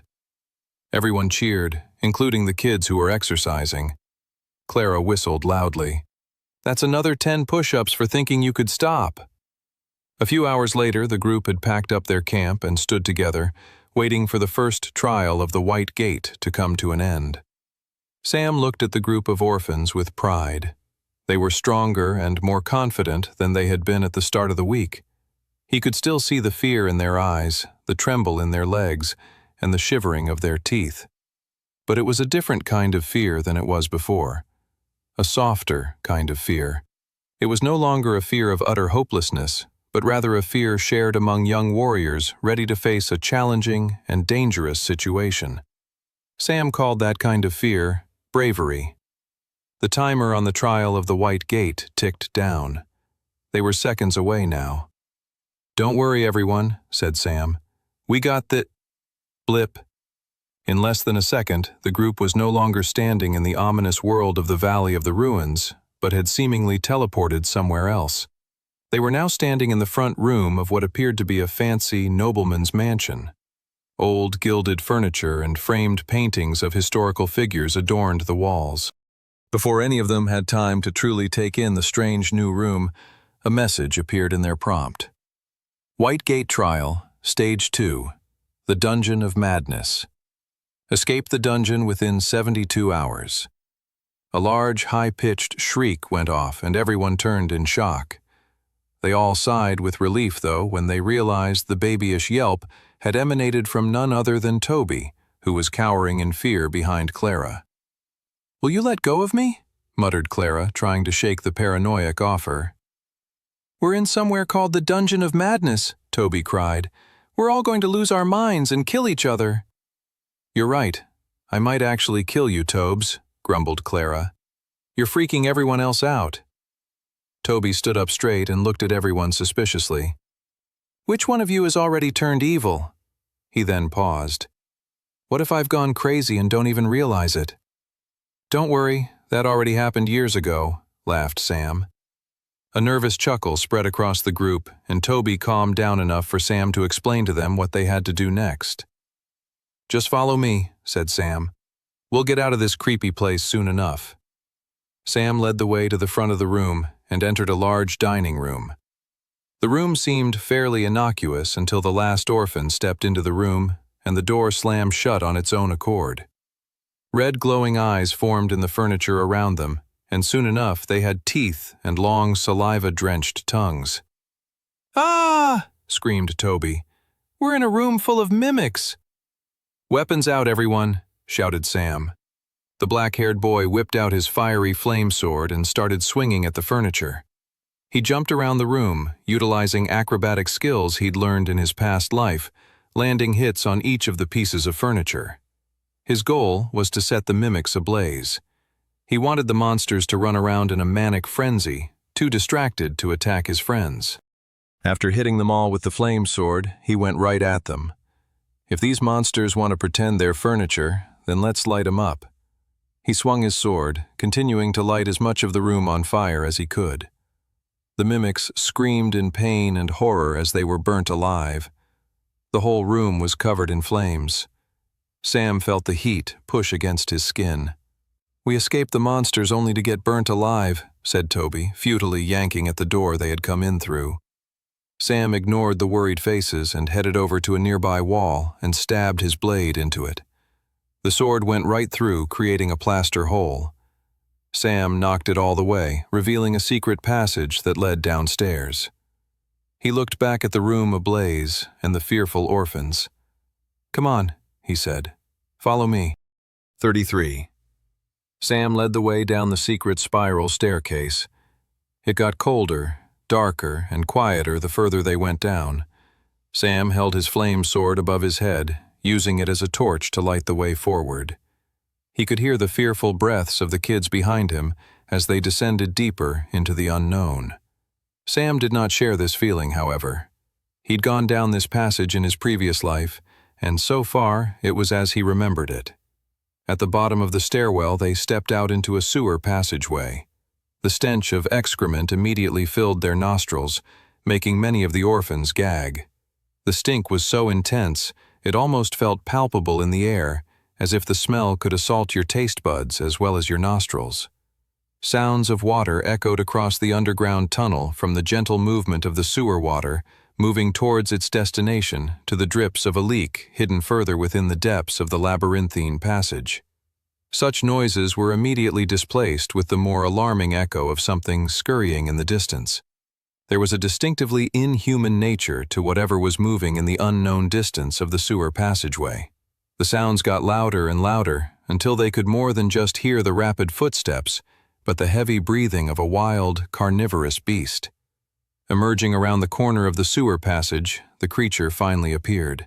It was a scraggly rat monster that was roughly the same size of a large dog. The creature hissed as it got closer and leapt toward Sam, fangs and claws out. "Arg!" shouted Sam as he sliced his flame sword outward, cutting the rat monster in half. The monster's flesh and guts collapsed on the ground before disintegrating down to a mana stone. Sam picked it up and started walking further down the sewer passage. "I think I preferred the room full of homicidal furniture to this creepy place," sighed Clara. "I just hope we don't run into any more of those rat things," said Toby. "Don't worry," said Sam, and then he grinned somewhat menacingly. "We will." As Sam led the way through the murky sewers, he explained to his friends how to kill the rat creatures. "They really aren't hard to kill," said Sam.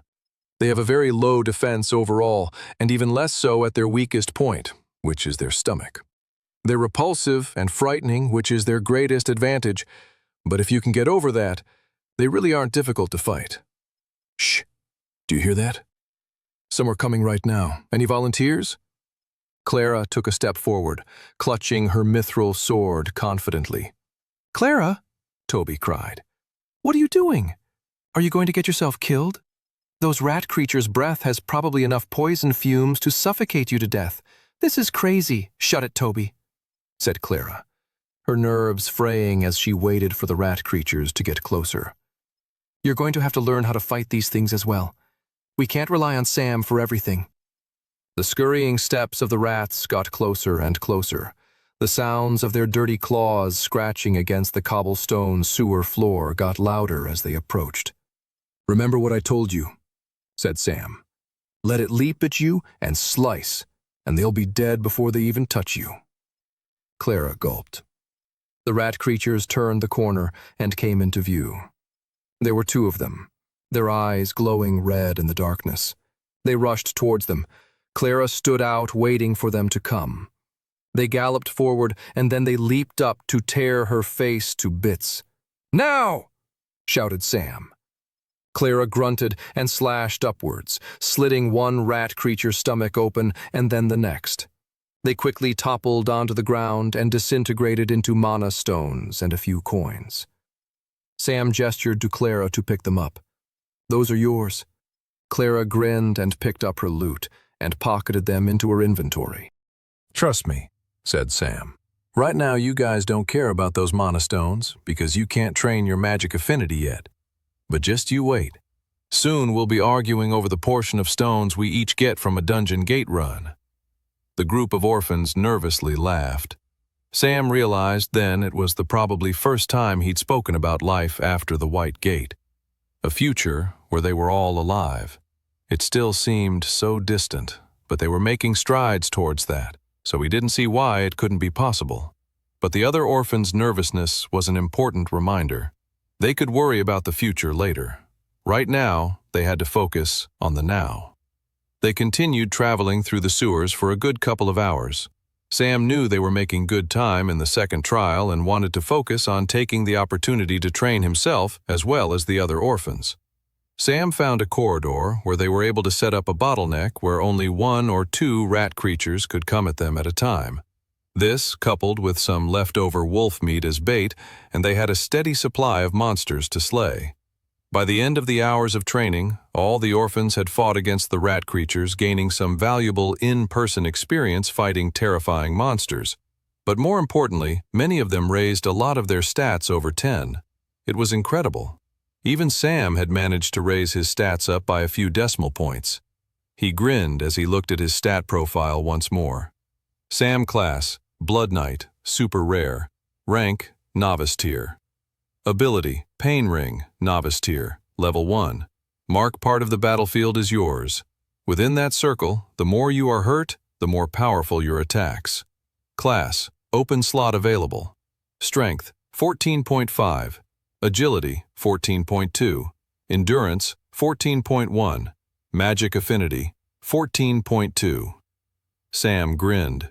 He was happy with his progress. Once his stats hit 15, he'd only have another 16 more points needed to rank up to the next class tier of his Blood Knight ability. Just thinking about hitting Apprentice tier was enough to get him excited, but he also knew that was a bit far off, and there were other gains that would probably be achieved first. He was excited to see where he was with leveling his Pain Ring ability. He checked his status on that front in the special skill quest prompt of his profile. Skill quests, Pain Ring, level 2. Slay 2,000 monsters using Pain Ring. 455 over 2,000. He was almost 25% towards completing the quest and unlocking the next evolution of the Pain Ring ability. He was astounded by this. In his first timeline, it took him almost 2 years to unlock the skill, and yet now he was on course to unlocking it in a few more months. Incredible, Sam thought. In his first life, he had been an above-average traveler, but not one of the greats that people told stories about. Sam couldn't help but think he was well on his way to becoming one of those famous and mythic travelers himself. 34. After another 24s of traveling and training through the sewers, they came to a large doorway protected by a massive rodent monster known as the Rat Mother. The Rat Mother was gigantic. She lay rolled over with tons of tiny rat creatures feeding on her milk. They scurried and fought with each other for a taste of their mother's nectar. "Yuck," said Toby. "I agree," said Clara, scrunching her nose. "We take out this group of monsters and go through that gate," said Sam, "and we'll have made it to the safety zone of this stage." He looked back and saw the other orphans were all keeping their distance. The feeding rat creatures and their mother were quite terrifying and revolting at the same time. It wasn't even like the rats needed to eat, as monsters didn't go hungry in the same way as most living beings from outside the dungeon gates did. The rat mother's milk, however, was dense in mana and would help the rat creatures grow in strength and power. That was why the little rats fed from their mother with such unrestrained ardor. Just witnessing the nature of things inside the white gate was enough to scar you for life. "All right, they still don't know we're here," whispered Sam. "So let's take advantage of that." Sam explained the plan to Clara, and the girl quickly organized the group of orphans into a line with their bows nocked and ready to fire. Sam materialized his flame sword and lit each of the orphans' arrows on fire. Then Sam gave the signal, and the group of children launched their attack. The flaming arrows flew from their hiding place and into the open area where the large group of rat creatures were huddled. The arrows landed, killing some baby rat creatures, along with puncturing burning holes into the rat mother. Their fur charred, and some of them were covered in flames and were nothing but blackened corpses within seconds. A few seconds after that, they were nothing but mana stones rolling on the ground. The remaining rat creatures, along with the monstrous rat mother, scurried away in multiple directions. The sneak attack sent chaos through the entire group of rat creatures, which was what Sam was hoping for when devising this plan. The group of orphans charged into the room as the rat creatures scattered and began slicing them up with ease. The greatest advantage the rat creature horde had over Sam and his group was their sheer numbers, but by creating chaos in their ranks, he was able to undo that handicap, putting them in a situation where Sam and his pals could quickly pick off the rat creatures one by one, rather than being overwhelmed by them all at once. The plan was working even better than Sam had expected. The damage from the flaming arrows was truly astounding, and demonstrated that all of his training for both himself and the others was truly paying off. In his first timeline, he remembered watching the silver-haired mercenary, who had killed all his friends, struggle to take down all those monsters on his own, and had to take great pains to deal devastating flesh wounds to the rat mother. The fact that even the weakest members of Sam's party were harming such a tough creature in the White Gate just showed how magnificent their stat gains had been. Even still, the fight wasn't finished. The group picked off many of the weaker rat creatures, but the rat mother was still alive, and she was not happy. The rat mother was hissing and swaying and hungering for the deaths of all of those who had caused the destruction of her offspring. She lifted up her clawed hand. One hit from her arm would be enough to kill any of the orphans. For what the rat creatures lacked in defense, they made up in strength and attack power. This was why it was crucial to always slay them quickly. The rat mother's claw was swinging downward right towards Toby. The paranoid boy's body became paralyzed and still, with the fright at the descending claws of destruction coming towards him. But something happened before the claws could sink their way into Toby's flesh and kill the boy instantaneously. Instead, as Toby's eyes widened with the fear of death, the boy witnessed a fiery blade appear behind the rat mother and slice down at the shoulder, cleanly removing the attacking arm from the body that controlled it. Blood spurted out from the open shoulder where the rat mother's arm used to be. Sam hadn't had a chance yet to take any damage in this fight, so he wasn't gaining much extra power from his pain ring ability. So he had to push with all of his strength and might, both his mithril and flame sword, into the stomach of the rat mother, to really puncture and deal a devastating blow. He ripped the blades out and stabbed the creature again, and it was with the second attack that life truly faded from the rat mother's eyes, and the horrifying creature disintegrated down into a mana stone. Sam sighed and wiped sweat off his brow. Clara turned to Toby. "Aren't you happy we trained against the rat creatures now? Since we've entered the White Gate, I'm quickly coming to the conclusion that I'm going to have to rethink the metrics of how I measure happiness," sighed Toby. "Mainly, that it seems happiness is achievable by a much lower bar than before. As in, yes, Clara, I'm happy we trained, and I'm happy for not being eaten alive. Though, whether the rat creatures breathe venomous poison gas, which is going to leave us all dying on the ground any minute now, is yet to be seen." Clara rolled her eyes and turned to Sam. "You said, the final room is just this way?" she asked. "Yep," said Sam. "Let's gather our stuff and continue forward." They gathered all the loot drops and moved their way into the final chamber of the second trial. The final room was mainly just a waiting area. It was a large, cavernous room with a small pond in the middle of it. The cavern had very high ceilings and with different entrances to tunnels and passages. All different routes from within the second trial that led to this room. This was the safest room in the entire trial, and they could wait out their time here until the trial ended, and they were teleported to the third and final trial of the White Gate. They set up a base camp and quickly started a fire. "Everyone rest up," said Clara. "Wow," said Toby. "Even when you're telling people to relax, you're barking orders." "Do you want me to make you do push-ups?" grinned Clara. "I'll focus on your first order of relaxing, ma'am," said Toby. "Damn straight," she grinned. As the others relaxed, Sam paced the waiting area and contemplated the next steps to his plan.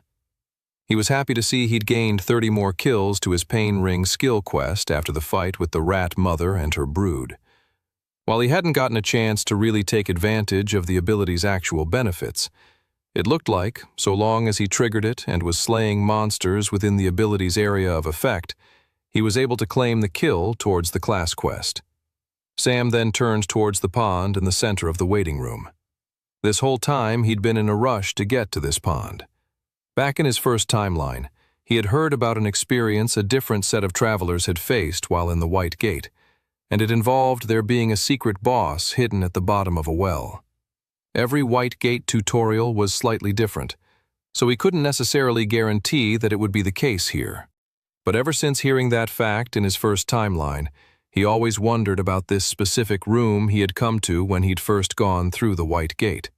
He had long questioned if there was an opportunity hidden in this random pond in the waiting area. Had both him and the silver-haired mercenary missed out on an opportunity in their first pass-through? He wasn't going to let himself pass up the opportunity to find out in this second lifetime. No way. He dematerialized his shirt and walked up to the pond. Sam?" said Toby. "What are you doing? I hope you're not about to do what I think you're doing. Please don't tell me you're going to." Before Toby could even finish his sentence, Sam had leaped into the air, diving forward into the depths of the pond. 35. The water was freezing cold and sent ripples of shock through Sam's body within an instant of him hitting the water. He fought through the shock and pain and just kept swimming deeper and deeper into the pond. As he had expected, the pond went a lot deeper than it immediately seemed from the surface. A small, dark chasm lay at the center of the pond, inviting him to swim even further. A strong, athletic human being could survive for around 2 minutes underwater. Given that his stats put him just above a strong, athletic human being, Sam gave himself 4 minutes before he would suffocate to death.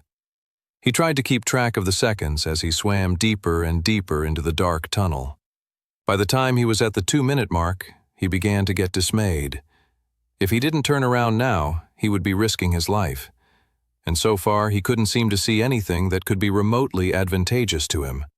No secret treasure chest, no secret boss, nothing. Should I start swimming back up? Sam wondered to himself. Even though he knew he should, he felt compelled to keep swimming deeper. There must be something here, he thought. The White Gate wouldn't generate these unknown depths for no reason whatsoever. Sam reminded himself that this was his second go-round of the White Gate, meaning he had to take every advantage and opportunity he could find in this place. And that meant swimming deeper, even if it was a risk. As he swam deeper into the ice-cold chasm, he materialized his mithril blade. The glowing blue sword lit up the underwater tunnel and revealed a hole in the passage a few yards below him. His eyes widened, and he swam towards the hole. He felt his vision going blurry. He felt his body beginning to demand oxygen. He had 30 seconds left. He swam through the hole and saw that the hole then led upward and he could see light. 15 more seconds. Sam swam upwards faster and faster. 10 more seconds. He was so close to the surface, but every time he thought he was going to break through, there was still another few yards to swim upward. 5 seconds. Sam swam with all of his strength. 3 seconds. 2 seconds. Sam's head splashed out of the water and instantly gasped for air. He was hyperventilating, his whole body violently sucking in air. He was in a strange tunnel and saw a patch of dry dirt and so he climbed out of the cold water and rolled on his back. Holy crap, he thought, his whole body still gasping for air. He felt his lungs burn with severe pain from so much time spent underwater. After catching his breath for a few more minutes, Sam got onto his feet and looked at the tunnel ahead of him. He grinned. He didn't know what awaited him at the end of the tunnel, but he knew that, as he had predicted, there was something secret down here, and whatever it was sure to bring him some great rewards. The walls of the tunnel were coated with a strange green moss and dried coral. I have to keep that in mind, Sam thought, looking around. If water filled in this tunnel, I'd be in a very difficult position to get back, especially if that remains the case the deeper I go down this passage. Sam decided that was a problem he could worry about later and continued bravely down the path. As he went down the long tunnel, he made sure to cultivate his mana core across his body. Just because he wasn't fighting any monster didn't mean he should waste the opportunity to raise his stats. Plus, cultivating one's core while walking was a meditative and rewarding practice on its own, making the tedium of walking down a long tunnel that much more enjoyable. He also was cultivating his mana so that he could keep his mana sense operating. He had a feeling he was on the verge of discovering a secret boss, much like the Death Raven Queen, and so wanted to be on the lookout for that. Plus, keeping his mana sense on protected him from any nasty and dangerous surprises. After 20 minutes of walking down the strange tunnel, his head throbbed with pain, and Sam collapsed on the ground. A huge migraine pounded against his forehead. His eyes twitched as he realized what was happening. His mana sense had detected something in the distance, something with a significantly higher amount of mana than him, that it literally caused him pain to have his senses interact with it. Holy crap, Sam thought, gasping from the shock at the piercing mind attack he'd just experienced. Getting his bearings, Sam started moving towards the powerful presence. Looks like I found the secret boss. Eventually, the strange underground tunnel opened into a large, circular chamber. As soon as Sam was even a few yards from entering the circular room, a figure from inside spoke with a sinister voice. "Who dares to disturb my presence?" The figure who spoke was crouching down, curled in a ball in the center of the room. Just hearing the creature speak was enough to put Sam on edge. He was already a bit nervous about taking this monster on from the sheer level of mana power it was exhibiting.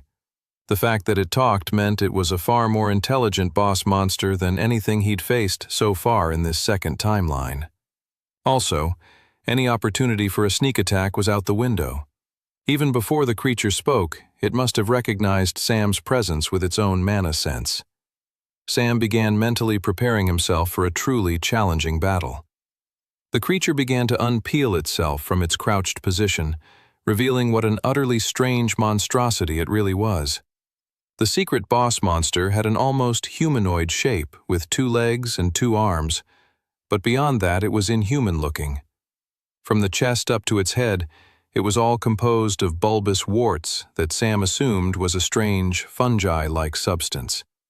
The most terrifying thing about the creature, though, was its hands. The fingers stretched out into long, sharp, deadly claws that had a metallic-like texture to them.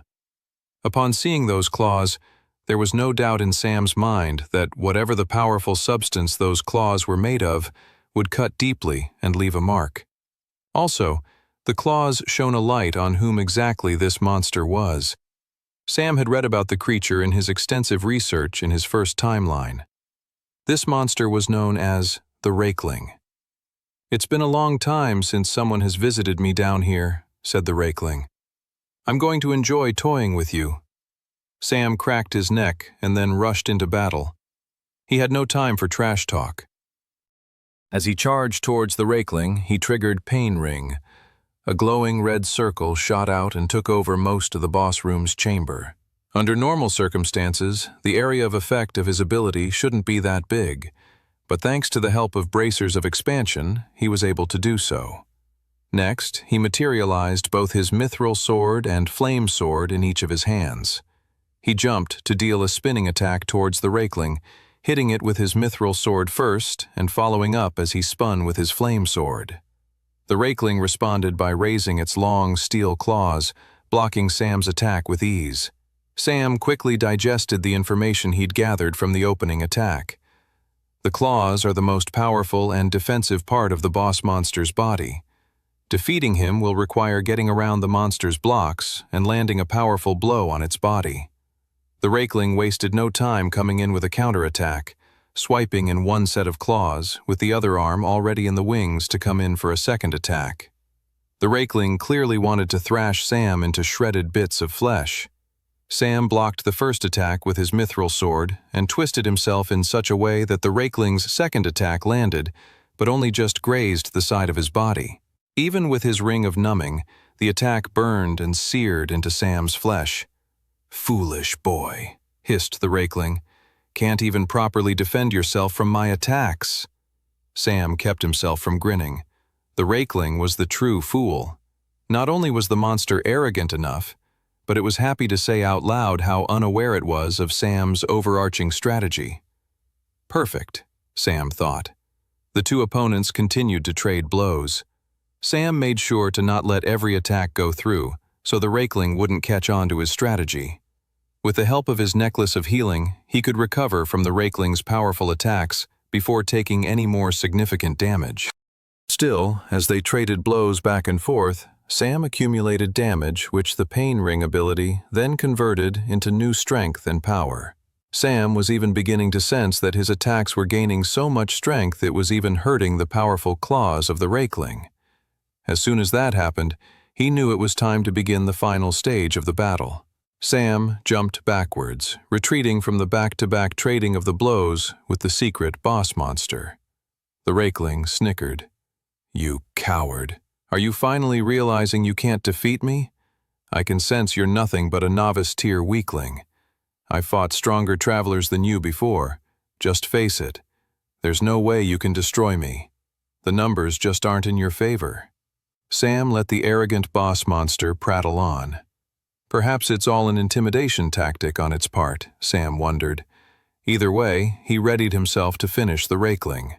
First, he dematerialized both his swords into his inventory. Then, Sam rushed the boss monster with only his bare fists. "You truly are the biggest fool," said the Rakeling. "You're going to take me on with just your fists?" As Sam ran towards him, he materialized his two copper daggers that he'd looted off the goblins during his early training in the standard blue dungeon gate. He then whipped them both at the Rakeling. Sam was immediately putting the boss monster into a difficult position. He either blocked the incoming projectiles, but left himself open for another attack with Sam's swords, or he took a minor hit from the incoming copper daggers. Either way, Sam had put the Rakeling in a lose-lose situation. "Who's the fool now?" shouted Sam, as he rushed forward, materializing both his blades. The Rakeling squirmed and ultimately twisted its body to take the blow from the copper daggers with its shoulder, keeping its claws ready to block Sam's incoming sword strikes. Except something happened that the Rakeling wasn't expecting. The lousy copper daggers dug deep into its flesh and cracked its bones. "Ah!" The Rakeling was suddenly screaming and overcome with pain. "How did the weakest, crummiest of weapons from a little puny pipsqueak like you do this?" Sam didn't waste time answering the monster's question, but the answer was obvious in his head. While they were trading blows, Sam was accumulating more and more power with his Pain Ring ability, to the point that even with his weakest weapons, he would be able to deal significant damage to the Rakeling. Someone with Sam's base stats shouldn't be able to defeat a monster of the Rakeling's power. The creature was at least a tier higher than him in terms of raw base stats and power, but that was the sheer beauty of an ability like Pain Ring. It could push the user to heights of power beyond his normal tier limit, meaning he could best foes who underestimated him, which clearly the Rakeling had. As it squirmed in pain from the devastating attack from the copper daggers, it left itself wide open. With Sam's swords on either side of him, he sliced each of his powerful blades in the opposite direction, cutting the Rakeling's upper half of its body down from its legs. The Rakeling screamed in pain, no longer able to maneuver itself. Sam ran around it and then plunged his two swords into its undefended back. Then, to finish it off, Sam sliced his flame sword right across the weird, bulbous mass of warts the rakeling called a head, cutting it off cleanly from the neck. 37. Sam caught his breath as the rakeling's fallen corpse disintegrated into a puddle of nothing. His heart was pounding, and adrenaline was surging all through his body. He was relieved the battle was over. Sam was only one misstep away from dying. The power of the rakeling's claws was fearsome, and he only had to trip or stumble and those claws could have obliterated him and killed him faster than his necklace of healing could regenerate. Luckily for Sam, the monster's own hubris led him to be defeated. Though of course Sam did have a hand in manipulating the monster to think he was so much more powerful than he truly was. Sam knew that great travelers were not great because they were lucky, but rather they were lucky because they were great. Only those who know how to create fortuitous circumstances for themselves can ever become masters of luck and truly acquire the title of greatness. Sam's breath was finally steadying when a new prompt appeared in his retina. Secret quest completed. Slay the rakeling. Reward. Soul-bound treasure chest. Suddenly, out of thin air appeared a richly engraved and beautiful treasure chest. Sam's eyes widened with excitement. The chest was different from the treasure chest that appeared after he had slayed the Death Raven Queen. It was a soul-bound chest, meaning the item inside would be determined by whoever opened it. If Clara opened the chest, the item would be different, as would be the case if Toby opened the chest as well.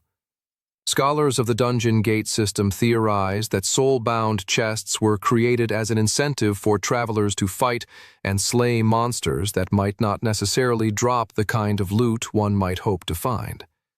Soul-bound chests allowed for a bit of randomness and good fortune to be had no matter the type of monster a traveler slayed. If it also made the dynamics of loot stealing more complex, someone other than Sam were to open the newly appeared chest, they might not be given as great a reward, as they wouldn't have done anything to contribute to the slaying of the rakeling. So, if you were hoping to steal the loot of another traveler, it would be best to let them open the soul-bound chest first before doing so. Of course, Sam recalled from his first timeline a whole group of travelers dying from not escaping a dungeon after killing the boss in time, due to a botched loot steal and one traveler refusing to open their soul-bound chest. Luckily for me, it's just me and the chest, Sam grinned. He approached the large, magnificent-looking treasure chest. He unclasped the clips and pushed the top of the treasure chest open. He blinked, then rubbed his eyes, and stared down with awe at the reward he had been given for defeating the rakeling. It was a sword made of finely finished, dark steel. The blade had ribbed edges that looked like the frightening teeth of a shark.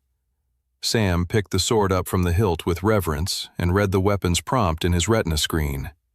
Berserker Sword, super rare, tier, adept. Special ability, can regularly send enemies when hit into an unthinking hostile frenzy.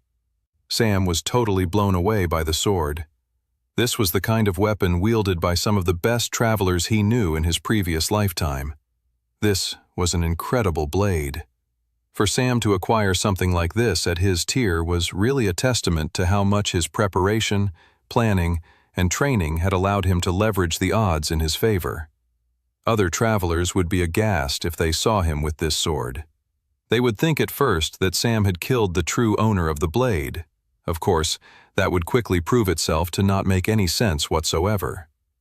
There was no way a novice-tier traveler would ever be able to slay a traveler who wielded a blade as magnificent and deadly as the Berserker Sword. It would be truly a puzzling, if not awe-inspiring sight. But as Sam held the powerful blade in his grip, he didn't care what people thought of him. He gave the blade a couple of swings, and he felt the intensity of the way the blade cut through the air. He could feel the sharpness, the speed. It was on a far superior level to his mithril blade and flame sword. Sam grinned and dematerialized the Berserker Sword into his inventory. He started backtracking through the tunnel, going through the route he had taken. He couldn't help but hope he was getting closer to the kind of traveler that the goddess who had sent him back in time believed he could become. 38. Clara kept her hands on her hips and eyed the orphans like a hawk. She had them all doing chores, cleaning all their camping equipment and supplies. "No one stops until all of our stuff has a sparkle," she yelled. "But we don't even have proper soap and cleaning supplies," moaned Toby. "Well then, you better scrub harder," said Clara with intense apathy. "We're probably endangering ourselves by using this pond water. It's probably infected with tons of diseases." "Ah, you see, Tobes," said Clara suddenly gleefully.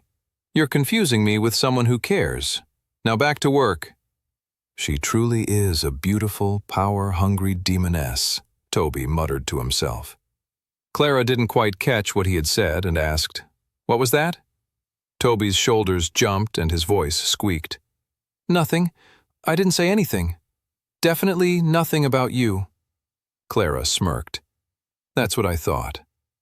Clara oversaw the working orphans and, when they weren't looking, hid her grin to herself. When they first arrived at the camp, she had let the orphans slack off as she figured everyone needed a break. But soon after, one by one, they either began to cry or have panic attacks or freak out. All for perfectly understandable reasons, no doubt. They were living inside the white gate where death lingered around every corner. That was enough reason to cry, but also, in its own strange way, to not cry. They had to stay level-headed if they were going to survive in here. And so, after the third orphan started crying, Clara came to the conclusion that having a relaxing break was the exact opposite of what everyone needed. What all the kids needed was a distraction, and Clara could think of no better distraction than chores. As she oversaw the kids working, she couldn't help but look at the pond.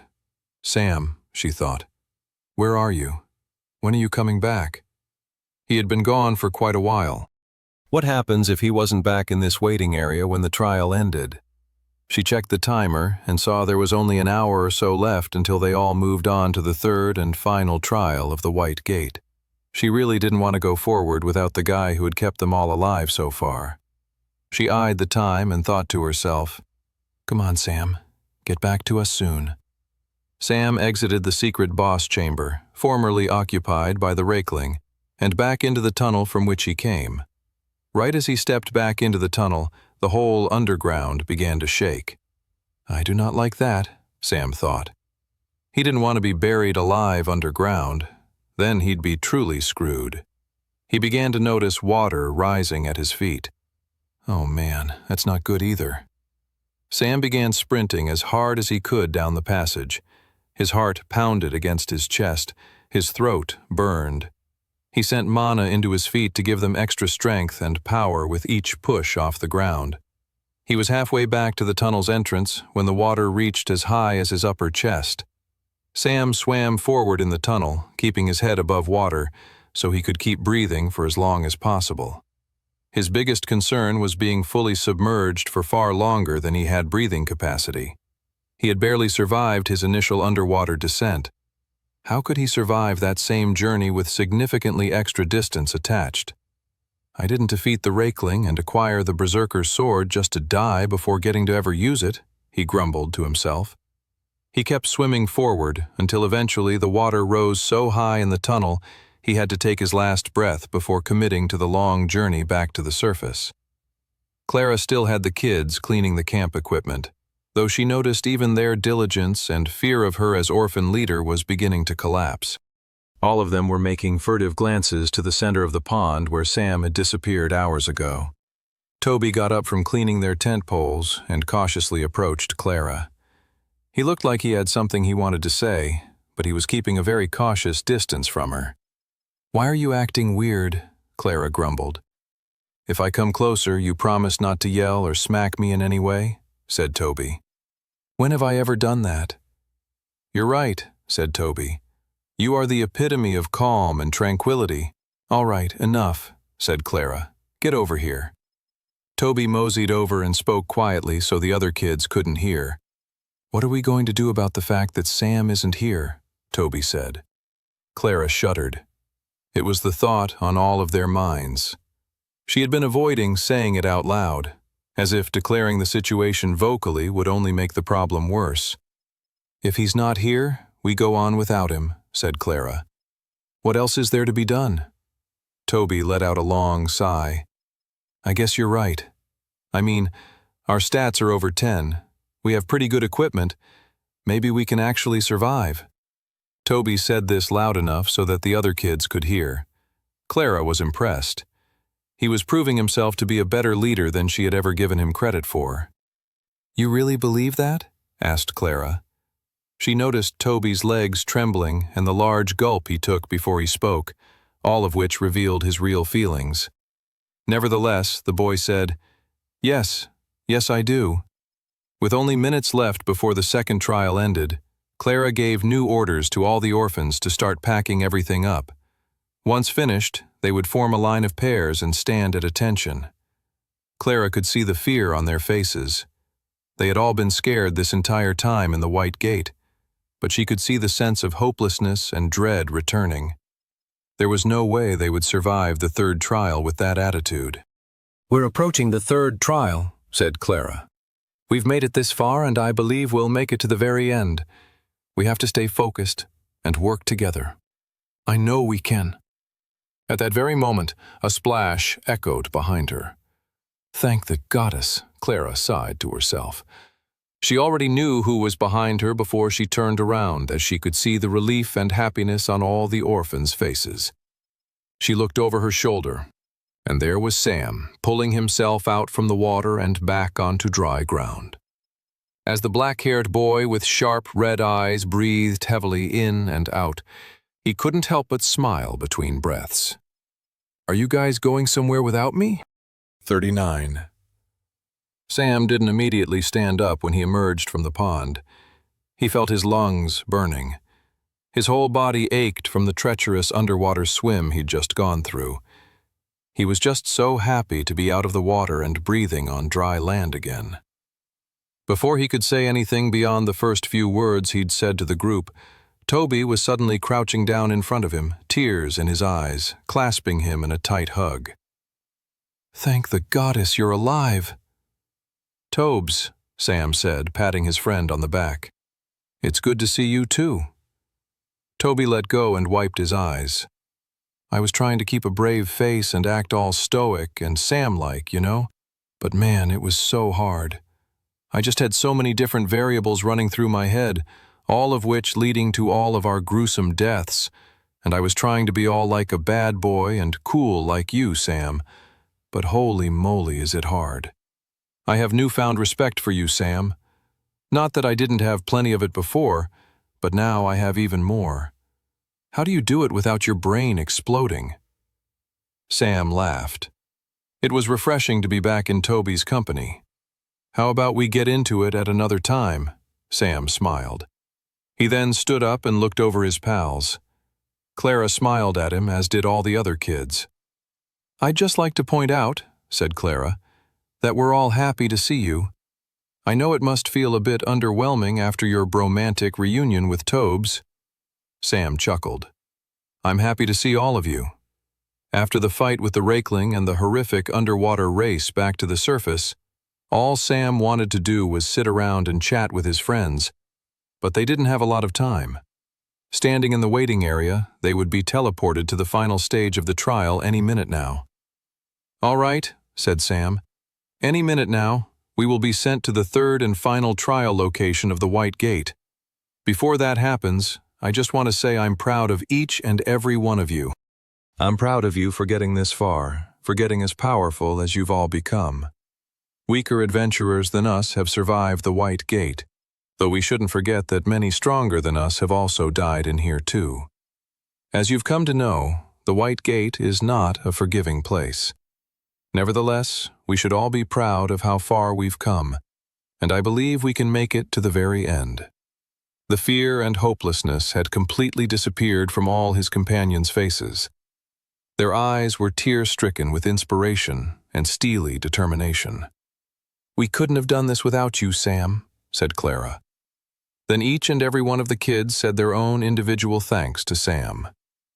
I thought we were all going to die when those ravens showed up, said one little girl. But then you took us to safety. I never thought I'd be able to actually wield a sword, said another boy. I didn't think I had a chance to become a hero, someone like you, Sam. But seeing you, I think, maybe I can." One by one, the thanks and gratitude kept pouring in. "Thanks again, Sam," said Clara. "Yeah, Sam, thank you," said Toby. Sam didn't know what to say. He wiped away the tears forming in his eyes. "We haven't even survived the final trial yet, you dummies," he thought quietly to himself. Even still, he couldn't help but feel overjoyed. He was so happy that, unlike in his first life, he didn't have to live through the horrors of the White Gate without his best friends at his side. 40. The timer for the second trial in the White Gate finally reached 0, and instantaneously Sam and the group of orphans disappeared from the waiting room. They immediately reappeared on the cliff face of a new, treacherous location. It's not as I expected," said Clara. "What?" said Sam. This was then followed by a massive, shrill shriek. "There it is," grinned Clara, looking at the screaming and panicked Toby. All the kids around them looked frightened, and Sam couldn't blame them. They had teleported right onto a narrow cliff which they could easily fall off of with one wrong step, a fact that was made worse by the heavy winds surrounding the area. The clouds were thick and stormy with thunder roaring far in the distance. At the bottom of the cliff, which looked awfully far away, were crashing waves. In the opposite direction of the cliff face was a large castle keep. There really was only one direction the trial was pointing them in. As Sam took a step towards the castle, a message appeared in his retina. White Gate Trial, Stage 3, the Boss Palace. Fight your way to the boss and escape within 24 hours. Make sure to watch your step and keep your balance, said Sam, leading the way. The walkway towards the castle was terrifyingly narrow. It wasn't impossible, but it required focus and nerves of steel. Keep your arms out in front of you and walk with determination, said Sam. Hesitation will lead you to wobble. Sam had it slightly easier than the others in terms of walking the narrow path, as he could send mana to his feet, which grounded them and added an extra bit of weight there. Sending mana to the soles of his feet helped him stay balanced and focused. Even still, if he took a moment to look down, his stomach lurched. The sheer uncomfortableness of the narrow passage was enough to send anyone off balance. Sam gulped and stayed focused on moving forward. If he maintained his pace and confidence, that would boost morale and keep everyone else behind him focused as well. After a few more minutes of walking on the edge of death, the passage thankfully opened up to a large outdoor staircase that led to the entrance of the haunted castle that loomed over them in the distance. As they moved up the staircase, Sam explained to the others what awaited them inside. It comes down to the basic 3 things you might encounter in a dungeon gate, said Sam. Monsters, traps, danger. None of the orphans gasped at that. They just nodded their heads, taking in the facts. Not even Toby made a fuss. It was proof of how much they'd grown while inside the White Gate. Sam couldn't believe they were on the final stretch of surviving the White Gate. He knew he had survived once before, but in his first timeline he had only managed to stay alive by the silver-haired mercenary mowing down everything that lay in front of him. So, not only had he survived the first 2 trials with his own strength and fighting ability, but he also had protected a group of very new and initially quite reluctant fighters. I've got us this far, Sam thought. I know I can get us to the end. Even though he was telling himself that, he knew that as close as they were to the end, they still had quite a lot of dangers they still needed to survive. They arrived at the front entrance of the keep, and Sam opened the doors wide. As soon as they stepped inside, as Sam had expected, multiple vicious howls wailed and echoed throughout the castle.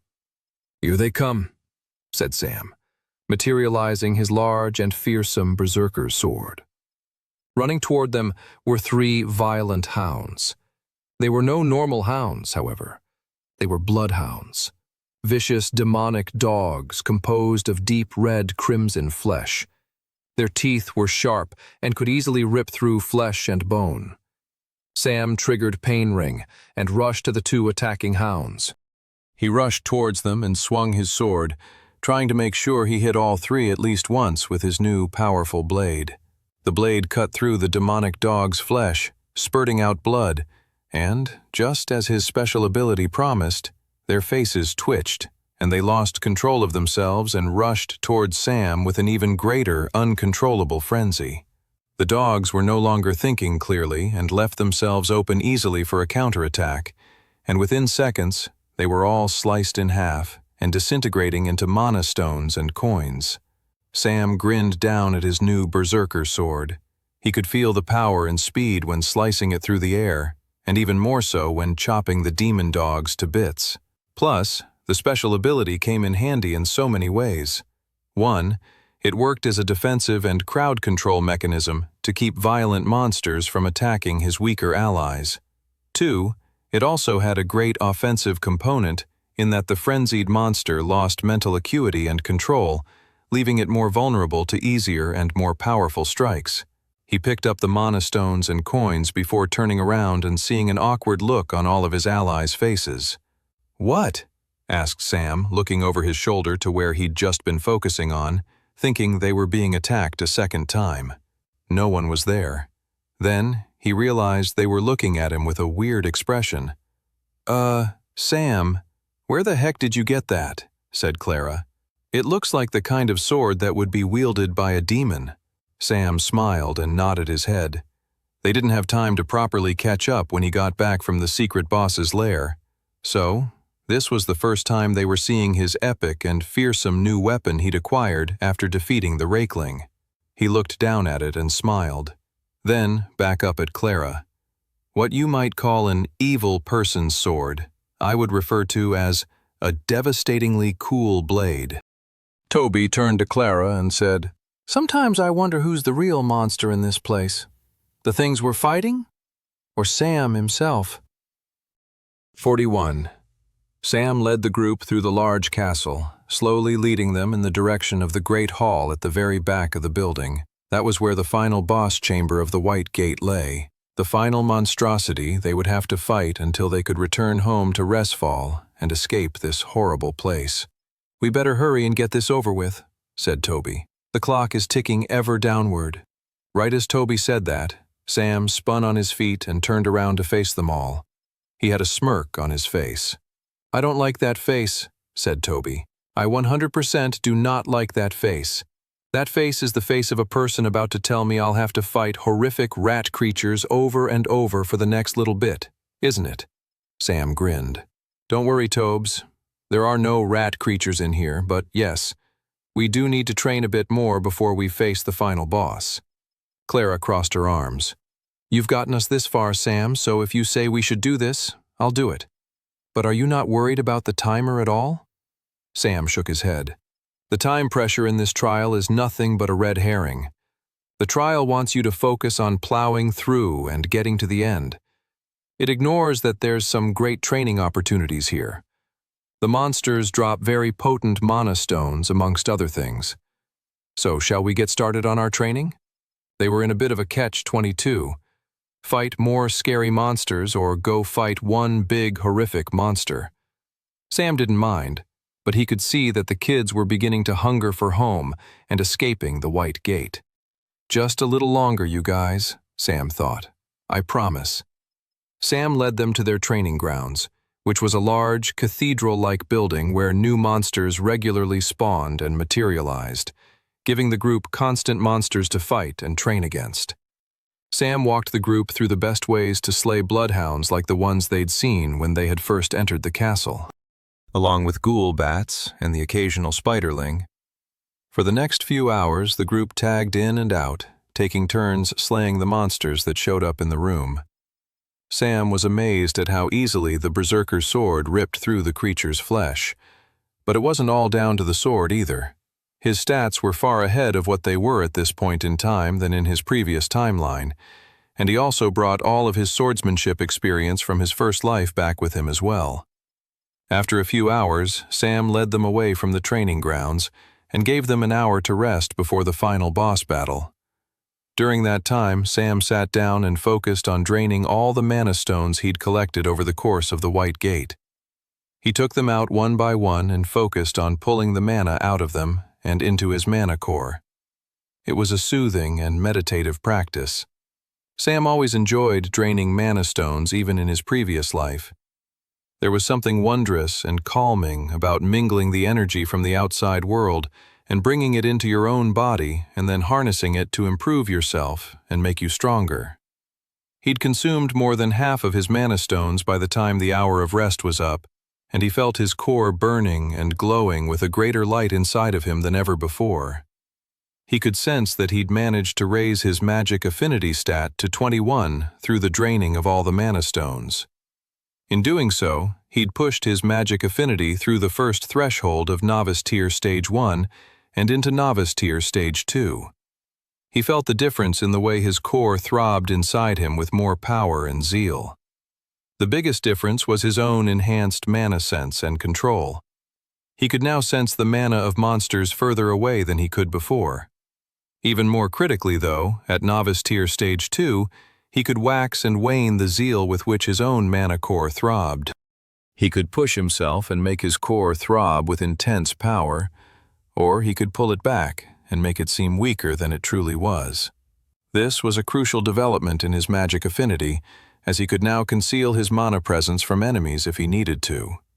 It wouldn't make a huge difference while they were still in the White Gate, but it was a necessary stealth and diplomatic power when dealing with enemies in the outside world. Still, Sam was getting ahead of himself. They still needed to defeat the boss monster at the end, and that was definitely not going to be a cakewalk. Sam took a moment to review his stats from their most recent training one last time before he started properly preparing everyone for the final battle in the White Gate. He opened up his profile and took in his stats.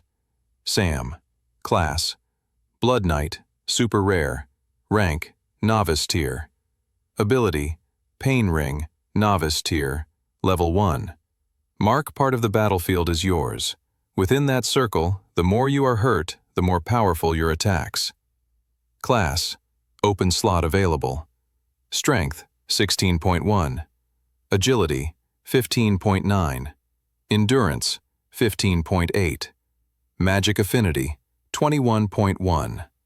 Sam grinned at all his gains. If he survived the rest of the trial, he would be returning to Restfall close to the physical peak of what a non-traveler human could ever hope to achieve in terms of strength, muscle, and overall body health. The last thing he looked at was the state of his Pain Ring skill quest. Skill quests. Pain Ring, Level 2. Slay 2,000 monsters using Pain Ring. 533/2000. They were modest gains, but Sam was just pleased to see the skill ticking along. He looked forward to unlocking the ability's evolution, but it wasn't necessary for now. Having gone over his stats, Sam stood up and addressed the orphans. "All right, the final battle of the White Gate awaits," said Sam. He then went into detail about the final boss, which was an elemental golem. It was a fearsomely powerful creature that alternated between different elements and would be able to obliterate most of them with a single punch. "We're lucky, though," Sam explained. "With the help of my flame sword, all we'll need to do is to survive and dodge the monster until it goes into ice mode, and then I can attack it, using its current elemental weakness." He then went through instructions for everyone else, and then finally began leading them through the castle to the final boss room of the White Gate. Sam kept his berserker sword at the ready to take on any monsters that came up on their way. There were only a few, and Sam could always detect them with his mana sense. Furthermore, his new sword and higher strength stat meant he was able to slice the monsters down with absolute ease. The gates were designed to be extremely difficult for non-travelers with stats normally under 10. Sam's preparation and extra class allowed him to use that to full advantage and unlock more items and equipment that allowed him to gain even more power. Sam had truly exceeded the difficulty level of the nightmarish world of the White Gate, which was truly saying something. Sam stopped walking as they approached a long staircase that led down to a large room. The final boss chamber of the White Gate. If they survived the fight with the horrible creature inside, the elemental golem, They'll have successfully made it through the trials of the White Gate. "All right, you guys," said Sam. "There's the boss room. Are we ready?" Everyone shouted, "Let's do this," behind him. "Good," said Sam. He led the group down to the boss room. "Remember, do just as we planned," said Sam. As soon as they stepped into the boss chamber, a pink energy gate formed around the stairwell from which they came, blocking them from retreating. Strange, Sam thought. That didn't happen in my first timeline. Then the floor at their feet began to rumble. "Where's the elemental golem?" asked Toby. This isn't how it happened last time, Sam thought, looking around with concern. Sam's mana sense told him something huge and powerful was coming towards them from underground. It was definitely not the elemental golem. It was clearly something much more deadly and powerful. The unexpected had happened in the final room of the White Gate, something Sam hadn't prepared for. The timeline had changed. 42. Sam's heart pounded in his chest. The entire floor of the boss chamber rumbled and shook. He looked over his shoulder to the pink energy shield blocking the way they came in. There was no escape for them. They would have to fight whatever new boss the White Gate had sent their way. "Sam, what's happening?" said Clara. The girl was holding the younger orphans back, trying to shield them from whatever unknown danger was about to emerge upon them. "Everyone stay back," said Sam. "We're no longer fighting the elemental golem. We're going to have to make a new strategy on the fly once we know what we're actually facing. Right now, just be careful of where you stand. The monster is emerging from the floor below." Sweat formed on Sam's brow. How the heck did this happen? The White Gate must have changed or altered the boss of this room due to the difference in events that conspired from Sam's previous lifetime. The destruction of the Death Raven Queen, the Rakeling, even the survival of all of them was a change from the previous timeline, and clearly the dungeon had altered the circumstances to match those changes. And if the dungeon had altered things, it could only mean one thing. The dungeon had raised the difficulty level on the final boss. Crap, Sam thought. Sam's mana sense began to overwhelm him. The boss monster was getting close. A second later, a gigantic worm with sharp bones all over its body broke through the floor and suddenly loomed over Sam and his group of friends.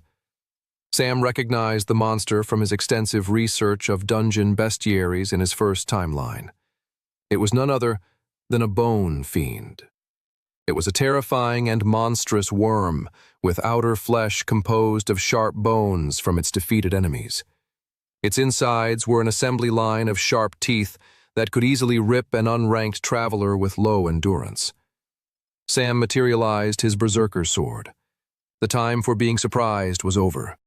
If he wanted to survive and save his friends, he had to get to work. Focus, everyone. We've lost our original method of victory, but the same principles apply. Sam rushed forward towards the looming monster, triggering Pain Ring as he did so. The ring of red energy shot out from his person and encompassed a large portion of the boss chamber. He then rushed to the bone fiend's side and slashed his berserker sword at the monster. The creature flinched, and Sam managed to make a minor cut with his sword attack, but it was fairly pitiful. The creature was clearly a tier above them in terms of power. If Sam hoped to finish the monster off, he was going to have to take some significant damage to enhance his overall attack power. He slashed the creature again with his berserker sword and started to run rings around the bone fiend as it dove to attack him. The berserker sword's special ability wasn't a guarantee.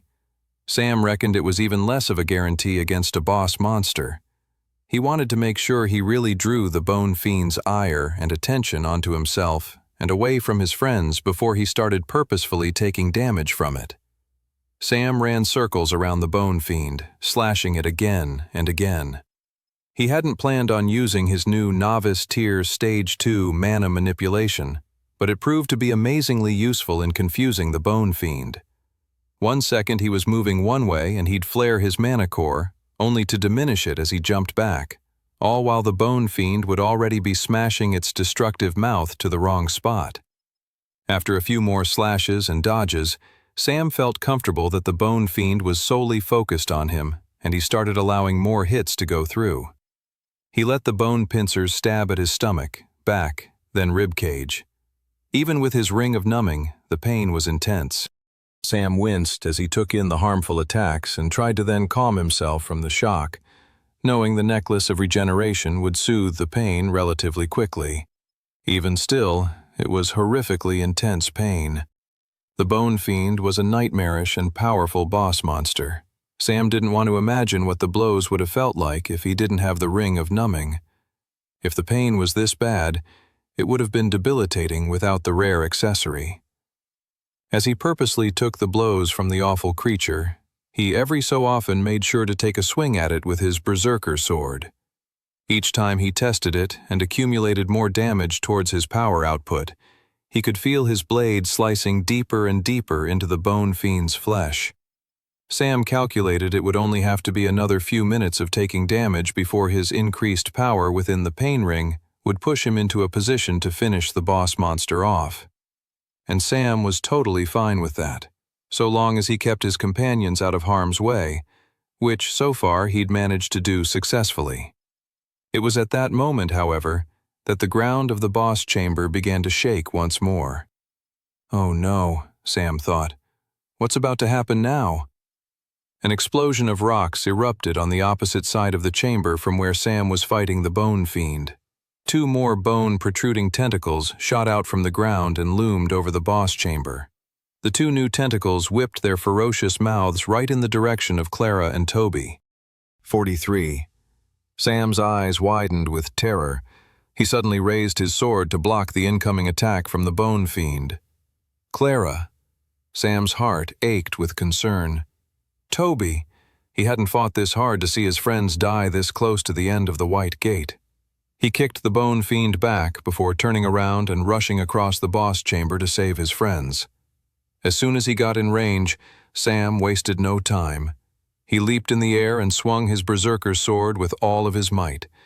The accumulated power from all the damage he'd taken so far within the pain ring pulsed and throbbed throughout his body.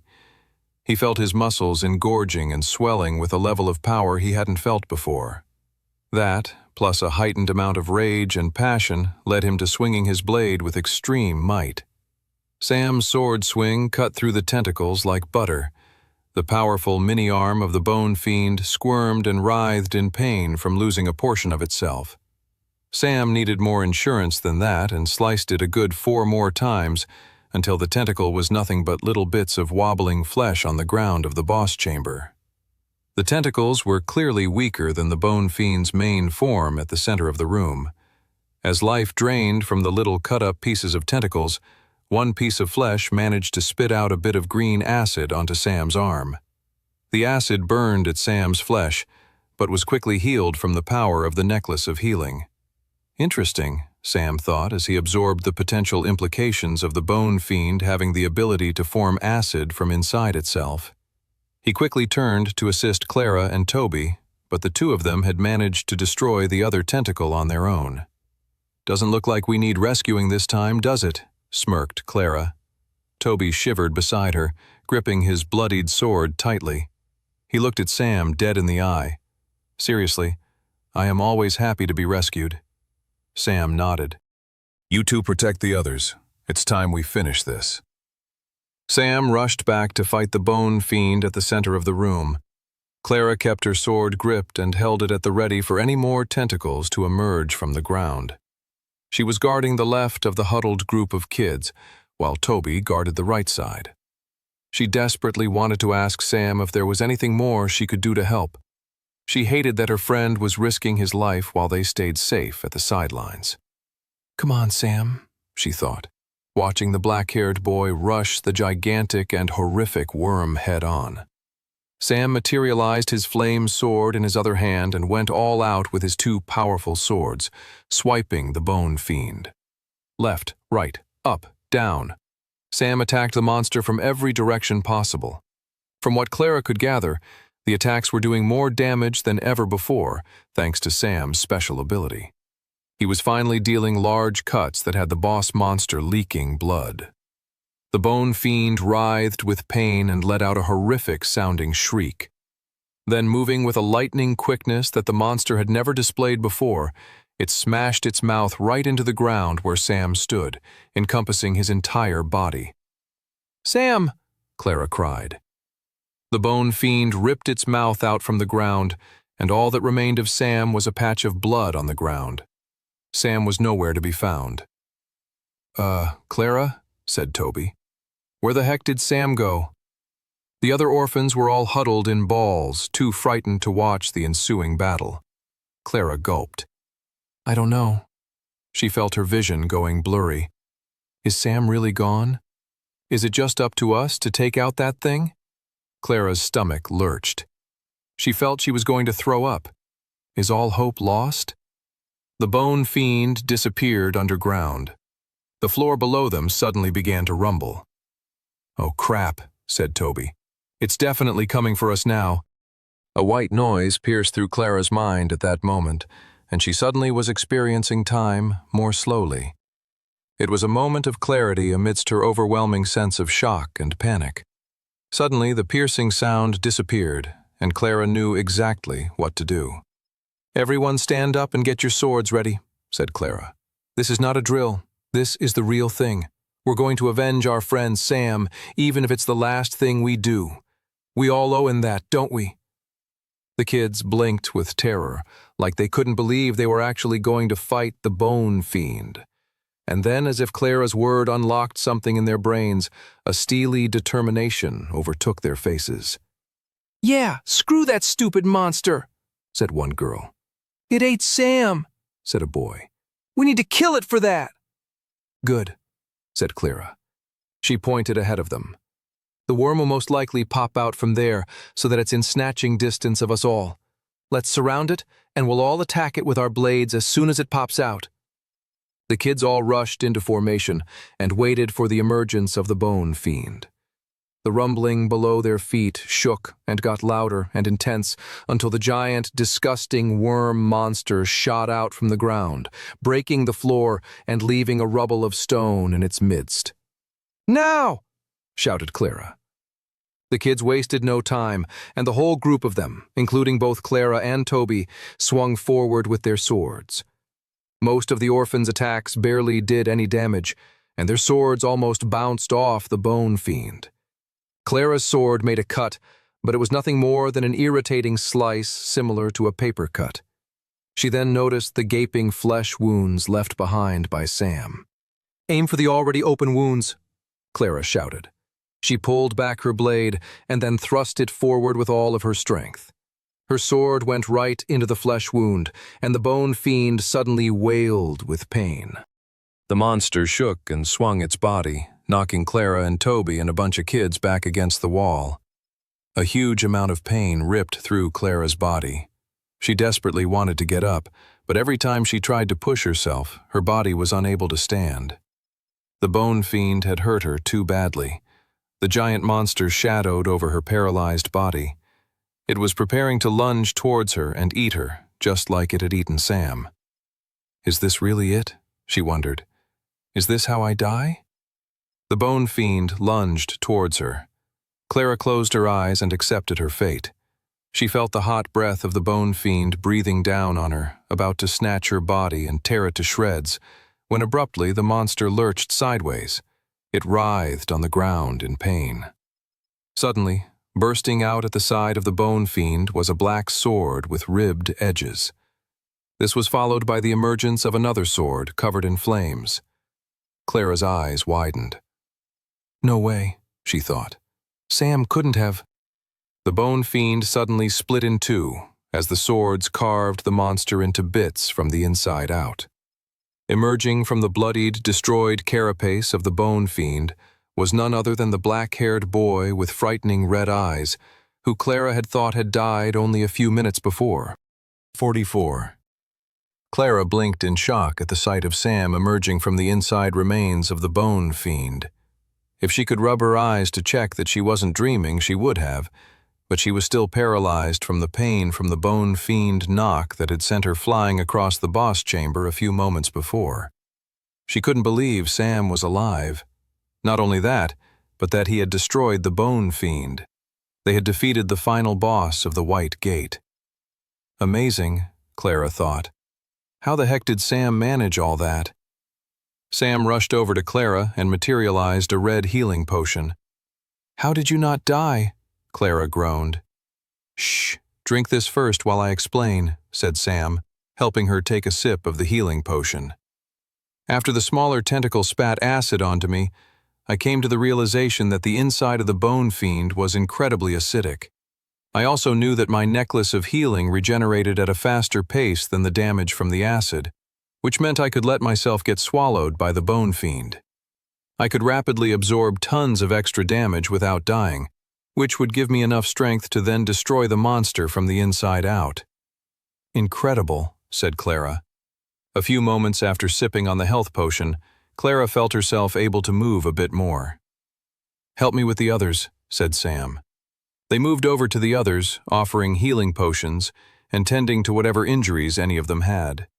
Toby slowly moved over to Clara. Sam's amazing, isn't he? Said Clara with awe.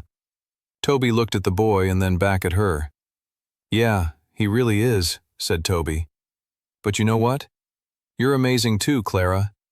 For a minute there, after Sam died, I thought we were goners, and then you were able to inspire me and the rest of the orphans into thinking, maybe not.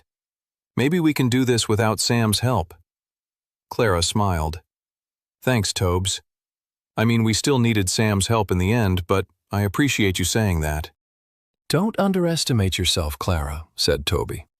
Not all of us can be mysterious, badass, black-haired dudes with wolfish red eyes who disappear at will and re-emerge with nightmarish-looking swords now, can we? Clara laughed. No, we can't all be like that, you're right. Exactly, said Toby.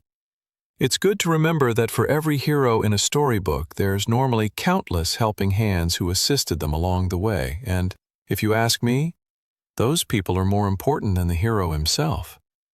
All right, said Clara. I get it. You want some recognition along with Sam. Is that it, Tobes? Toby blushed. No, that's not what I was trying to say at all. I was trying to say... Toby was cut off by the sudden emergence of a large purple portal in the center of the room. A prompt then appeared in all of their visions. Congratulations, you have completed the White Gate trial. Step through the purple portal to unlock your class and return to the outside world.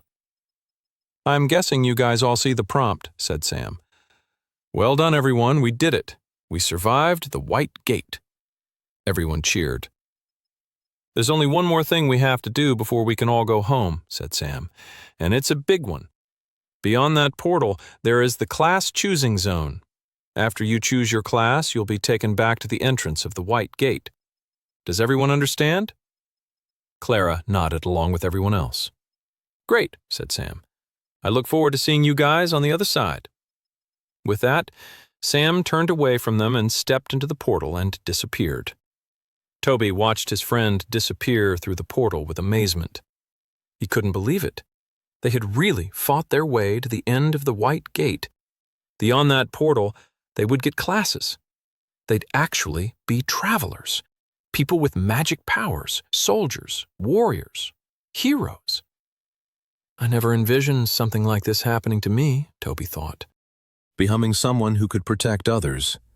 He still couldn't believe it.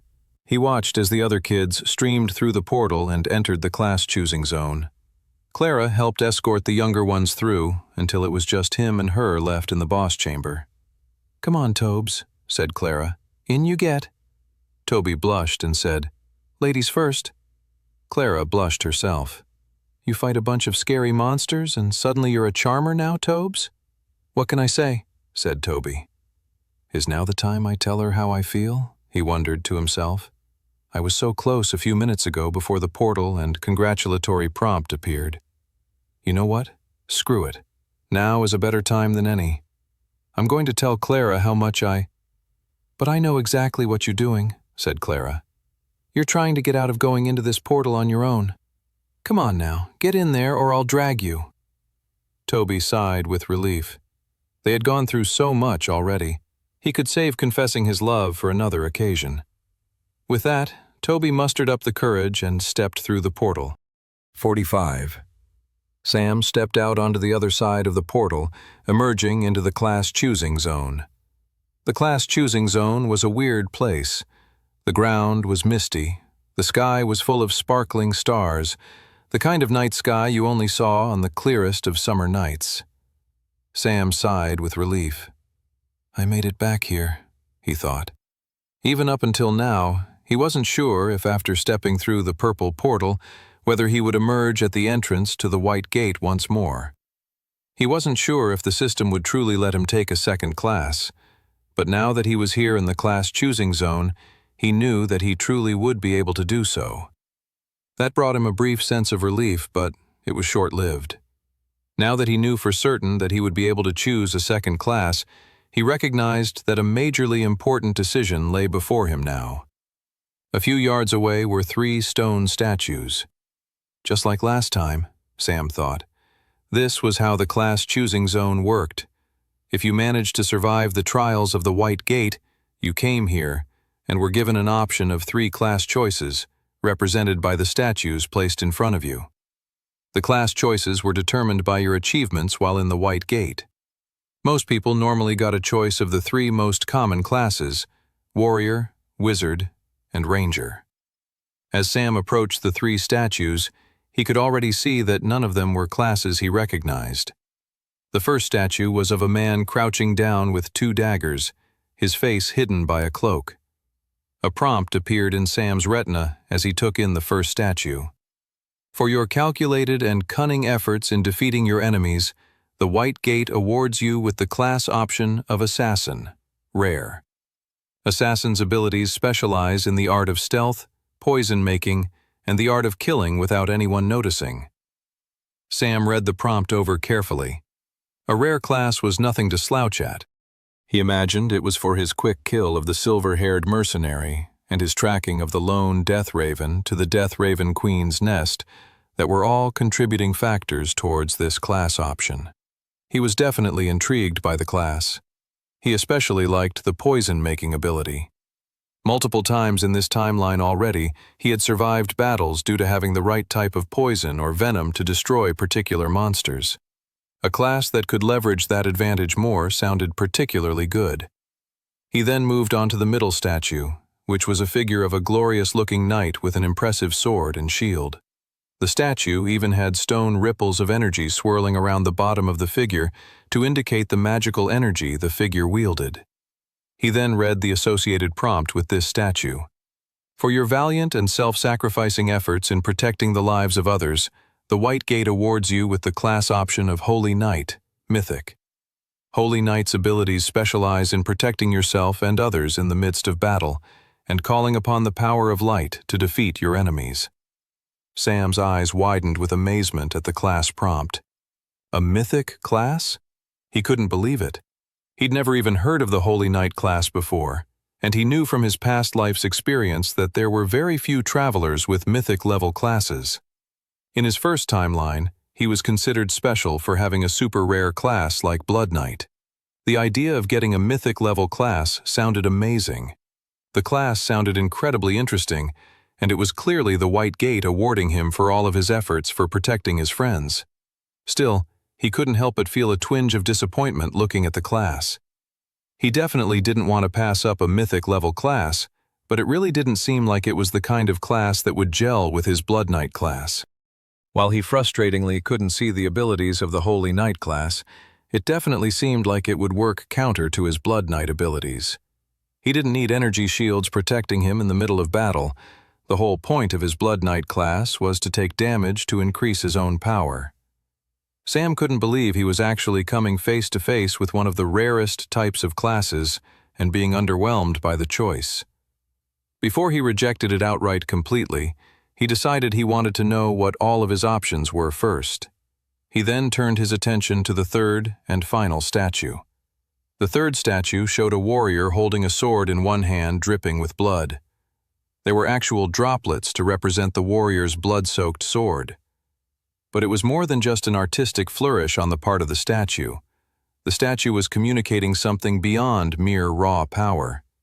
A swirl of energy from the blood carried over into the statue's other hand, where the figure looked to be creating a magical flame of some kind, fueled by the blood itself. In his previous life, Sam had studied extensively the notes acquired by scholars of the different classes and associated statues found in the White Gate class-choosing zone, and never had he come across the description of the powerful-looking statue looming before him. With awe and reverence, he took in the class prompt in his retina.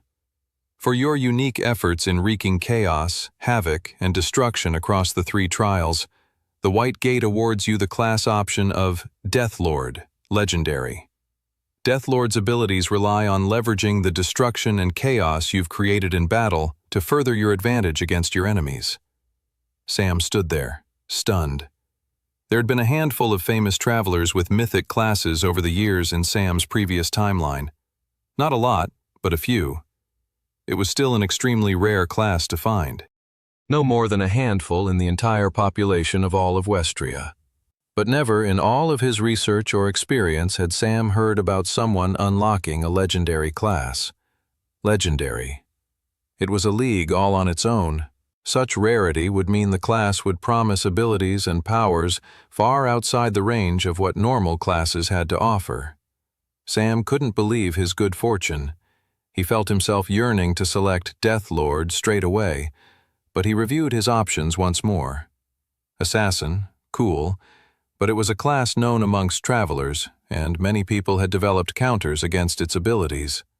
Plus, the idea of staying stealthy and out of battle went against the natural inclinations of his Blood Knight class. Holy Knight, similar issues to Assassin insofar that the abilities ran counter to his first class. The whole brilliancy of being able to unlock 2 classes was to then be able to have their abilities complement each other. Rather disappointingly, if Sam were to pick either 2 of his first options, he'd have 2 classes that worked against each other. It would be a total waste of his golden opportunity. But then there was the third and final choice. Death Lord. A legendary class. In many ways, it was a no-brainer. It was the best option of the 3. It was the highest rarity, so he'd be a fool to pass up such an opportunity. But what gave Sam even more confidence was that the abilities sounded like they would complement his Blood Knight powers. He considered the words of the prompt once more. Death Lord's abilities rely on leveraging the destruction and chaos you've created in battle to further your advantage against your enemies. It sounded like the Death Lord class benefited from getting up close and personal in a battle, just like his Blood Knight class.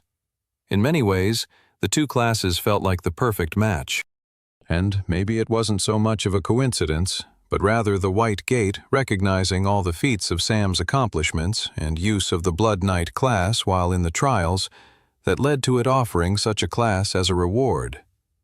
Sam did not have the answers to why the dungeon gate system acted the way it did. All he knew was that Death Lord was clearly the best option in front of him. Without another moment's hesitation, Sam selected Death Lord and unlocked his second class. 46. In the furthest depths of the Spectral Church's grand cathedral was a quiet hallway that housed the magnificent and powerful White Gate. The hall was much quieter than it had been a few weeks earlier when the large group of people had been gathered up and sent through into the deadly trials of the irregular tutorial dungeon. Now, Declan, a lesser traveler priest, stood on guard with 3 others in the quiet tunnel, waiting for the silver-haired mercenary to return from the tutorial with a powerful new class. The randomness of the time dilation within the dungeon gate was proving to be quite tedious and annoying. How much longer would they have to wait?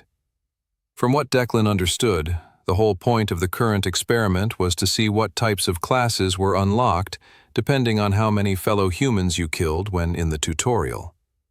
The powers that be had theorized that the White Gate itself did not make any moral judgments on one's behavior and merely awarded classes most appropriate to one's actions while inside the gate. The Archbishop of the Spectral Church wanted to create an army of traveler priests with the best classes possible. The whole point of the current experiment was to see what kind of class was unlocked by someone who displayed absolutely ruthless behavior. With his common warrior class, Declan couldn't help but be jealous of the silver-haired mercenary. "What does that guy have that I don't?" he thought as he leaned against the wall and stared at the bright lights of the white gate. "Hey, Declan," said his colleague. "Want to join us for a game of cards?" Declan shrugged. "I don't know. How much longer do you think we'll be down here anyway? The mercenary should be through the trial soon enough." I give it another few—" The conversation was cut short by the emergence of a figure in front of the white gate. "He's back," Declan thought. What kind of class did he unlock after killing all those people? Declan's jaw dropped. His eyes widened. The figure that emerged from the white gate was not the silver-haired mercenary they had been expecting, but rather a kid with black hair and creepy red eyes. "Who the heck are you?" "Me?" smirked the kid. "I'm your worst nightmare." "What the—" Declan's colleagues all stood up and materialized their weapons. One of them even started ringing the alarm bells. Reinforcements would be here in minutes to apprehend this kid if they didn't do so beforehand. Still, Declan was worried. This kid survived the white gate, meaning he either was able to avoid the silver-haired mercenary the entire time or had dealt with the man himself. Declan shook the worry from his head. Even if the kid had managed to survive and unlock an uncommon class, Declan was still a very high novice-tier traveler, close to ranking up and hitting apprentice tier. The same could be said for all of his guard colleagues. There was no way this kid had the power to overtake them. "Orders are to kill anyone besides the silver-haired mercenary on sight," said Declan. "Let's kill this kid." They rushed the boy. Somewhat alarmingly, the kid didn't seem to be afraid of them in the slightest. He materialized a sword in either hand. One was an impressive magic blade with conjured fire swirling up and down the edge of the sword. The other was a sword unlike anything Declan had ever seen. It was composed of the darkest black steel and had ribbed edges that looked like the teeth of dragons. It was one of the most fearsome blades Declan's eyes had ever laid upon in his entire life. What did the kid do that he unlocked such a powerful blade? Declan shook his head and stayed focused on the ensuing battle. It doesn't matter, Declan thought. After we kill him, I have to make sure I get my hands on that sword. As Declan and his colleagues got close to the boy, the young man triggered an ability. A red circle shot out from the boy and marked the area. "What kind of move is that?" asked one of the guards. "Doesn't matter," shouted Declan. "Kill him!" The black-haired boy moved with an intense quickness, managing to dodge the guards' opening attacks and landing quick slices on all of them. Declan felt blood rush up his throat after feeling the sharp-ribbed edges of the boy's sword cut across his flesh. Such accuracy to his swordsmanship, Declan thought. Such speed. He's far more powerful and accomplished than a novice-tier traveler. This kid is not normal. He fights like someone far older and more powerful than a kid of his age. He should be a squirming beginner traveler afraid of his own movement and abilities. Footsteps echoed down the hall. Thank the goddess, Declan thought. The reinforcements are here. The area outside the white gate filled with traveler priests, armed and ready to slay the boy. "Face it, kid," said Declan, who was leaking tons of blood from his body. "Even if you kill me, you won't be able to beat all of us. You're done." Declan saw one of his original colleagues keel over from the boy's sword slash, collapsing into a puddle of his own blood. The whole area was getting drenched in red. The traveler priests wasted no time and rushed the kid all at once. It was at that moment the kid unleashed an ability that none of them had ever seen before. The blood on the ground suddenly erupted into flames. The fire was not normal fire, but a magical flame with a deep red hue. It spread all over the room. Wherever there was spilled blood, the horrible flame emerged. The robes of the murderous traveler priests were caught in the flames, completely covering multiple men in the fiery swirl, charring and roasting them into nothing but burnt ash.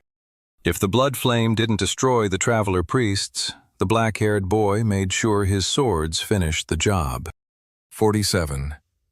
Sam caught his breath as he took in the charred remains of all the traveler priests who had just tried to kill him. The evil men had given him the perfect opportunity to try out the unlocked novice tier ability of his new class, Death Lord. The new ability was called Blood Flame. It was an area of effect ability that could turn spilled blood into flames. It was the perfect ability to complement his Blood Knight powers. The skills of his original class forced him to get up close and personal with his attacks, and Blood Flame benefited from such a fighting style. The new power also mitigated the risks involved with such a dangerous approach to combat. Blood Flame was an excellent wide-range attack spell that covered Sam's blind spots when taking damage to increase his Pain Ring ability. It was incredible. He took a moment to review his new status profile since emerging from the White Gate. Sam class, Blood Knight, super rare. Rank, Novice tier. Ability, Pain Ring, Novice tier. Level 1. Mark part of the battlefield as yours. Within that circle, the more you are hurt, the more powerful your attacks. Class, Death Lord, Legendary. Rank, Novice tier. Ability, Blood Flame, Novice tier. Level 1. Morph all spilled blood in a nearby radius into a powerful magical fire. Strength, 16.2. Agility, 16.1. Endurance, 15.9. Magic Affinity, 21.2. Sam couldn't help but grin. He was the only traveler in all of Westria with 2 classes. Not only that, he was the only traveler with a legendary class. He still wasn't a match for the Demon King of the Black Gate or some of the most famous travelers in Westrian history from his previous timeline. But what he lacked in their power, he more than exceeded his future opponents in potential. What the heck happened here? Sam turned around to see Toby, Clara, and the rest of the orphans had all emerged from the White Gate. They were looking at the destruction in front of them with shock and confusion. Sam looked at all the blood, ash, and dead priests and said, "It's kind of a long story." "I doubt it," said Toby. "You entered the class choosing zone, what, maybe a minute before the rest of us? Doesn't sound like a long story to me. Don't tell me you unlocked a class with a deadly disease that you can cough onto people. You didn't, did you? I don't know if we could stay friends if you had a class like that." Clara punched Toby in the arm. "Ow, why did you do that?" "Because that's the dumbest thing you've ever said," Clara said. Sam scratched the back of his head nervously. "We can catch up on all of our classes later. The most important thing now is we need to get out of here." Sam had been so focused on surviving the White Gate, he hadn't really fully considered the immediate after effects. They still needed to escape the spectral church's grand cathedral. Luckily, Sam had probably cleared more than half of the priests on guard duty that night. They pushed ahead down the tunnel they had come from and quietly tiptoed up the spiral staircase. They emerged on the ground floor to find no priests present. It was as Sam had thought. When the alarm went off, they had all come down to the bottom level to face him. "The coast is clear, you guys," whispered Sam. And they ran across the ground floor of the cathedral, past the glowing candles and statues of angels and empty pews, and out the front doors into the dark, shadowy streets of Resfall. Sam rushed down the street, only for Clara to call after him. "Sam, where are we going to go?" hissed Clara. "We can't go back to the orphanage." Sam's heart was pounding. Who would have thought the moments after surviving the White Gate would prove to be such a challenge? But they definitely were. The spectral church would soon be filling the streets with their members and mercenaries to hunt them down. Nowhere was safe. "I have an idea," said Toby. Sam listened and nodded to the boy's idea. It was a good one. They hurried through the streets, eventually turning down an alleyway. At the very end of the alley was a barely noticeable hole filled with dried hay. Sam pulled the hay out from the hole, revealing a small passage. Everyone entered with Sam following and refilling the hole with hay. Once he'd done that, he turned around and materialized his flame sword to add light to the dark room. They were currently in an old hideout that they had previously used when a pickpocketing scheme went badly and they couldn't make it back to the orphanage safely. He walked over and lit a few candles nearby and then dematerialized his flame sword into his inventory. He then sat down and leaned the back of his head against the wall. The other kids looked worried and scared. He could tell they wanted him to tell them that everything was going to be okay, that he had a plan, that he knew how everything was going to go, and he knew how to avoid all the upcoming danger. But, as his heart beat in his chest, Sam realized that that was no longer the case. He recognized that beyond all the little things he had already done, he'd truly now created his first major divergence from his original timeline. He had changed history as the goddess had instructed him to. He took comfort in the fact that he still knew so much of the future history about to unfold, but he also now had to grapple with the fact that the further on this mission he went, the more unknowns he would create, and the future knowledge that he was able to leverage for his benefit would become more and more uncertain. As he looked up to the dark ceiling of their little alleyway hideout, Sam contemplated how much more chaos and destruction still lay ahead of them all, and hoped that his first few decisions in this new timeline were all for the better. The sounds of shivering teeth echoed throughout the orphans' hideout. They were all huddled close together near Sam's flame sword, trying to stay warm. Even for a hideout, hidden in a deserted alley in a forgotten part of the city, a cold, wintry draft still passed through. Sam held his knees together to stay warm. He knocked his forehead against his kneecap, thinking to himself. "This won't do," he thought. "We can't stay here for much longer." They'd spent the last few hours here resting, trying to come up with a plan, and discovering no solutions, only more problems and obstacles. Sam had quickly realized, as soon as he had felt the first whiff of the frosty draft outside, that more time had passed since they were in the White Gate than he had realized. It was no longer the month of Novrio, but the beginning of Wintersmid, the last month of the year. Hence, it was getting colder. Frost crystallized on the rooftops, walls, and individual cobbles of the street. Sam wasn't sure if this was a divergence from his original timeline or not. He winced thinking back to the painful memories of his previous lifetime. When he'd exited the White Gate then, he had been so stunned, the priests of the spectral church had swept him away to do further experiments on him. He didn't go outside again for some time after that. So he had no idea how much time had passed between entering the White Gate and leaving it in his previous timeline. He did know that the time difference between entering a White Gate and leaving it could be quite irregular. You could live 3 weeks in the White Gate trials only to return to the outside world, and only a minute had passed, or an hour, a week, a month, or even longer. It was outside of your control. Sam's teeth chattered uncontrollably. He tried to swirl the mana inside of himself, and that brought him a bit of warmth, but not much. He realized that if they didn't starve to death in this hideout, they were certainly going to freeze. And if they left to go somewhere warmer, the spectral church would find them and have authority over them to legally do whatever it is they wanted with them. Sam and his friends needed more than safety.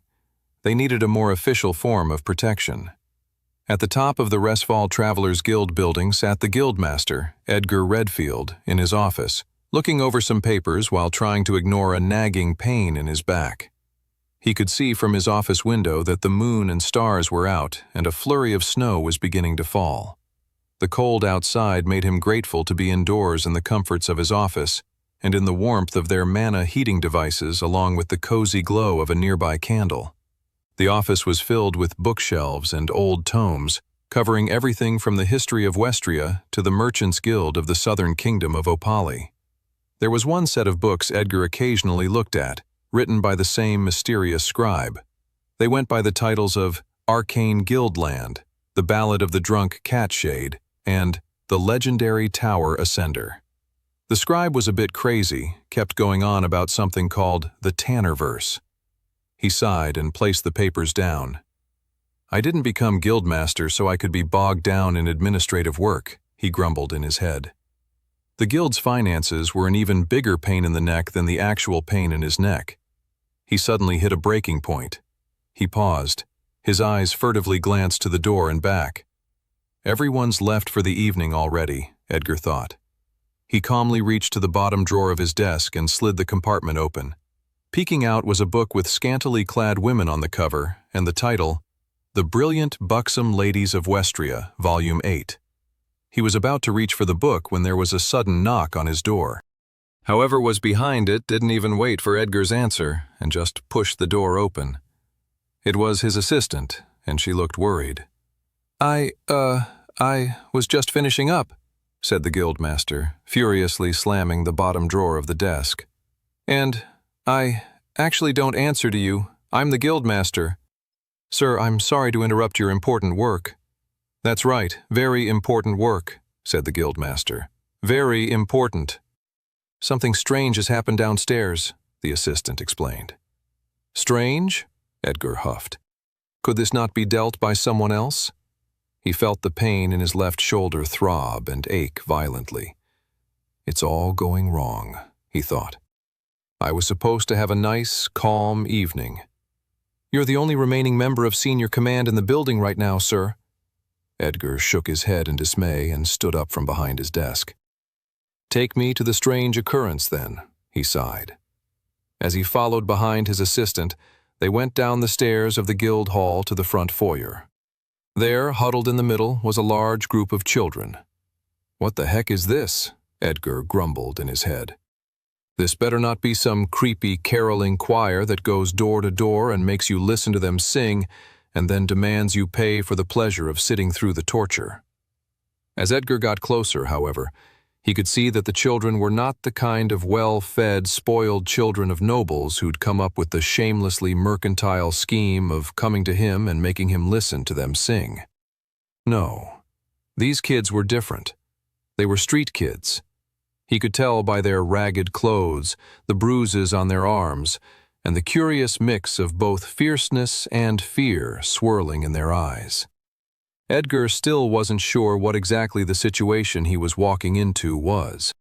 The kids looked as if they needed a helping hand, but the laws in the city specifically put charity to the poor and destitute in the hands of the spectral church. Not that he trusted any of those fanatics.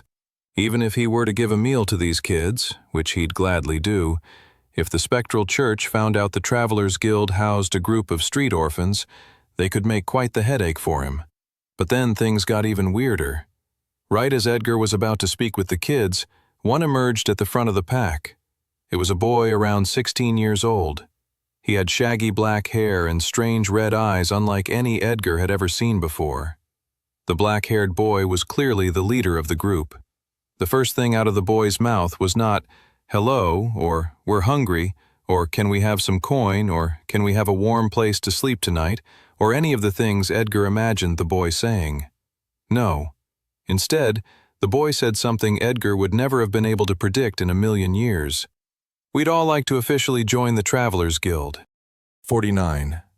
Edgar Redfield's eyes twitched with disbelief at the young man's words. If the boy wasn't staring at him with such seriousness, he might have even laughed, but he judged it was better not to. Still, Edgar thought to himself, what the boy is asking for is absolutely preposterous. These kids wouldn't be able to afford the entry fee into their recruiting program, and even if Redfield was feeling generous, he couldn't sponsor all of them. That would be the exact kind of thing that would ruffle the feathers of the Archbishop of the Spectral Church. "I'm sorry," Edgar began, "but you can't just barge in here and become members of the Travelers Guild. That's not how it works. There are rules and procedures. You must train before you can enter the White Gate. What if I were to tell you we all just survived the White Gate already?"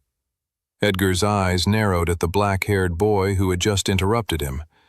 Either the boy was speaking falsehoods and underestimating Edgar's intelligence, or he was speaking an unbelievable truth with multiple grave and troubling implications. The majority of these kids did not look ready to tackle a White Gate, let alone endure one and live to talk about it. The Guild's own recruits trained for over a year before being sent into the White Gate. Plus, their own recruits were normally children of nobles, merchants, people with the funding to enter a White Gate properly prepared. And many of those soldiers still didn't make it back from the White Gate alive. These street kids did not look the part. Then, there was the most troubling implication of them all. If Edgar was to believe that these kids had indeed survived the White Gate, He had to then ask, what white gate did they go through? The Travelers Guild housed a white gate that they sent all their recruits through when they were trained and ready for it. It was the only known white gate in all of Resfall. Could a white gate have spawned outside the city recently and it had gone undetected on any of the guild's scouting trips? Edgar shook his head. He concluded that the most likely scenario was that these kids were lying. They were miscreants. This was an elaborate con. It was probably this same group of children behind the mysterious Great Golden Hog theft that became the rumor all about town following the eve of Hallow's haunting a few months back. If you were to tell me you all had just survived the White Gate, sighed Edgar Redfield, I'd tell you you're lying. Now excuse me, I have work. Wait, said the black-haired boy. He sounded a bit less confident this time. He seemed more desperate than he initially appeared. The boy gulped before speaking. Travelers can sense other travelers' power, can't they? Why not use yours? Edgar narrowed his eyes at the boy. He seems to know more than he lets on. He's aware of mana sense. The guildmaster triggered his own mana sense, expecting to find nothing, only for his eyes to widen. All the children had the faintest, tiniest throbs of mana emanating from them. Unbelievable, gasped Redfield. They have tiny little mana cores. The children's mana levels were right where they should normally be for a group of people who had just survived the White Gate. Edgar then focused on the black-haired boy in front of him. The boy's mana levels were close to the others, but had the slightest hint to being stronger. The boy couldn't possibly be concealing his mana sense from me, Edgar thought with surprise. Could this boy be so skilled to dampen his own mana core to make him seem less powerful than he really is? They had novice-tier guild members with 2 stars to their names who weren't clever enough to do that, or could do it as skillfully as the boy in front of him was doing. Impressive, Redfield thought. Still, he wasn't sure what the best choice of action was here. There was something not right about all of this. Edgar could feel it. To accept these kids would be to let the guild accept whatever not goodness he was currently feeling in his gut. One moment, said Edgar. He then walked to the side with his assistant until they were out of earshot of the kids. What should we do? Asked Edgar. I don't know, said the assistant. You're the guildmaster. Yes, and you're my assistant, hissed Edgar. You're supposed to assist me in all things, like this decision. Is there any protocol we can draw upon? The assistant paused and thought for a moment before she spoke up. It's an odd situation. They're not our recruits. If they were, and they'd just survived the White Gate, the paperwork would already be worked out and they'd be official travelers. Since they've unlocked their powers far outside of our jurisdiction or knowledge, they're similar to a foreign traveler from another nation wishing to join our guild. In which case, we have a special test they could undergo. You know the one. Edgar nodded to his assistant's words. The test she was suggesting wasn't a bad idea. It would give them more knowledge of these kids' abilities, plus it would buy them a bit more time to figure out how these kids came to acquire these abilities. Edgar walked back to the group of kids and said, Okay, I'm starting to believe what you've told me. Still, we have protocols at the Travelers Guild and we can't just accept you so easily. You'll have to undergo a series of tests. We don't have time, said the black-haired boy. I thought if someone survived a White Gate, they automatically became a traveler. It's a little more complicated than that, said Edgar. How about I do the test on behalf of all of us? Asked the boy. You can sense that we're not lying to you, but my companions are tired and frail and fine, said Edgar. Only you have to take the test. The guildmaster didn't have a problem with this, as the black-haired boy was the one he was most curious to see display his powers. Sam's heart and mind was racing. He followed the guildmaster and his assistant down a hall and into a special room. The guildmaster was older, maybe mid-50s or even early 60s. He was balding and had a long gray beard. His shoulders were broad, and he exuded a confidence, strength, and wisdom that could only be gained through living many decades of life. Clara, Toby, and his friends walked cautiously behind him. Sam wasn't too worried about the guild's test for him, but was more concerned with how much of his powers he wanted to display. From all that he remembered in his previous timeline, Edgar Redfield had been a fearsome and powerful traveler who had died in the build-up to the Elven genocide. He was an incredible fighter and one of the few travelers famous for having a mythic rarity class. From what Sam had been able to gather in his research in his first timeline, was that the Guildmaster had nothing to do with the assassination of Princess Alice Grace. But of course, Sam did not know that for sure, meaning until he could figure that out, he didn't want the powerful figure to know more about Sam than he needed to. That meant, whatever the test might bring, he should avoid using his new Death Lord abilities, and probably use a weapon other than his Berserker sword. Sam was juggling all the above thoughts along with the other more immediately pressing problem. The Spectral Church was definitely sending its minions all across the city to look for them. The only way they could stay protected long-term from the Spectral Church was if they became official travelers, and did so quickly. Very quickly. Everyone but Sam stepped into a separate partition, where they could observe Sam taking the test. Edgar gave his assistant the go-ahead to initiate the test. The assistant fiddled with some machinery, and then suddenly a ripple of mana spread across the floorboards of the testing area. Emerging at the opposite end of the room were 3 creatures in the shape of goblins composed out of the mana. This was one of their training rooms where travelers could create artificial monsters to fight and test out new moves, abilities, and strategies. It didn't beat the real thing, but it was good for sharpening one's muscle memory and general battle instincts. "As soon as you move, the battle will begin," said the assistant to the boy in the testing area. The boy nodded and materialized a glowing blue mithril sword. The guildmaster smirked. "Now that's unexpected," Edgar thought to himself. "You don't normally see a mithril blade in the hands of a novice-tier traveler, let alone one who looks as impoverished as that boy." The boy rushed forward. Edgar crossed his arms. "Let's see what the kid can—" The 3 artificial goblins were destroyed within seconds. Impossible. Edgar turned to his assistant, whispering, "Did you turn up the difficulty like I had asked?" He had the feeling that the boy was talented ever since he caught wind of him concealing his mana. Before the test had started, he had told the assistant to raise the difficulty level to a place that even a highly skilled novice-tier traveler, close to ranking up to apprentice tier, would still struggle. "I did," said the assistant. Edgar turned back to the young man in the training area below. Some of his best novice-tier travelers, maybe even apprentice-tier travelers, would have struggled in that matchup. And this kid managed to defeat the powerful goblins within seconds? The guildmaster looked at the boy, amazed.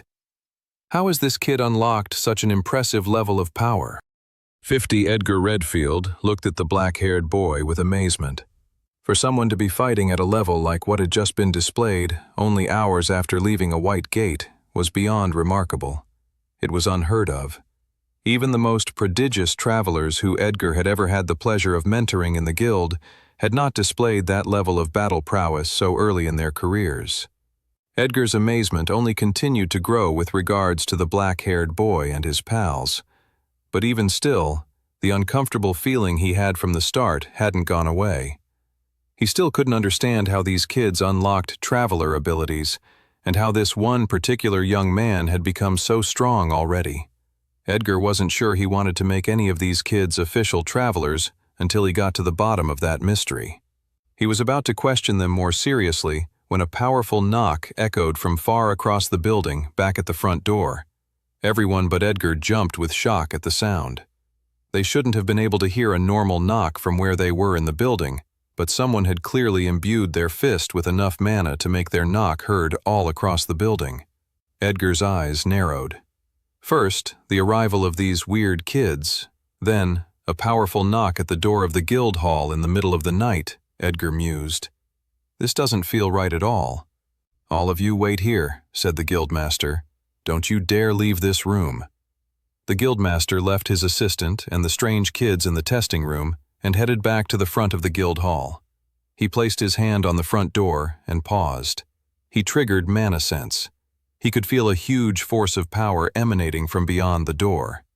All of which meant it was no surprise when he opened it to find the Archbishop of the Spectral Church standing in front of him, along with 20 traveler priests behind him. And so the night gets weirder and weirder, Edgar mused, eyeing up the Archbishop and his cronies. "Good evening, Guildmaster Redfield," said the Archbishop. "How odd of you to be answering the door at this hour." Edgar smirked. The slimy creep, Redfield thought. "I've always despised you."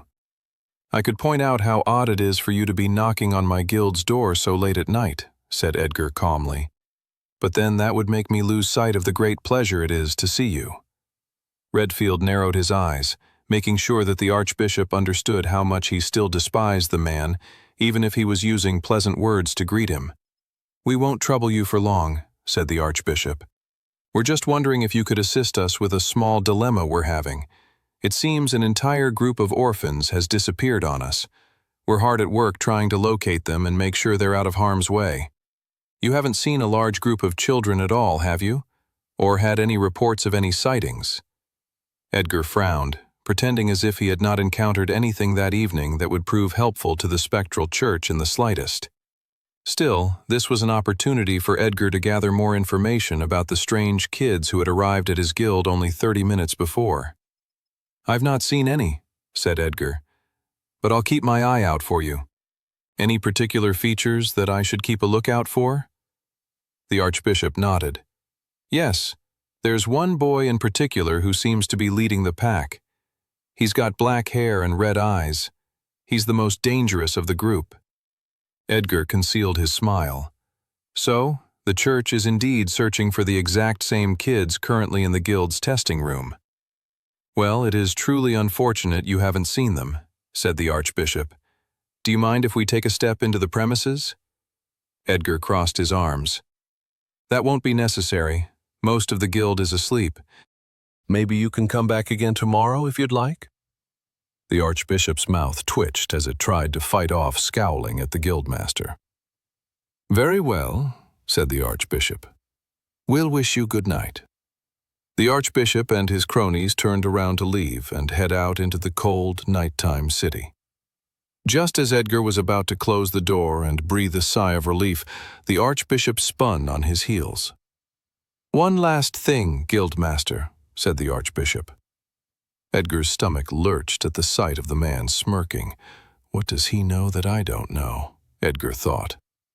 "Do you mind explaining why my mana sense can pick up a large group of novice-tier mana users in the back of your guild hall?" said the Archbishop. "There is clearly a group of people who aren't asleep, as you previously suggested." Crap, Edgar thought. Most of those kids clearly have no idea how to manipulate their mana cores.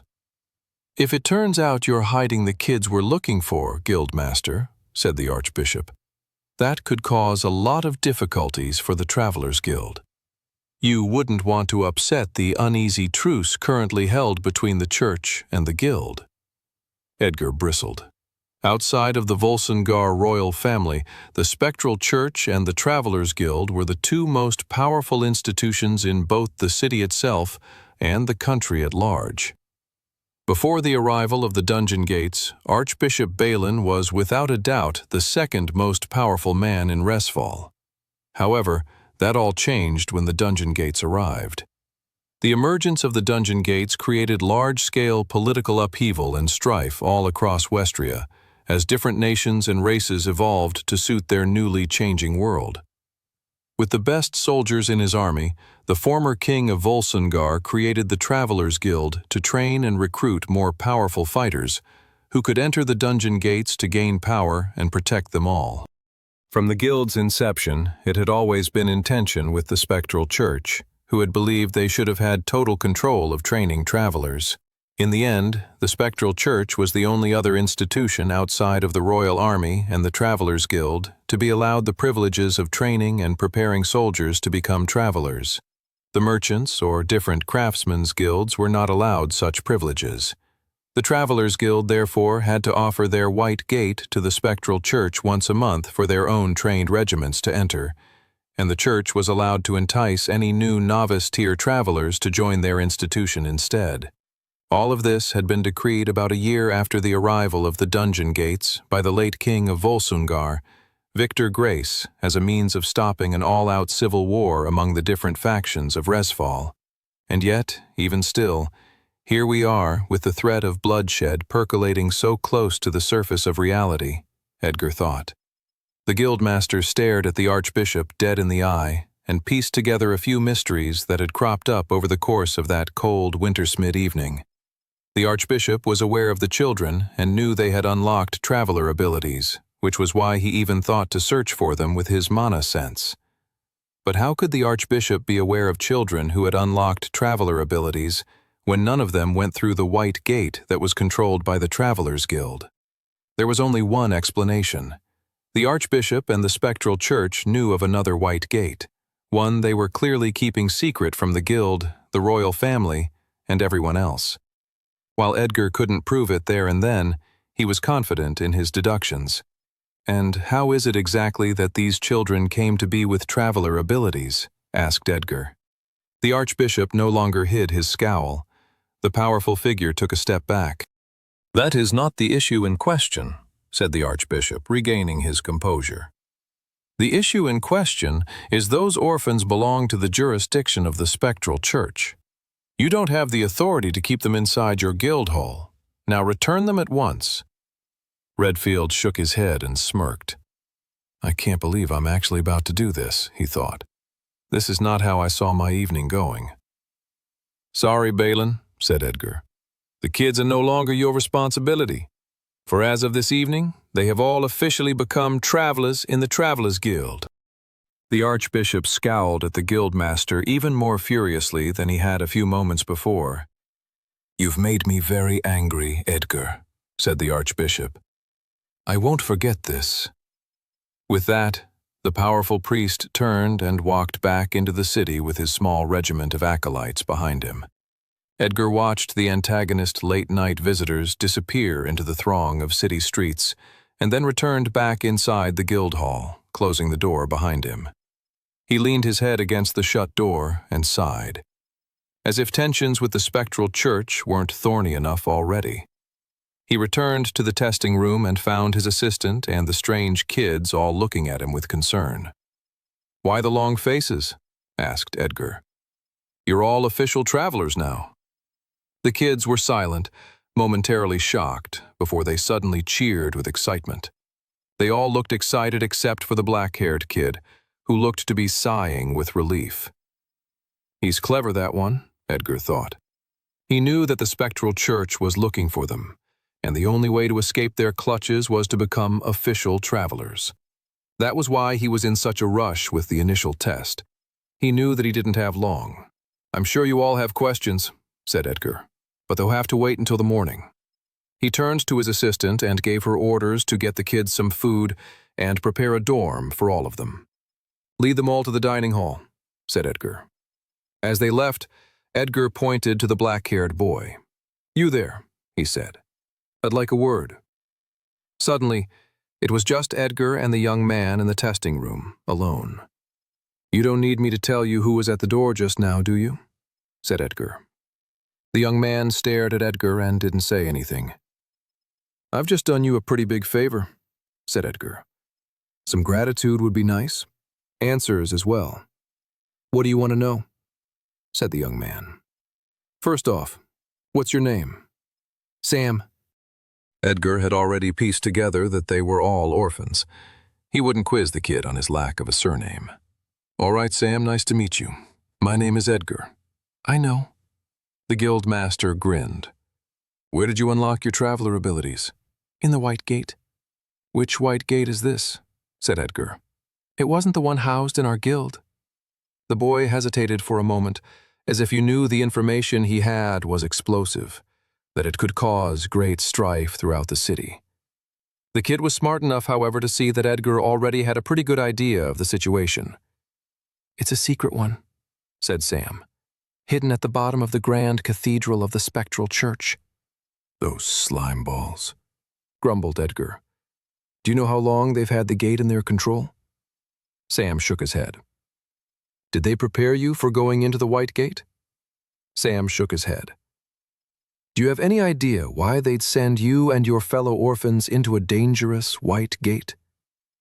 The boy clenched his fists, and a brief swell of anger showed up on his face before he took a deep breath. They wanted to find out what kind of classes someone could unlock if they murdered a countless number of people in the tutorial of the White Gate. The boy explained. Edgar's eyebrows raised at that. His stomach lurched. That might be the most despicable thing I've ever heard, said the guildmaster. Do you not believe me? Asked the boy. Oh, I think it's despicable because I don't doubt you for a second, said the guildmaster, reiterating his stance on the matter. The guildmaster felt a swell of anger rise in him. Throwing innocent people into a White Gate as an experiment, Edgar thought to himself, I can't think of a more abominable and grotesque action. Edgar grew more and more sick just thinking about it. Now that you know, said the boy. What are you going to do about it?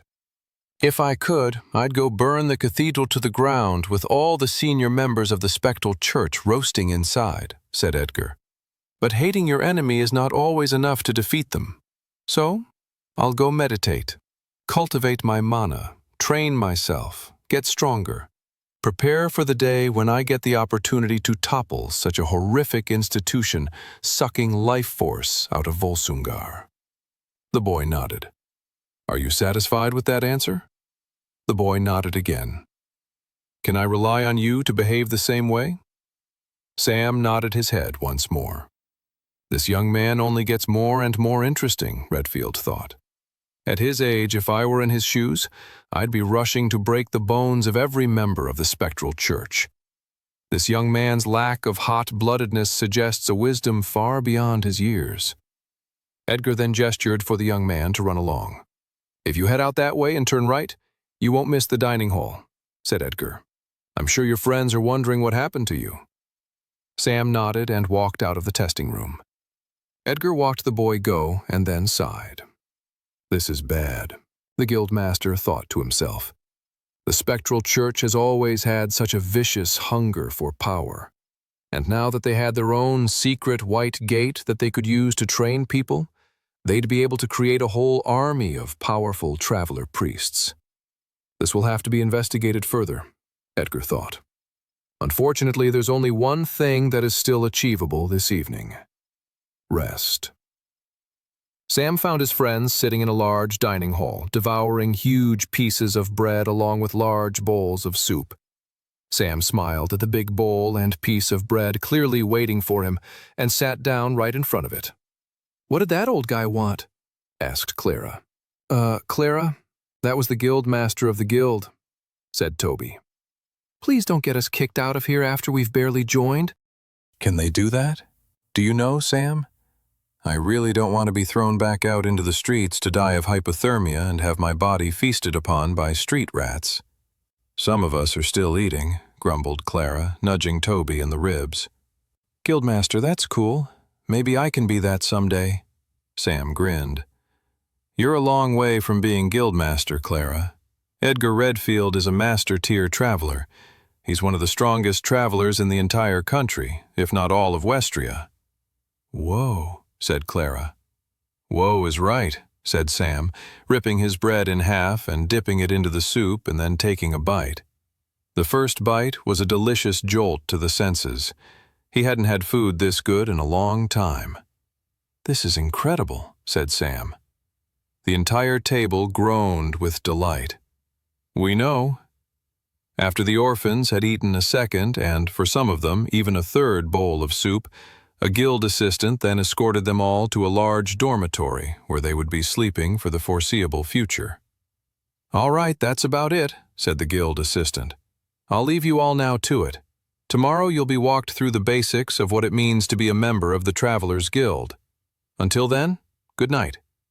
Clara, Toby, and Sam waited for the guild member to close the door before they turned to one another. The three friends all looked to each other eagerly. Sam had a feeling of what was on their minds.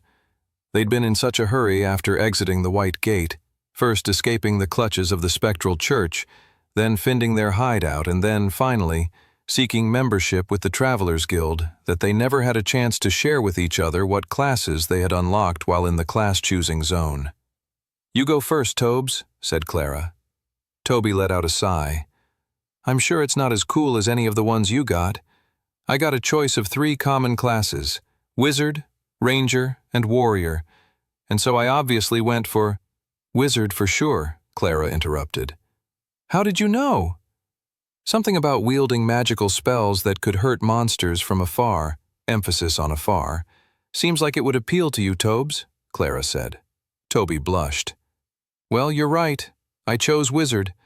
I can't believe I'm a traveler now, to be honest. That we're all travelers. I haven't even tried my novice tier ability yet. I'm not even sure if I could at the moment." Sam nodded, listening closely to his friend. Wizard was a good class pick for Toby, though. It had some initial startup challenges.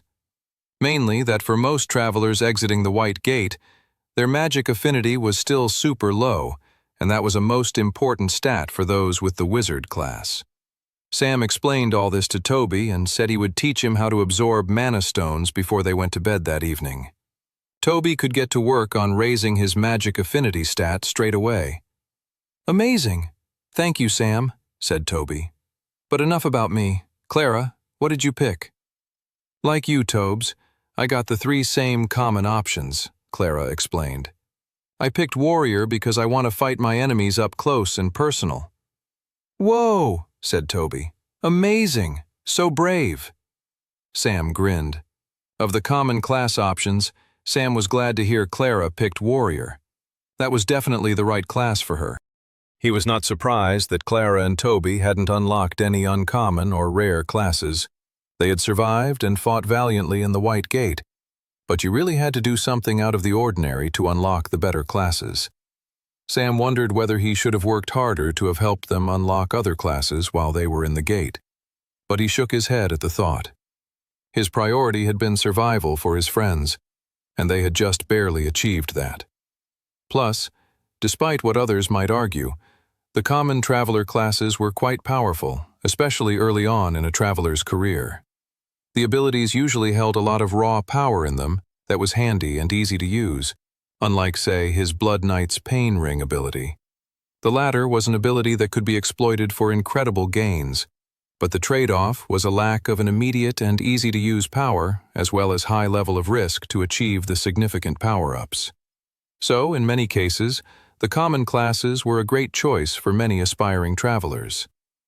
The common class's biggest downside had more to do against other travelers, as the common class's ability set was generally well known. This meant there were less opportunities for surprising, knowledgeable opponents. That said, there were ways to customize the common classes and develop them in interesting and unique ways. Sam grinned as he imagined the different ways Clara and Toby could progress with their new traveler abilities. Of course, it would have to be up to them, and he would have to let them figure it out for themselves. The thing that brought Sam the most happiness was simply the fact that Toby and Clara were here with him, alive. They could make the worst choices with their classes if they wanted. He didn't mind. He was just happy that they were here with him now. Hello to Sam?" said Clara, waving her hands in front of Sam to get his attention. Sam snapped out of his spiraling thoughts of the different class builds his friends could pursue and returned to the conversation. "You haven't shared what class you unlocked," said Toby. "Now spill." Sam paused. He wasn't sure how much information he wanted to divulge to either Clara or Toby. He had already kept secret to them the fact that he was from the future, sent back in time by the goddess to save Westria from total annihilation. He figured he would continue to keep that close to his chest. But he couldn't keep everything secret from his friends, or they would grow to mistrust him. So he figured it was okay to tell them about his newly unlocked class. "Okay, I'll tell you my class," said Sam. "But you have to promise to keep it an absolute secret from everyone else. The other orphans, the other guild members. Even if the guildmaster asks you, you have to lie and say you don't know. Got it?" "This sounds like dangerous information," said Toby. "Maybe we don't even want to know. Some knowledge is dangerous enough to get people killed." Clara nudged Toby. "Shut it. We want to know." Sam looked them both with a serious expression. "I unlocked a class called Death Lord." Toby and Clara stared at Sam in stunned silence. The first to break the quiet was Toby, clutching onto Clara's shoulders and shaking her. "See? This is the exact type of information that will definitely get us killed." "Let go of me, you neurotic maniac," Clara hissed. She pushed Toby away from her, and after a moment to settle down, Clara returned to the conversation at hand. "Sam, just to make sure we're on the same page here," said Clara, "you agree that the class Death Lord sounds, how do I put this, evil as heck?" "Yep. Definitely evil villain vibes with a class name like that," Toby chimed in. Sam nodded. "This is part of the reason why I don't want to advertise it. From what I understand, it's a fairly unique class." "Oh yeah?" asked Clara. "What's the rarity for it?" Sam gulped. "Legendary." The stunned silence returned once again. Tears began to flood from Toby's eyes and roll down his pudgy cheeks. "I wish we had never asked you about your class. We're definitely going to die just for knowing you." The next day, Sam and the rest of the orphans woke up early and moseyed their way down to the dining hall, where for breakfast there was a table full of hot food: eggs, bacon, sausage, hash browns, baked beans, and more. "You mean," said one of the younger orphans, "we can take as much as we like?" "I don't think I've seen this much food on offer in my entire life," said Toby. His eyes narrowed and looked at the food, and then over his shoulder. "Suspicious, isn't it? You wouldn't know a good thing, even if it was standing in front of you, would you, Tobes?" said Clara, loading up her plate with an extra stack of hash browns. "Yeah, I would," he said. "I just wait for someone else to eat the good thing first to make sure it wasn't poison. Look, Sam's already finished his first plate and he looks all right, so I'm good to go." Toby sat down to eat his food, and Clara couldn't help but notice the other orphans were all being quite hesitant with the food on offer. "Attention!" said Clara, scaring the younger orphans to stand up straight. "The guild has generously offered us this food, so I make it an order that we eat as much of it to each of our hearts and stomachs' content." The kids all nodded, and then started loading up their plates like their lives depended on it. They ate, drank coffee, and generally relaxed when a guild assistant turned up at the dining hall, sweat on her forehead and her cheeks rosy, as if she'd been running around the entire guild building looking for them all. "What are you all doing?" panted the assistant. "Your commencement ceremony is happening in 20 minutes. The assistant practically pulled the kids out of their chair and shuffled them back up to their dormitory, where the assistant had given them each a pile of new clothes on the end of their beds. "Come on, get dressed," said the assistant. The clothing was plain and of good quality: socks, trousers, undershirts, and tunics. But the most exciting garment of them all was the official Travelers Guild cloak each of them had been gifted. The cloak was made of fine, high-quality material. It was a dark shade of royal blue, with a white insignia of 2 swords etched on the back of it. All the kids were excited after putting on their new clothes and cloak. Sam couldn't help but be pretty excited by it as well. In his first timeline, he'd been swept up into being a member of the Traveler Priests in the Spectral Church, and then a Traveler Mercenary. He'd worked alongside the Travelers Guild before, but he'd never been an official member.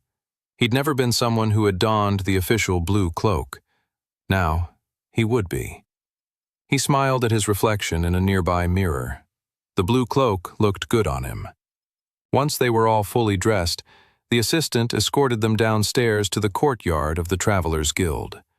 A small podium had been erected, and a few mana-powered balloons floated in the air, glowing. It was a magical and wondrous sight. Edgar Redfield, the guildmaster, smiled at the group of kids as they came out into the courtyard. Standing behind him were his assistants and a few other senior members of the guild. The assistant shuffled Sam and everyone else into a single file towards the podium. "We are gathered here today for a very special occasion," Guildmaster Redfield began. We have had a sudden and surprising windfall of talented new recruits.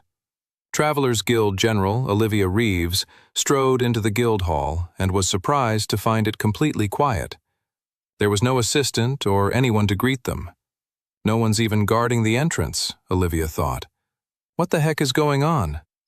Where is everybody? Maybe they're on their lunch break, said her squad member, Brock Skidmore. They take their lunches in shifts, sighed her other colleague, Curtis Ashgrove. You'd know that if you paid any attention whatsoever.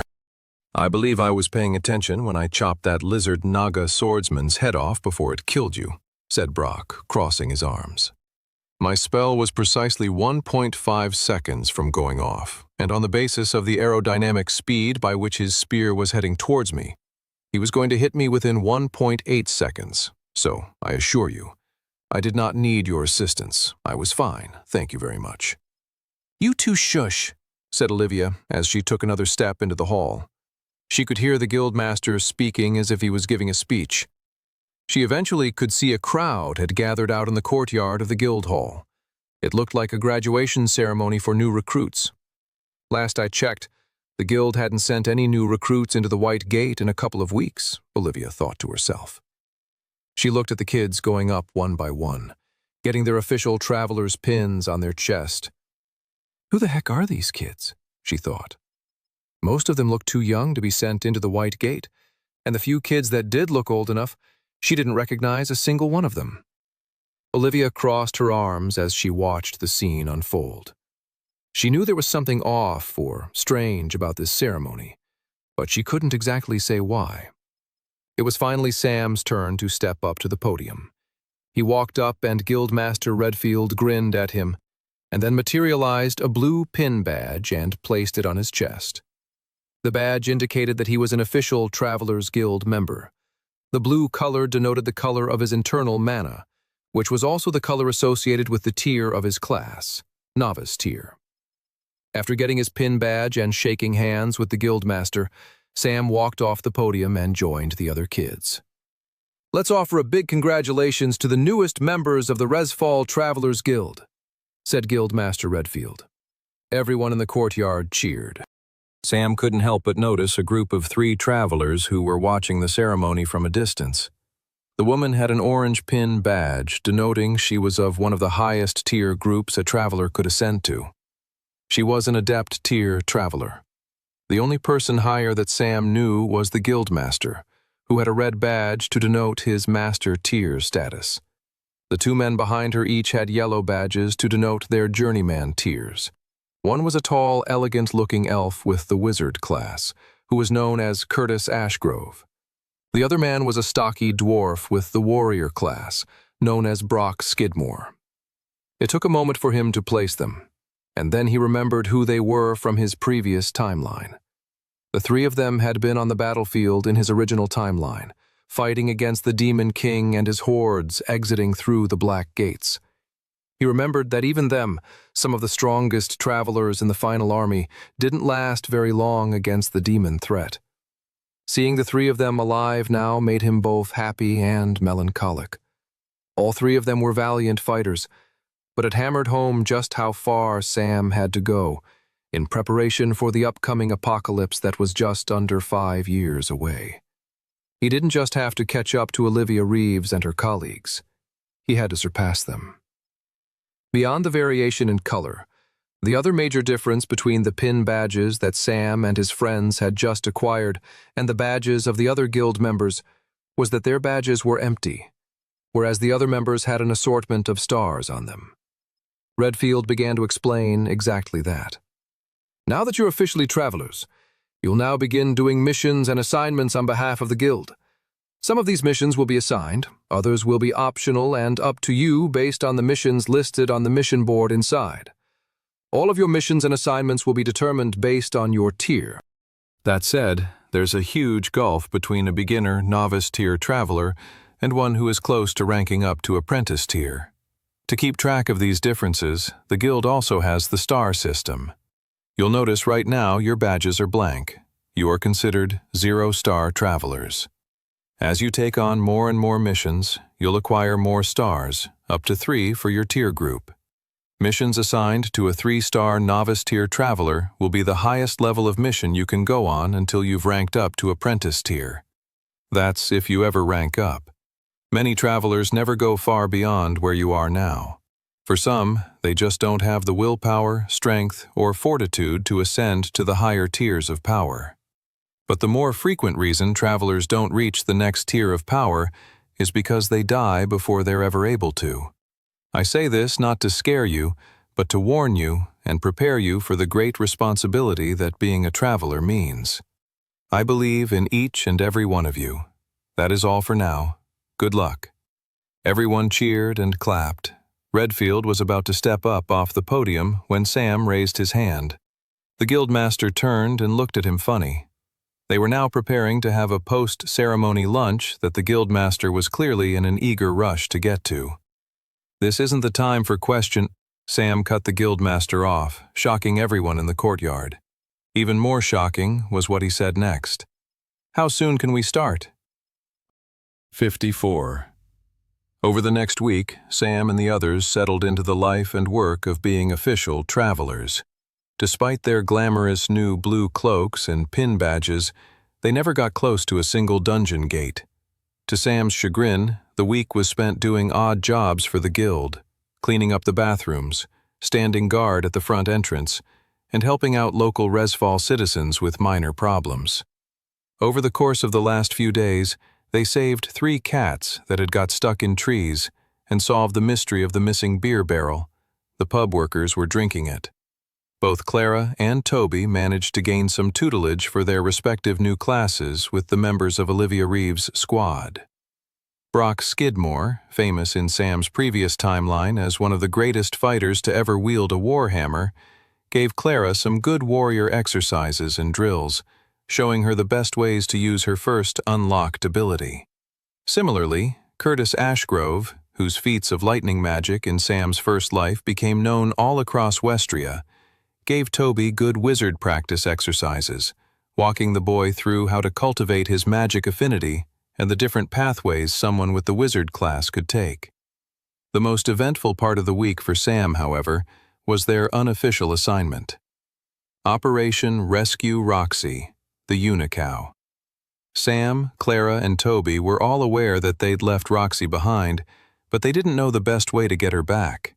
Certainly, when they had first exited the White Gate, returning to the orphanage was the last thing they had wanted to do. Even on the evening when Sam and his 2 friends went to get Roxy, fear filled their hearts. "What if they're waiting for us?" said Toby as they hid behind some bushes in a park near their old orphanage. "They could snatch us up and lock us away." "We can't leave Roxy behind," said Clara. "She's a part of our crew." "You're just saying that because you're addicted to Unicow milk." Clara turned and looked to Toby with a serious gaze. "Are you telling me you're not? Don't you think the Travelers Guild porridge and muesli would be so much better with a splash of delicious Unicow milk?" Toby sighed. "I can't believe I'm risking my life for milk." The trio of friends stalked through the shadows of the night and made their way to their former home. Peeking through the windows, they found that their dormitory was empty. The spectral church had yet to replace them with new orphans. They climbed through the window and then tiptoed to Clara's former office. Sam kept guard at the back in case there were any traveler priests waiting in the shadows to attack them. "Please be here, please be here, please be here," whispered Clara over and over again as she turned the doorknob to her former office and pulled the door open. They stood there stunned. It was too dark to see anything. "Roxy?" said Clara. "Are you there?" Sam materialized his flame sword so they could get a bit more light to see the contents of the room. He swung it around, and to his dismay, Roxy was no longer there. "They must have taken her away," said Toby, wiping a tear from his eye. "What do you think they'll do with her?" Sam's face was downcast. "I don't even want to think about it." They started heading to the door when a strange noise came out of nowhere. "Did you hear that?" hissed Clara. "Ghosts?" whispered Toby. "No," said Clara. "Be quiet." They stood still and waited for the noise again. This time the noise was a lot louder. Moo! Roxy! They all cheered. They ran back to Clara's former office and looked again more closely. Roxy emerged from a pile of extra blankets, cloths, and sheets. They all hugged the unicow. "Roxy!" cried Toby. "I'm so happy to see you're all right." Sam hugged Roxy tightly as well. In his first life, he'd never had a chance of owning a pet. Roxy was his first. And he really could see what all the fuss was about. Carrying Roxy out, though, proved to be more challenging than they were expecting. Clara and Toby climbed out the window while Sam lifted Roxy to squeeze her through. It should have been simple enough, but the unicow kept kicking Sam in the face every time he tried to lift her. "Come on, Roxy," said Sam. "We need to get out of here." Eventually, after a few more tries, Sam was able to get Roxy to calm down and get their unicow friend out the window. Soon, the three friends were heading down the cobbled paths of Resfall, dragging a large unicow with them. The group's next biggest obstacles were the assistants and clerks at the front of the Travelers' Guild Hall. "What the heck is that?" "It's a unicow," Sam explained. "You're not bringing that in here, are you?" The clerks all groaned. "This is the problem with you travelers," said one of the head clerks. "Always inviting trouble." It took some pleading, but eventually the clerks accepted Roxy the unicow, and they found a little home for her with the horses in the stable, though she was given her own stable for her own comfort. Finally, it could truly be said that all the members of Orphanage H had now officially come to live at the Resfall Travelers' Guild Hall. 55. At the end of their first week of being official travelers, Sam and his friends sat around the dining hall to discuss how things were going so far. "It's great," said Toby. "We haven't had to fight a single monster or enter a dungeon gate at all. If I knew being a traveler was like this, I would have signed up ages ago." "That is 100% a lie," said Clara. "You would never in a million years sign up on your own accord, not to mention as orphans under the authority of the Spectral Church. We wouldn't have been allowed." "Well, I'm here now," said Toby, lifting a pint of unicow milk. "And I'm loving it."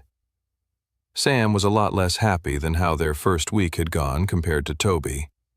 They needed to start doing real assignments that would help them get stronger and gain more stars in the guild. Sam was realizing he had a short window of opportunity to train before he really needed to focus on stopping the first major historically catastrophic event from his first timeline, the assassination of Princess Alice Grace. Thankfully, it was still only Wintersmid. The new year would start next month in Jannar, and then he still had a few months until the time of the assassination, which happened at the Spring Festival at the beginning of Mai. In summary, he still had about 5 months to prepare. It should be enough to get the preparations he needed in place and to reach a level of strength to stop the horrible event that completely changed the history of Westria for the worse. Sam couldn't help but wonder what the world would look like if Princess Alice Grace had not been killed and had properly ascended the throne of Resfall to rule the Volsunger kingdom. What does that world even look like? Sam wondered. He wasn't sure of the details, but he knew it was a world that was a better and happier place than the timeline he had lived through, and he couldn't wait to discover what it might actually be like to live in. He decided there and then, as he was sitting at the dining table with Clara and Toby, that he was ready to step up his own training. And so, later that night, after they'd all gone to bed in their dormitory, Sam got up and gathered his things and went to head out into the night. "Where are you going?" whispered a voice. Sam had made it to the door. He thought everyone had fallen asleep already, and that he'd been quiet enough to not wake anyone up. He turned around and saw it was Clara.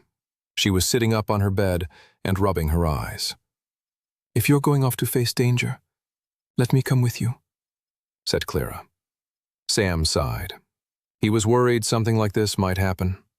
Both Clara and Toby were dear to his heart, and he had spent his first few months in this new timeline training both himself and also them and the other orphans as well.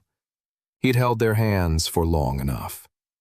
He had helped his friends survive the White Gate. They now had traveler abilities and the means to get stronger themselves. He had to now trust that they could rely on themselves to do so. "Not tonight," said Sam. "Tonight, I must train on my own." He looked at Clara with dead seriousness, and she nodded her head in understanding. With that, the girl went back to bed, and Sam closed the door to the dormitory behind him. Sam headed down the stairs of the guild hall towards the area where the Traveler Mission Board was kept. He looked over the section that kept all the novice tier assignments. He glanced at what was available to novice tier traveler with 0 stars in the guild. There was an assignment that involved helping a nearby baker bake some cookies for the destitute, or another one that involved helping an elderly man go for a walk in the afternoon during the week to help him stay fit and healthy. Sam frowned at the available assignments. Some of these missions are so basic, it doesn't even matter if you're a traveler or not, Sam thought. He decided to glance over to some of the other assignments on the mission board, just beyond his current level. His eyes widened at one mission in particular. It was a 3-star novice tier mission that required a minimum of 4 travelers and at least 1 apprentice tier traveler as well.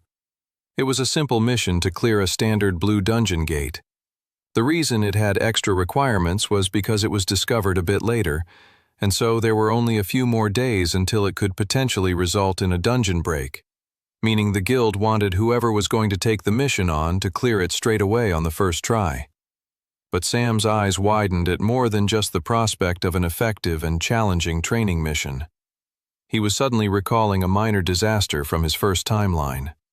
Minor only in that it didn't send the world towards its doom like the assassination of Princess Alice Grace, but definitely not minor in the scale of its dead body count. How could I have forgotten, he thought. This wasn't a mission to take lightly. More than that, he had to get to work on clearing it straight away. Sam didn't sign out the mission or anything. The clerks would never allow him to. He just took in the relevant info and then headed out into the night to take on the challenge. The Blue Dungeon Gate was located about 2 hours outside of the city near the town of Lighthold. Sam got there by foot, sending mana into his feet to make sure he ran faster. It was the most efficient way to travel. Sending mana into his feet made him move faster, but it also helped train his agility stat along with his magic affinity stat. Sam didn't want to waste any time not maximizing his gains. When he arrived just outside the dungeon gate, he took a moment to catch his breath. He stared at the Blue Dungeon Gate. The large glowing portal lit up the entire darkened nighttime forest, adding a blue hue to everything nearby. The silhouettes of the rooftops of the town of Lighthold were dark shadows in the distance. The homes to so many innocent people, all of whom would die if Sam didn't get to work. Sam was eager to enter the dungeon gate.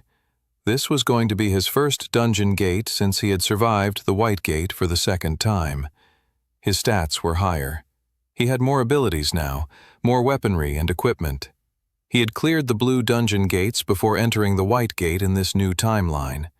He couldn't wait to see what the difference was now that he was even more powerful. With that sense of keen excitement, Sam stepped into the Blue Dungeon Gate. He immediately appeared in a large field of bright green grass with a blue sky overhead. Sam immediately took on a defensive stance and looked around.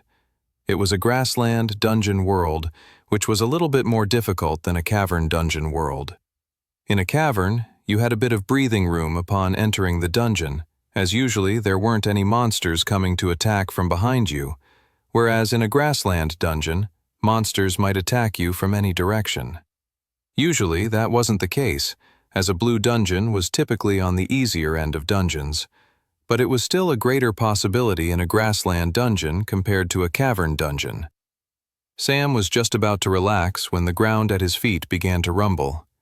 Here they come, Sam thought.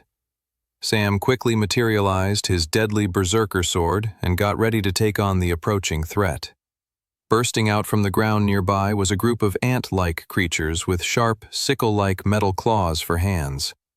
Let the training begin, Sam thought, and rushed at them with his sword. He triggered his pain ring ability.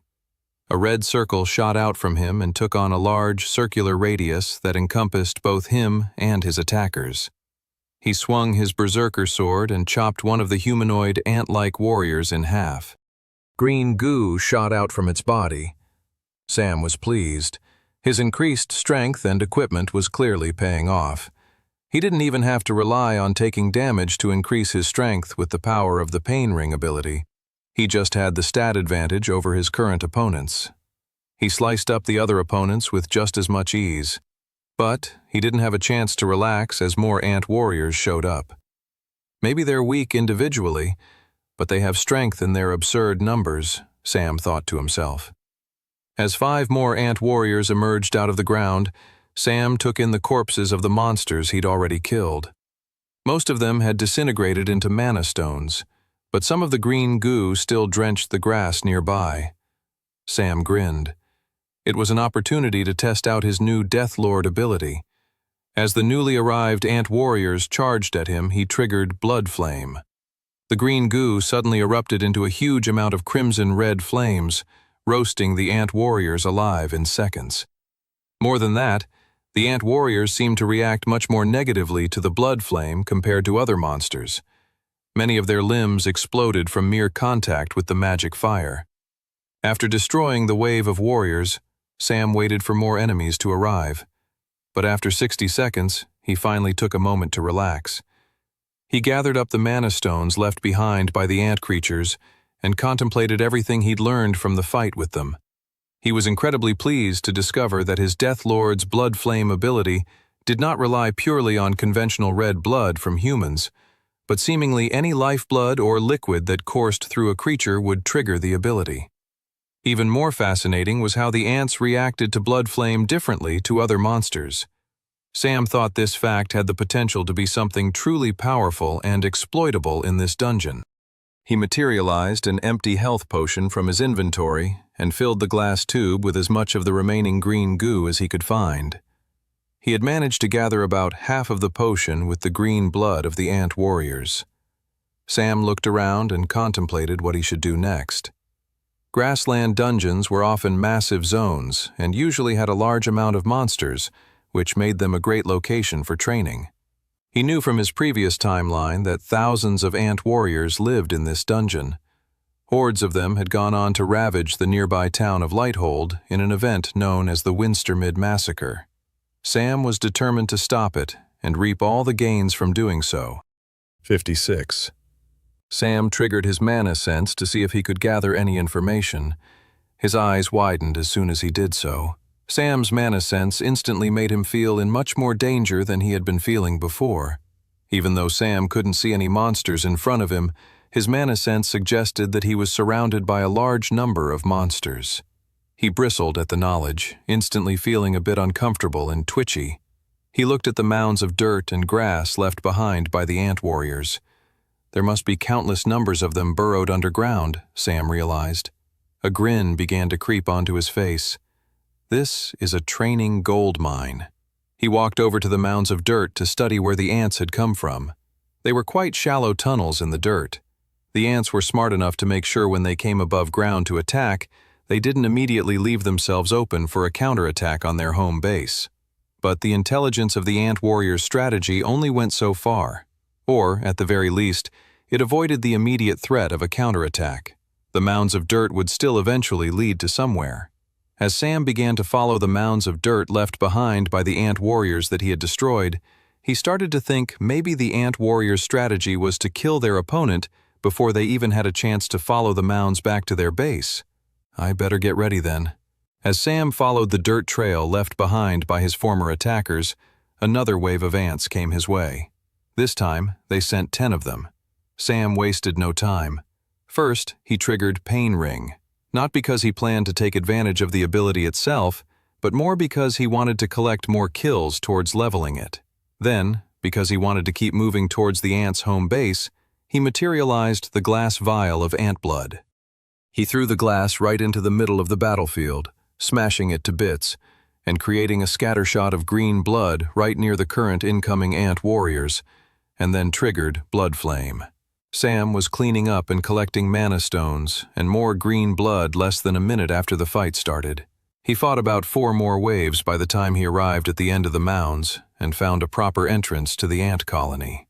Guarding the entranceway was over 100 ant warriors, while worker ants seemed to be carrying resources found across the grassland world and bringing them down into the ant colony. Sam had expected to meet more resistance right at the entrance to the ant colony.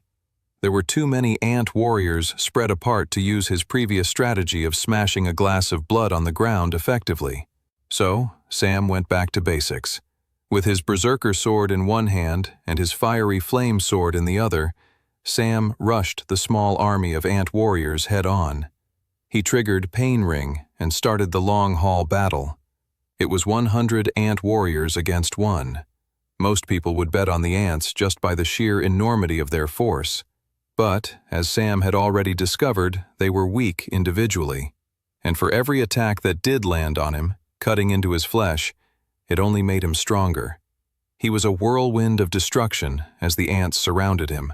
After Sam reckoned he'd massacred a third of them, he triggered Blood Flame now that they'd all gathered in one location around him. Suddenly, the crimson-red flames surrounded him. The shrill, screaming wails of the ant warriors filled his eardrums. Soon, he was surrounded by his blood flames in every direction. As he stood surrounded by the flames, Sam was glad to see the flames didn't seem to harm him at all. On his way to the entrance to the ant colony, he made sure to test more cautiously whether the blood flame had harmed him, and was glad to see it hadn't.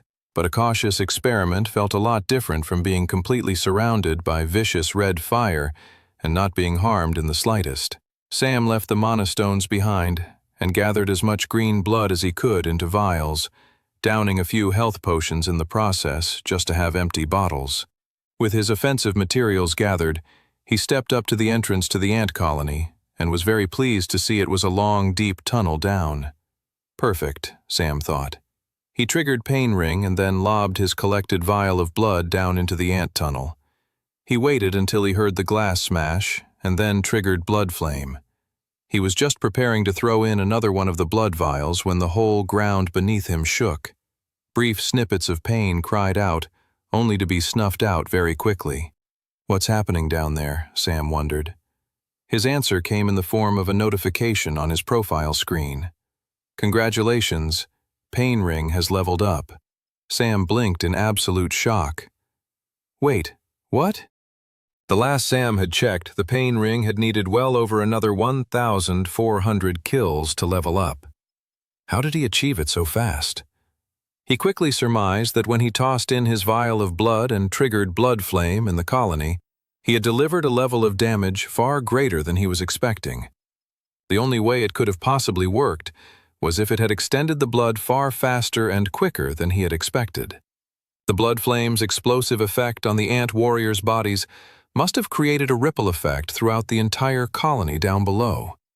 That sure makes my life easier, Sam smirked. He then went on to look at his new stat gains and the evolution of his Pain Ring ability. Sam class, Blood Knight, super rare. Rank, Novice tier. Ability, Pain Ring, Novice tier, level 2. Mark part of the battlefield as yours. Within that circle, the more you are hurt, the more powerful your attacks. Battle awareness also now increases as you take more damage. Class, Deathlord, Legendary. Rank, Novice tier. Ability, Blood Flame, Novice tier, level 1. Morph all spilled blood in a nearby radius into a powerful magical fire. Strength, 18.9. Agility, 18.4. Endurance, 18.1. Magic Affinity, 21.8. Skill Quests. Pain Ring, level 3. Destroy 3,000 monsters with the aid of battle awareness. 0/3000. Blood Flame, level 2. Seek the enlightenment of the Blood Flame. 2/3. Sam took in a breath of excitement. There was so much to take in on his new stat profile, which he was very pleased about. His plan to move forward on his training was proving to be a great success so far. All of his stats had made gains, which was important, as he wasn't sure which stats needed to hit 31 to rank up Deathlord. It could have been the same 2 stats as Blood Knight, or the other stats, or maybe Deathlord required all of the stats to reach the 31 stat threshold in order for it to rank up to Apprentice tier. Either way, the only way he could find out was to keep raising all of his stats, which he looked to be doing. The top 3 stats were catching up to his magic affinity stat, though he hadn't taken the time to drain all the monster stones he had acquired in the dungeon yet, so that stat was due a nice boost at a later time. The best new development in his profile was the evolution of his Pain Ring ability. It had taken him over a year to acquire this ability in his first timeline, so he was very pleased with the pace of his current progression. He looked over the words of the evolution with excitement. Pain Ring, Novice Tier, Level 2. Mark part of the battlefield as yours. Within that circle, the more you are hurt, the more powerful your attacks. Battle awareness also now increases as you take more damage. The ability was the same as it had been before, with a now added bonus. More than just increasing in strength as he took damage, he also increased his battle awareness. Battle awareness was a difficult-to-describe enhancement, but it was a powerful upgrade. It was hard to describe exactly how it worked, but from his experience in his previous timeline, Sam knew that essentially it worked as follows. As he took on more damage, he gained a greater understanding of an enemy's weak point. It was an incredible evolution to the ability, and Sam couldn't wait to start utilizing it. Now that he had leveled up the ability, he could also see what the skill quest for the next level was. Pain Ring, Level 3. Destroy 3,000 monsters with the aid of battle awareness. 0/3000. The number of monsters necessary to kill to level up the power was only 1,000 more than the previous one, which made the skill quest deceptively seem like only a minor increase in difficulty. But that was far from the case. He'd have to utilize battle awareness to get the kill, meaning he'd have to get more harmed in the process for him to claim the kill towards the skill quest. Going from Level 1 to Level 2 with Pain Ring, it didn't even matter if Sam utilized the skill so long as he slayed monsters within the ring itself. This would require a bit more work. Sam was also glad to see he had made some headway on leveling up the Blood Flame skill as well. He quickly surmised that what the system meant by seeking the enlightenment of the Blood Flame was the discovering of how Blood Flame could cause different types of effects depending on the type of monster you were fighting. So, clearly, to level the skill further would require him to keep roasting more monsters alive with the special flame. Fine by me, Sam thought. Sam walked over to the entrance to the ant colony and considered the best way to go down and collect the mana stones when the ground at his feet began to tremble. What's going on? Sam thought he had slayed all the ants. Nearby, the ground burst open and a gigantic ant emerged. It was glowing yellow with mana all around it. Sam's eyes twitched. It was the dungeon's boss monster, the Ant Queen. And even worse than that, it had drained all the mana stones of the dead ant warriors into itself, massively increasing its stats, power, and sheer size in an instant. 58. Sam stood in awe of the gigantic Ant Queen. The size of the monster defied comprehension. It was as big as a building. Worse was the power level of the mana emanating off the creature. Yellow flames surrounded the Ant Queen, suggesting that she'd somehow rapidly drained the cores of her ant followers and had ascended up to a monster at journeyman tier levels of power. This is not good, Sam thought. The Ant Queen was so large it could barely be contained in his vision. It was mind-boggling how large the Ant Queen was. Sam's eyes twitched, just trying to come up with a strategy to take the monster out. He rushed forward. The Ant Queen swiped its massive metal scythe-like hands towards him. Sam triggered Pain Ring and let the massive sickle-like arms graze his back. Sam involuntarily groaned between gritted teeth as the powerful boss monster's attack wreaked havoc on his body.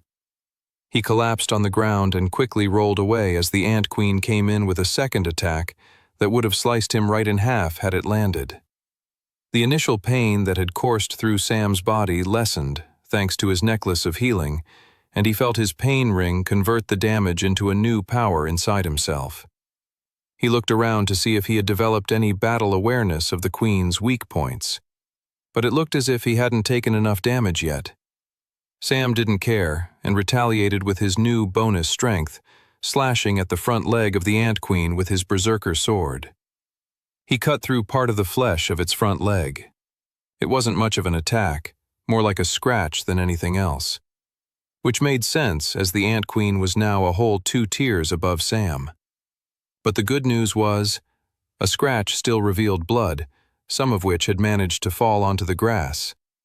And blood, even a drop, was all Sam needed to trigger Blood Flame. A bright red flame of fire began to glow around the Ant Queen's front leg, mixing in with a red flame from Sam's own blood from the Ant Queen's initial attack. The Blood Flame ability finally broke through and caused some sort of significant pain on the Ant Queen as it suddenly shrieked and wailed. Sam's red blood caused the giant ant's skin and flesh to explode, creating more blood, which only fueled Sam's Deathlord ability more. The Ant Queen recoiled until its whole front leg collapsed forward. Exactly what I was hoping for, thought Sam. The Ant Queen was as big as a building, and Sam had devised a strategy to take her down based on that. By taking out the front leg, he now was making the Ant Queen less mobile and off balance. Sam should have the upper hand now. He started running across the massive grassland battlefield towards the Ant Queen's back legs. If he can take one of those out, the boss monster would be immobile. The Ant Queen saw what he was doing and hissed. Large globules of yellow acid shot out front the Ant Queen's mouth. Sam kept retreating, as it wasn't worth taking the damage without his pain ring on. He needed to trigger the ability so that the power's radius was closer to the actual object he was trying to harm. He imbued mana into his feet and pushed himself so that he ran faster, outrunning the giant yellow bombs of acid flying towards him. His heart was racing. He arrived at the Ant Queen's back foot and triggered his pain ring ability. Now it's time to take some damage, Sam thought. The Ant Queen knew Sam was coming at it from the back, and so slammed its chitinous insectoid knee right into Sam's chest and slammed him into the ground. The Ant Queen imbued yellow journeyman tier mana into its knee, making it incredibly powerful. Sam gasped for breath as the knee lodged into his chest. It was pushing against his lungs and limiting his ability to acquire more oxygen. The Ant Queen was either going to squash him to death or suffocate him. It just depended on what happened first. Sam manipulated the mana inside of him and centered it onto his chest to increase his defense against the Ant Queen's knee trying to dig its way through to his flesh. Pain coursed through his entire body. The only thing numbing the pain was his loss of oxygen and his sense of reality. His vision was going blurry. Sam knew he was less than a minute before death. Just a little bit longer, he said to himself. He had 30 more seconds to live. Just a little bit more, he thought, as his vision blackened all around him. Right as he was about to lose consciousness and die, Sam lifted up his arms and finally pushed back. Strength and power overwhelmed Sam's body as the accumulated damage from the Ant Queen's attack surged through his body, lending unparalleled levels of reserved power into his arms and hands as he pushed the giant Ant Queen's knee away from him. He gasped for breath and rolled out from the monster's paralyzing knee. He was quickly back on his feet and reaching for his berserker's sword. He swung it at the Ant Queen's legs. Only 5 minutes before, Sam could only hope to barely scratch the monster. Since, though, Sam had accumulated so much power via pain ring that one slice of his berserker's sword cut the Ant Queen's leg in half. The monster toppled to its side, releasing a horrific shrill wail in the process. "You're mine now," thought Sam. He decided he would keep attacking from his current position, to utilize all the extra power he was gaining from the pain ring. If he attacked the other leg, he would be outside of the ability's radius and back to his normal power. And his normal levels of power were not enough to take down the Ant Queen. Sam started swiping viciously at the fallen side of the Ant Queen. He triggered Blood Flame, creating massive amounts of crimson flames that roasted the side of the Ant Queen. Sam thought he was close to finishing the Ant Queen off when something awful happened. At the Ant Queen's front, where it was missing an arm, a huge burst of liquid shot forth, followed by a brand new arm with a metallic sharp sickle for a handle. Sam's shoulders sank at the sight of the monster's ability to regenerate. That's going to be a problem, he thought. His vision then went fuzzy for a moment, and the Ant Queen's head glowed red. Sam understood what was happening. He'd finally taken enough damage to utilize the new second level of his pain ring ability. Battle awareness. The head was the Ant Queen's weak point. Sam rushed to the collapsed back of the Ant Queen where he had most recently sliced off its leg. I need to climb up onto the monster before it regenerates its back leg. Sam wasted no time, scaling the back of the Ant Queen until he was balancing himself on its back. He started running up the large creature, heading towards its head. The Ant Queen tried to shake him off, but Sam sent mana into his feet to help him stay balanced on the strange surface. He managed to get to the head. He lifted up his berserker sword and plunged it down into the Ant Queen's break. Clink! The sword bounced off the Ant Queen's head. But this is supposed to be its weak point. Then Sam realized what had happened. He was no longer in the area of effect of his pain ring ability, and so no longer had the added power bonus to his attacks. Crap. Sam looked around and quickly realized his plan wasn't completely out the window. The red circle that marked his pain ring was still there on the ground. He just would have to manage to get the Ant Queen's head inside the radius of that circle. But how? Easy, Sam thought. He triggered Blood Flame, creating a new eruption of explosive flames all across the battlefield. The Ant Queen wailed and shook and trembled. It was recoiling from the pain, writhing and moving spasmodically. Sam focused on staying balanced on top of the monster's head as it flailed around. He knew he might only have one shot before he was flung from the top of the Ant Queen's head and onto the ground. Sam might not get another chance after that. He gripped his berserker sword tightly, paying close attention to the direction the Ant Queen's flailing head was moving. It was finally heading in the direction of where his pain ring radius marker was. Sam lifted his berserker sword, getting ready to land the blow. 3, 2, 1. 59. Sam plunged his berserker sword with all of his might downward right into the Ant Queen's head. Unlike his first attack at the monster's weak point, he now had all the added power and strength accumulated from his near-death experience with the Ant Queen. And being near death only added to the accumulated power to his pain ring ability. Sam's powerful sword broke through the chitinous top layer of the Ant Queen's skin and punctured the skull and brain of the nightmarish monster, right in its weakest and most vulnerable point. As Sam pushed the sword deeper and deeper into the Ant Queen's brain, twisting it and grinding the blade into the horrific monster's mind center, Sam triggered Blood Flame once more, literally sending the entire monster's head on fire. The monster cried out and collapsed onto the ground, creating a massive earthquake across the grassland dungeon. The Ant Queen had been destroyed. A few minutes later, Sam was sitting on the ground of the grassland dungeon world, looking at the charred grass that created a comparable shape to the mighty Ant Queen he'd just fought. He took a moment to catch his breath. He'd have to exit the dungeon gate shortly now that the boss had been destroyed. The massacre of Lighthold had been a devastating moment in the history of Volsungur with the attack of the ants. Sam had stopped it before it even happened. He took it in. Just that morning, he had saved thousands of lives who would have died horrifically later that day. Thank you, Goddess, he thought to himself. Thank you for sending me back and letting me help so many people. General Olivia Reeves led a squad of travelers through the woods. She had her 2 right-hand captains with her, Brock Skidmore and Curtis Ashgrove, as well as their 2 protégés, the new recruits Clara and Toby. Clearing a standard blue dungeon gate was a bit below their level, but it was a slight emergency as it had been discovered late. Plus, it's a good learning experience for the new recruits, Olivia thought to herself. She did find herself yawning as they went through the cold, snowy woods, though. She couldn't help but yearn for the comfortable warmth of her bed, especially out in the thankless cold of the forest. "I say we clear the dungeon as fast as we can," said Curtis. "I'd like to get back to the guild library and continue my research on the differences between old and new magic." "Boring," yawned Brock. "Let's take our time and relish the battle. I'd never rush back to a bloody library in a million years." "Yes, because you're a foolish barbarian of a man," said Curtis irritably. "You say barbarian like it's a bad thing," spat Brock. Olivia ignored the bickering, which she hoped the two younger, wide-eyed travelers would learn to do as well.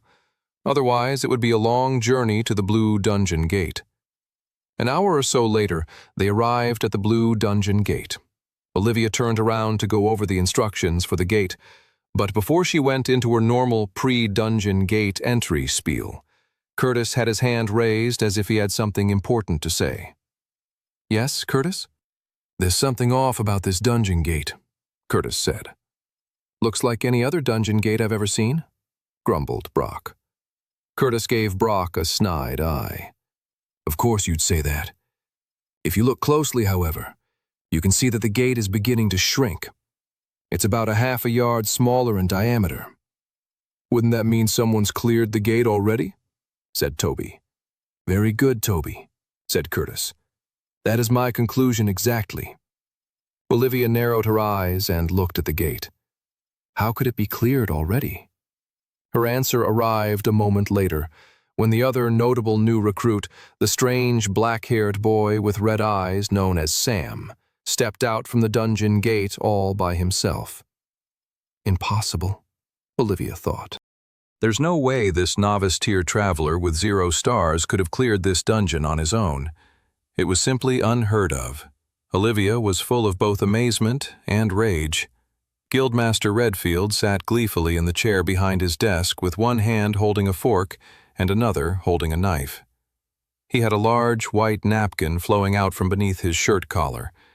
He had finally decided to take a break from going over the guild's finances and eat his lunch.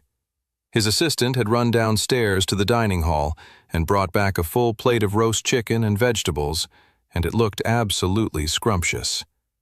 "No way will I make the mistake of taking my lunch break in the actual dining hall again," Guildmaster Redfield mused. "Too much opportunity for distraction or gossip.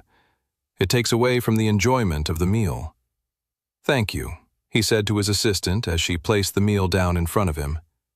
"Please close the door on the way out." He wanted to enjoy his meal in the peace of his own company. He cut a piece of chicken that was dripping with gravy and was about to take his first bite when General Oliva Reeves kicked open his door and dragged their most promising new recruit, Sam, behind her. "Guildmaster," said Olivia, cheeks red and clearly angry, "this young man must be disciplined. He has broken the codes of the guild. We cannot allow this behavior to stand." The guildmaster put down his fork and knife and narrowed his eyes at the two guild members intruding on his lunch with a level of wrath few had ever seen. Redfield knew Olivia Reeves was a brilliant general and traveler, one of the best members of the guild without a doubt. If she was bringing a problem to him, it was serious. But what could Sam have done to upset her so much? He looked down at his lunch forlornly, knowing it was going to be room temperature, or, even worse, cold by the time he dug into it, and sighed. "Can you elaborate, General Reeves?" said the guildmaster. "What exactly happened?" "The new recruit pursued an assignment far outside his station," said Olivia. "He took on a 3-star novice-tier mission, knowing full well that was completely against the rules, seeing as he has 0 stars. Redfield blinked in surprise. The black-haired boy kept his arms crossed with his normal, stoic expression that revealed nothing. Is the kid bored? Is he upset that he's in trouble? Redfield found it troubling that a 16-year-old boy could be so emotionally blank. It's disconcerting, Redfield thought. Maybe even a little creepy? He shook his thoughts away and looked up to the general.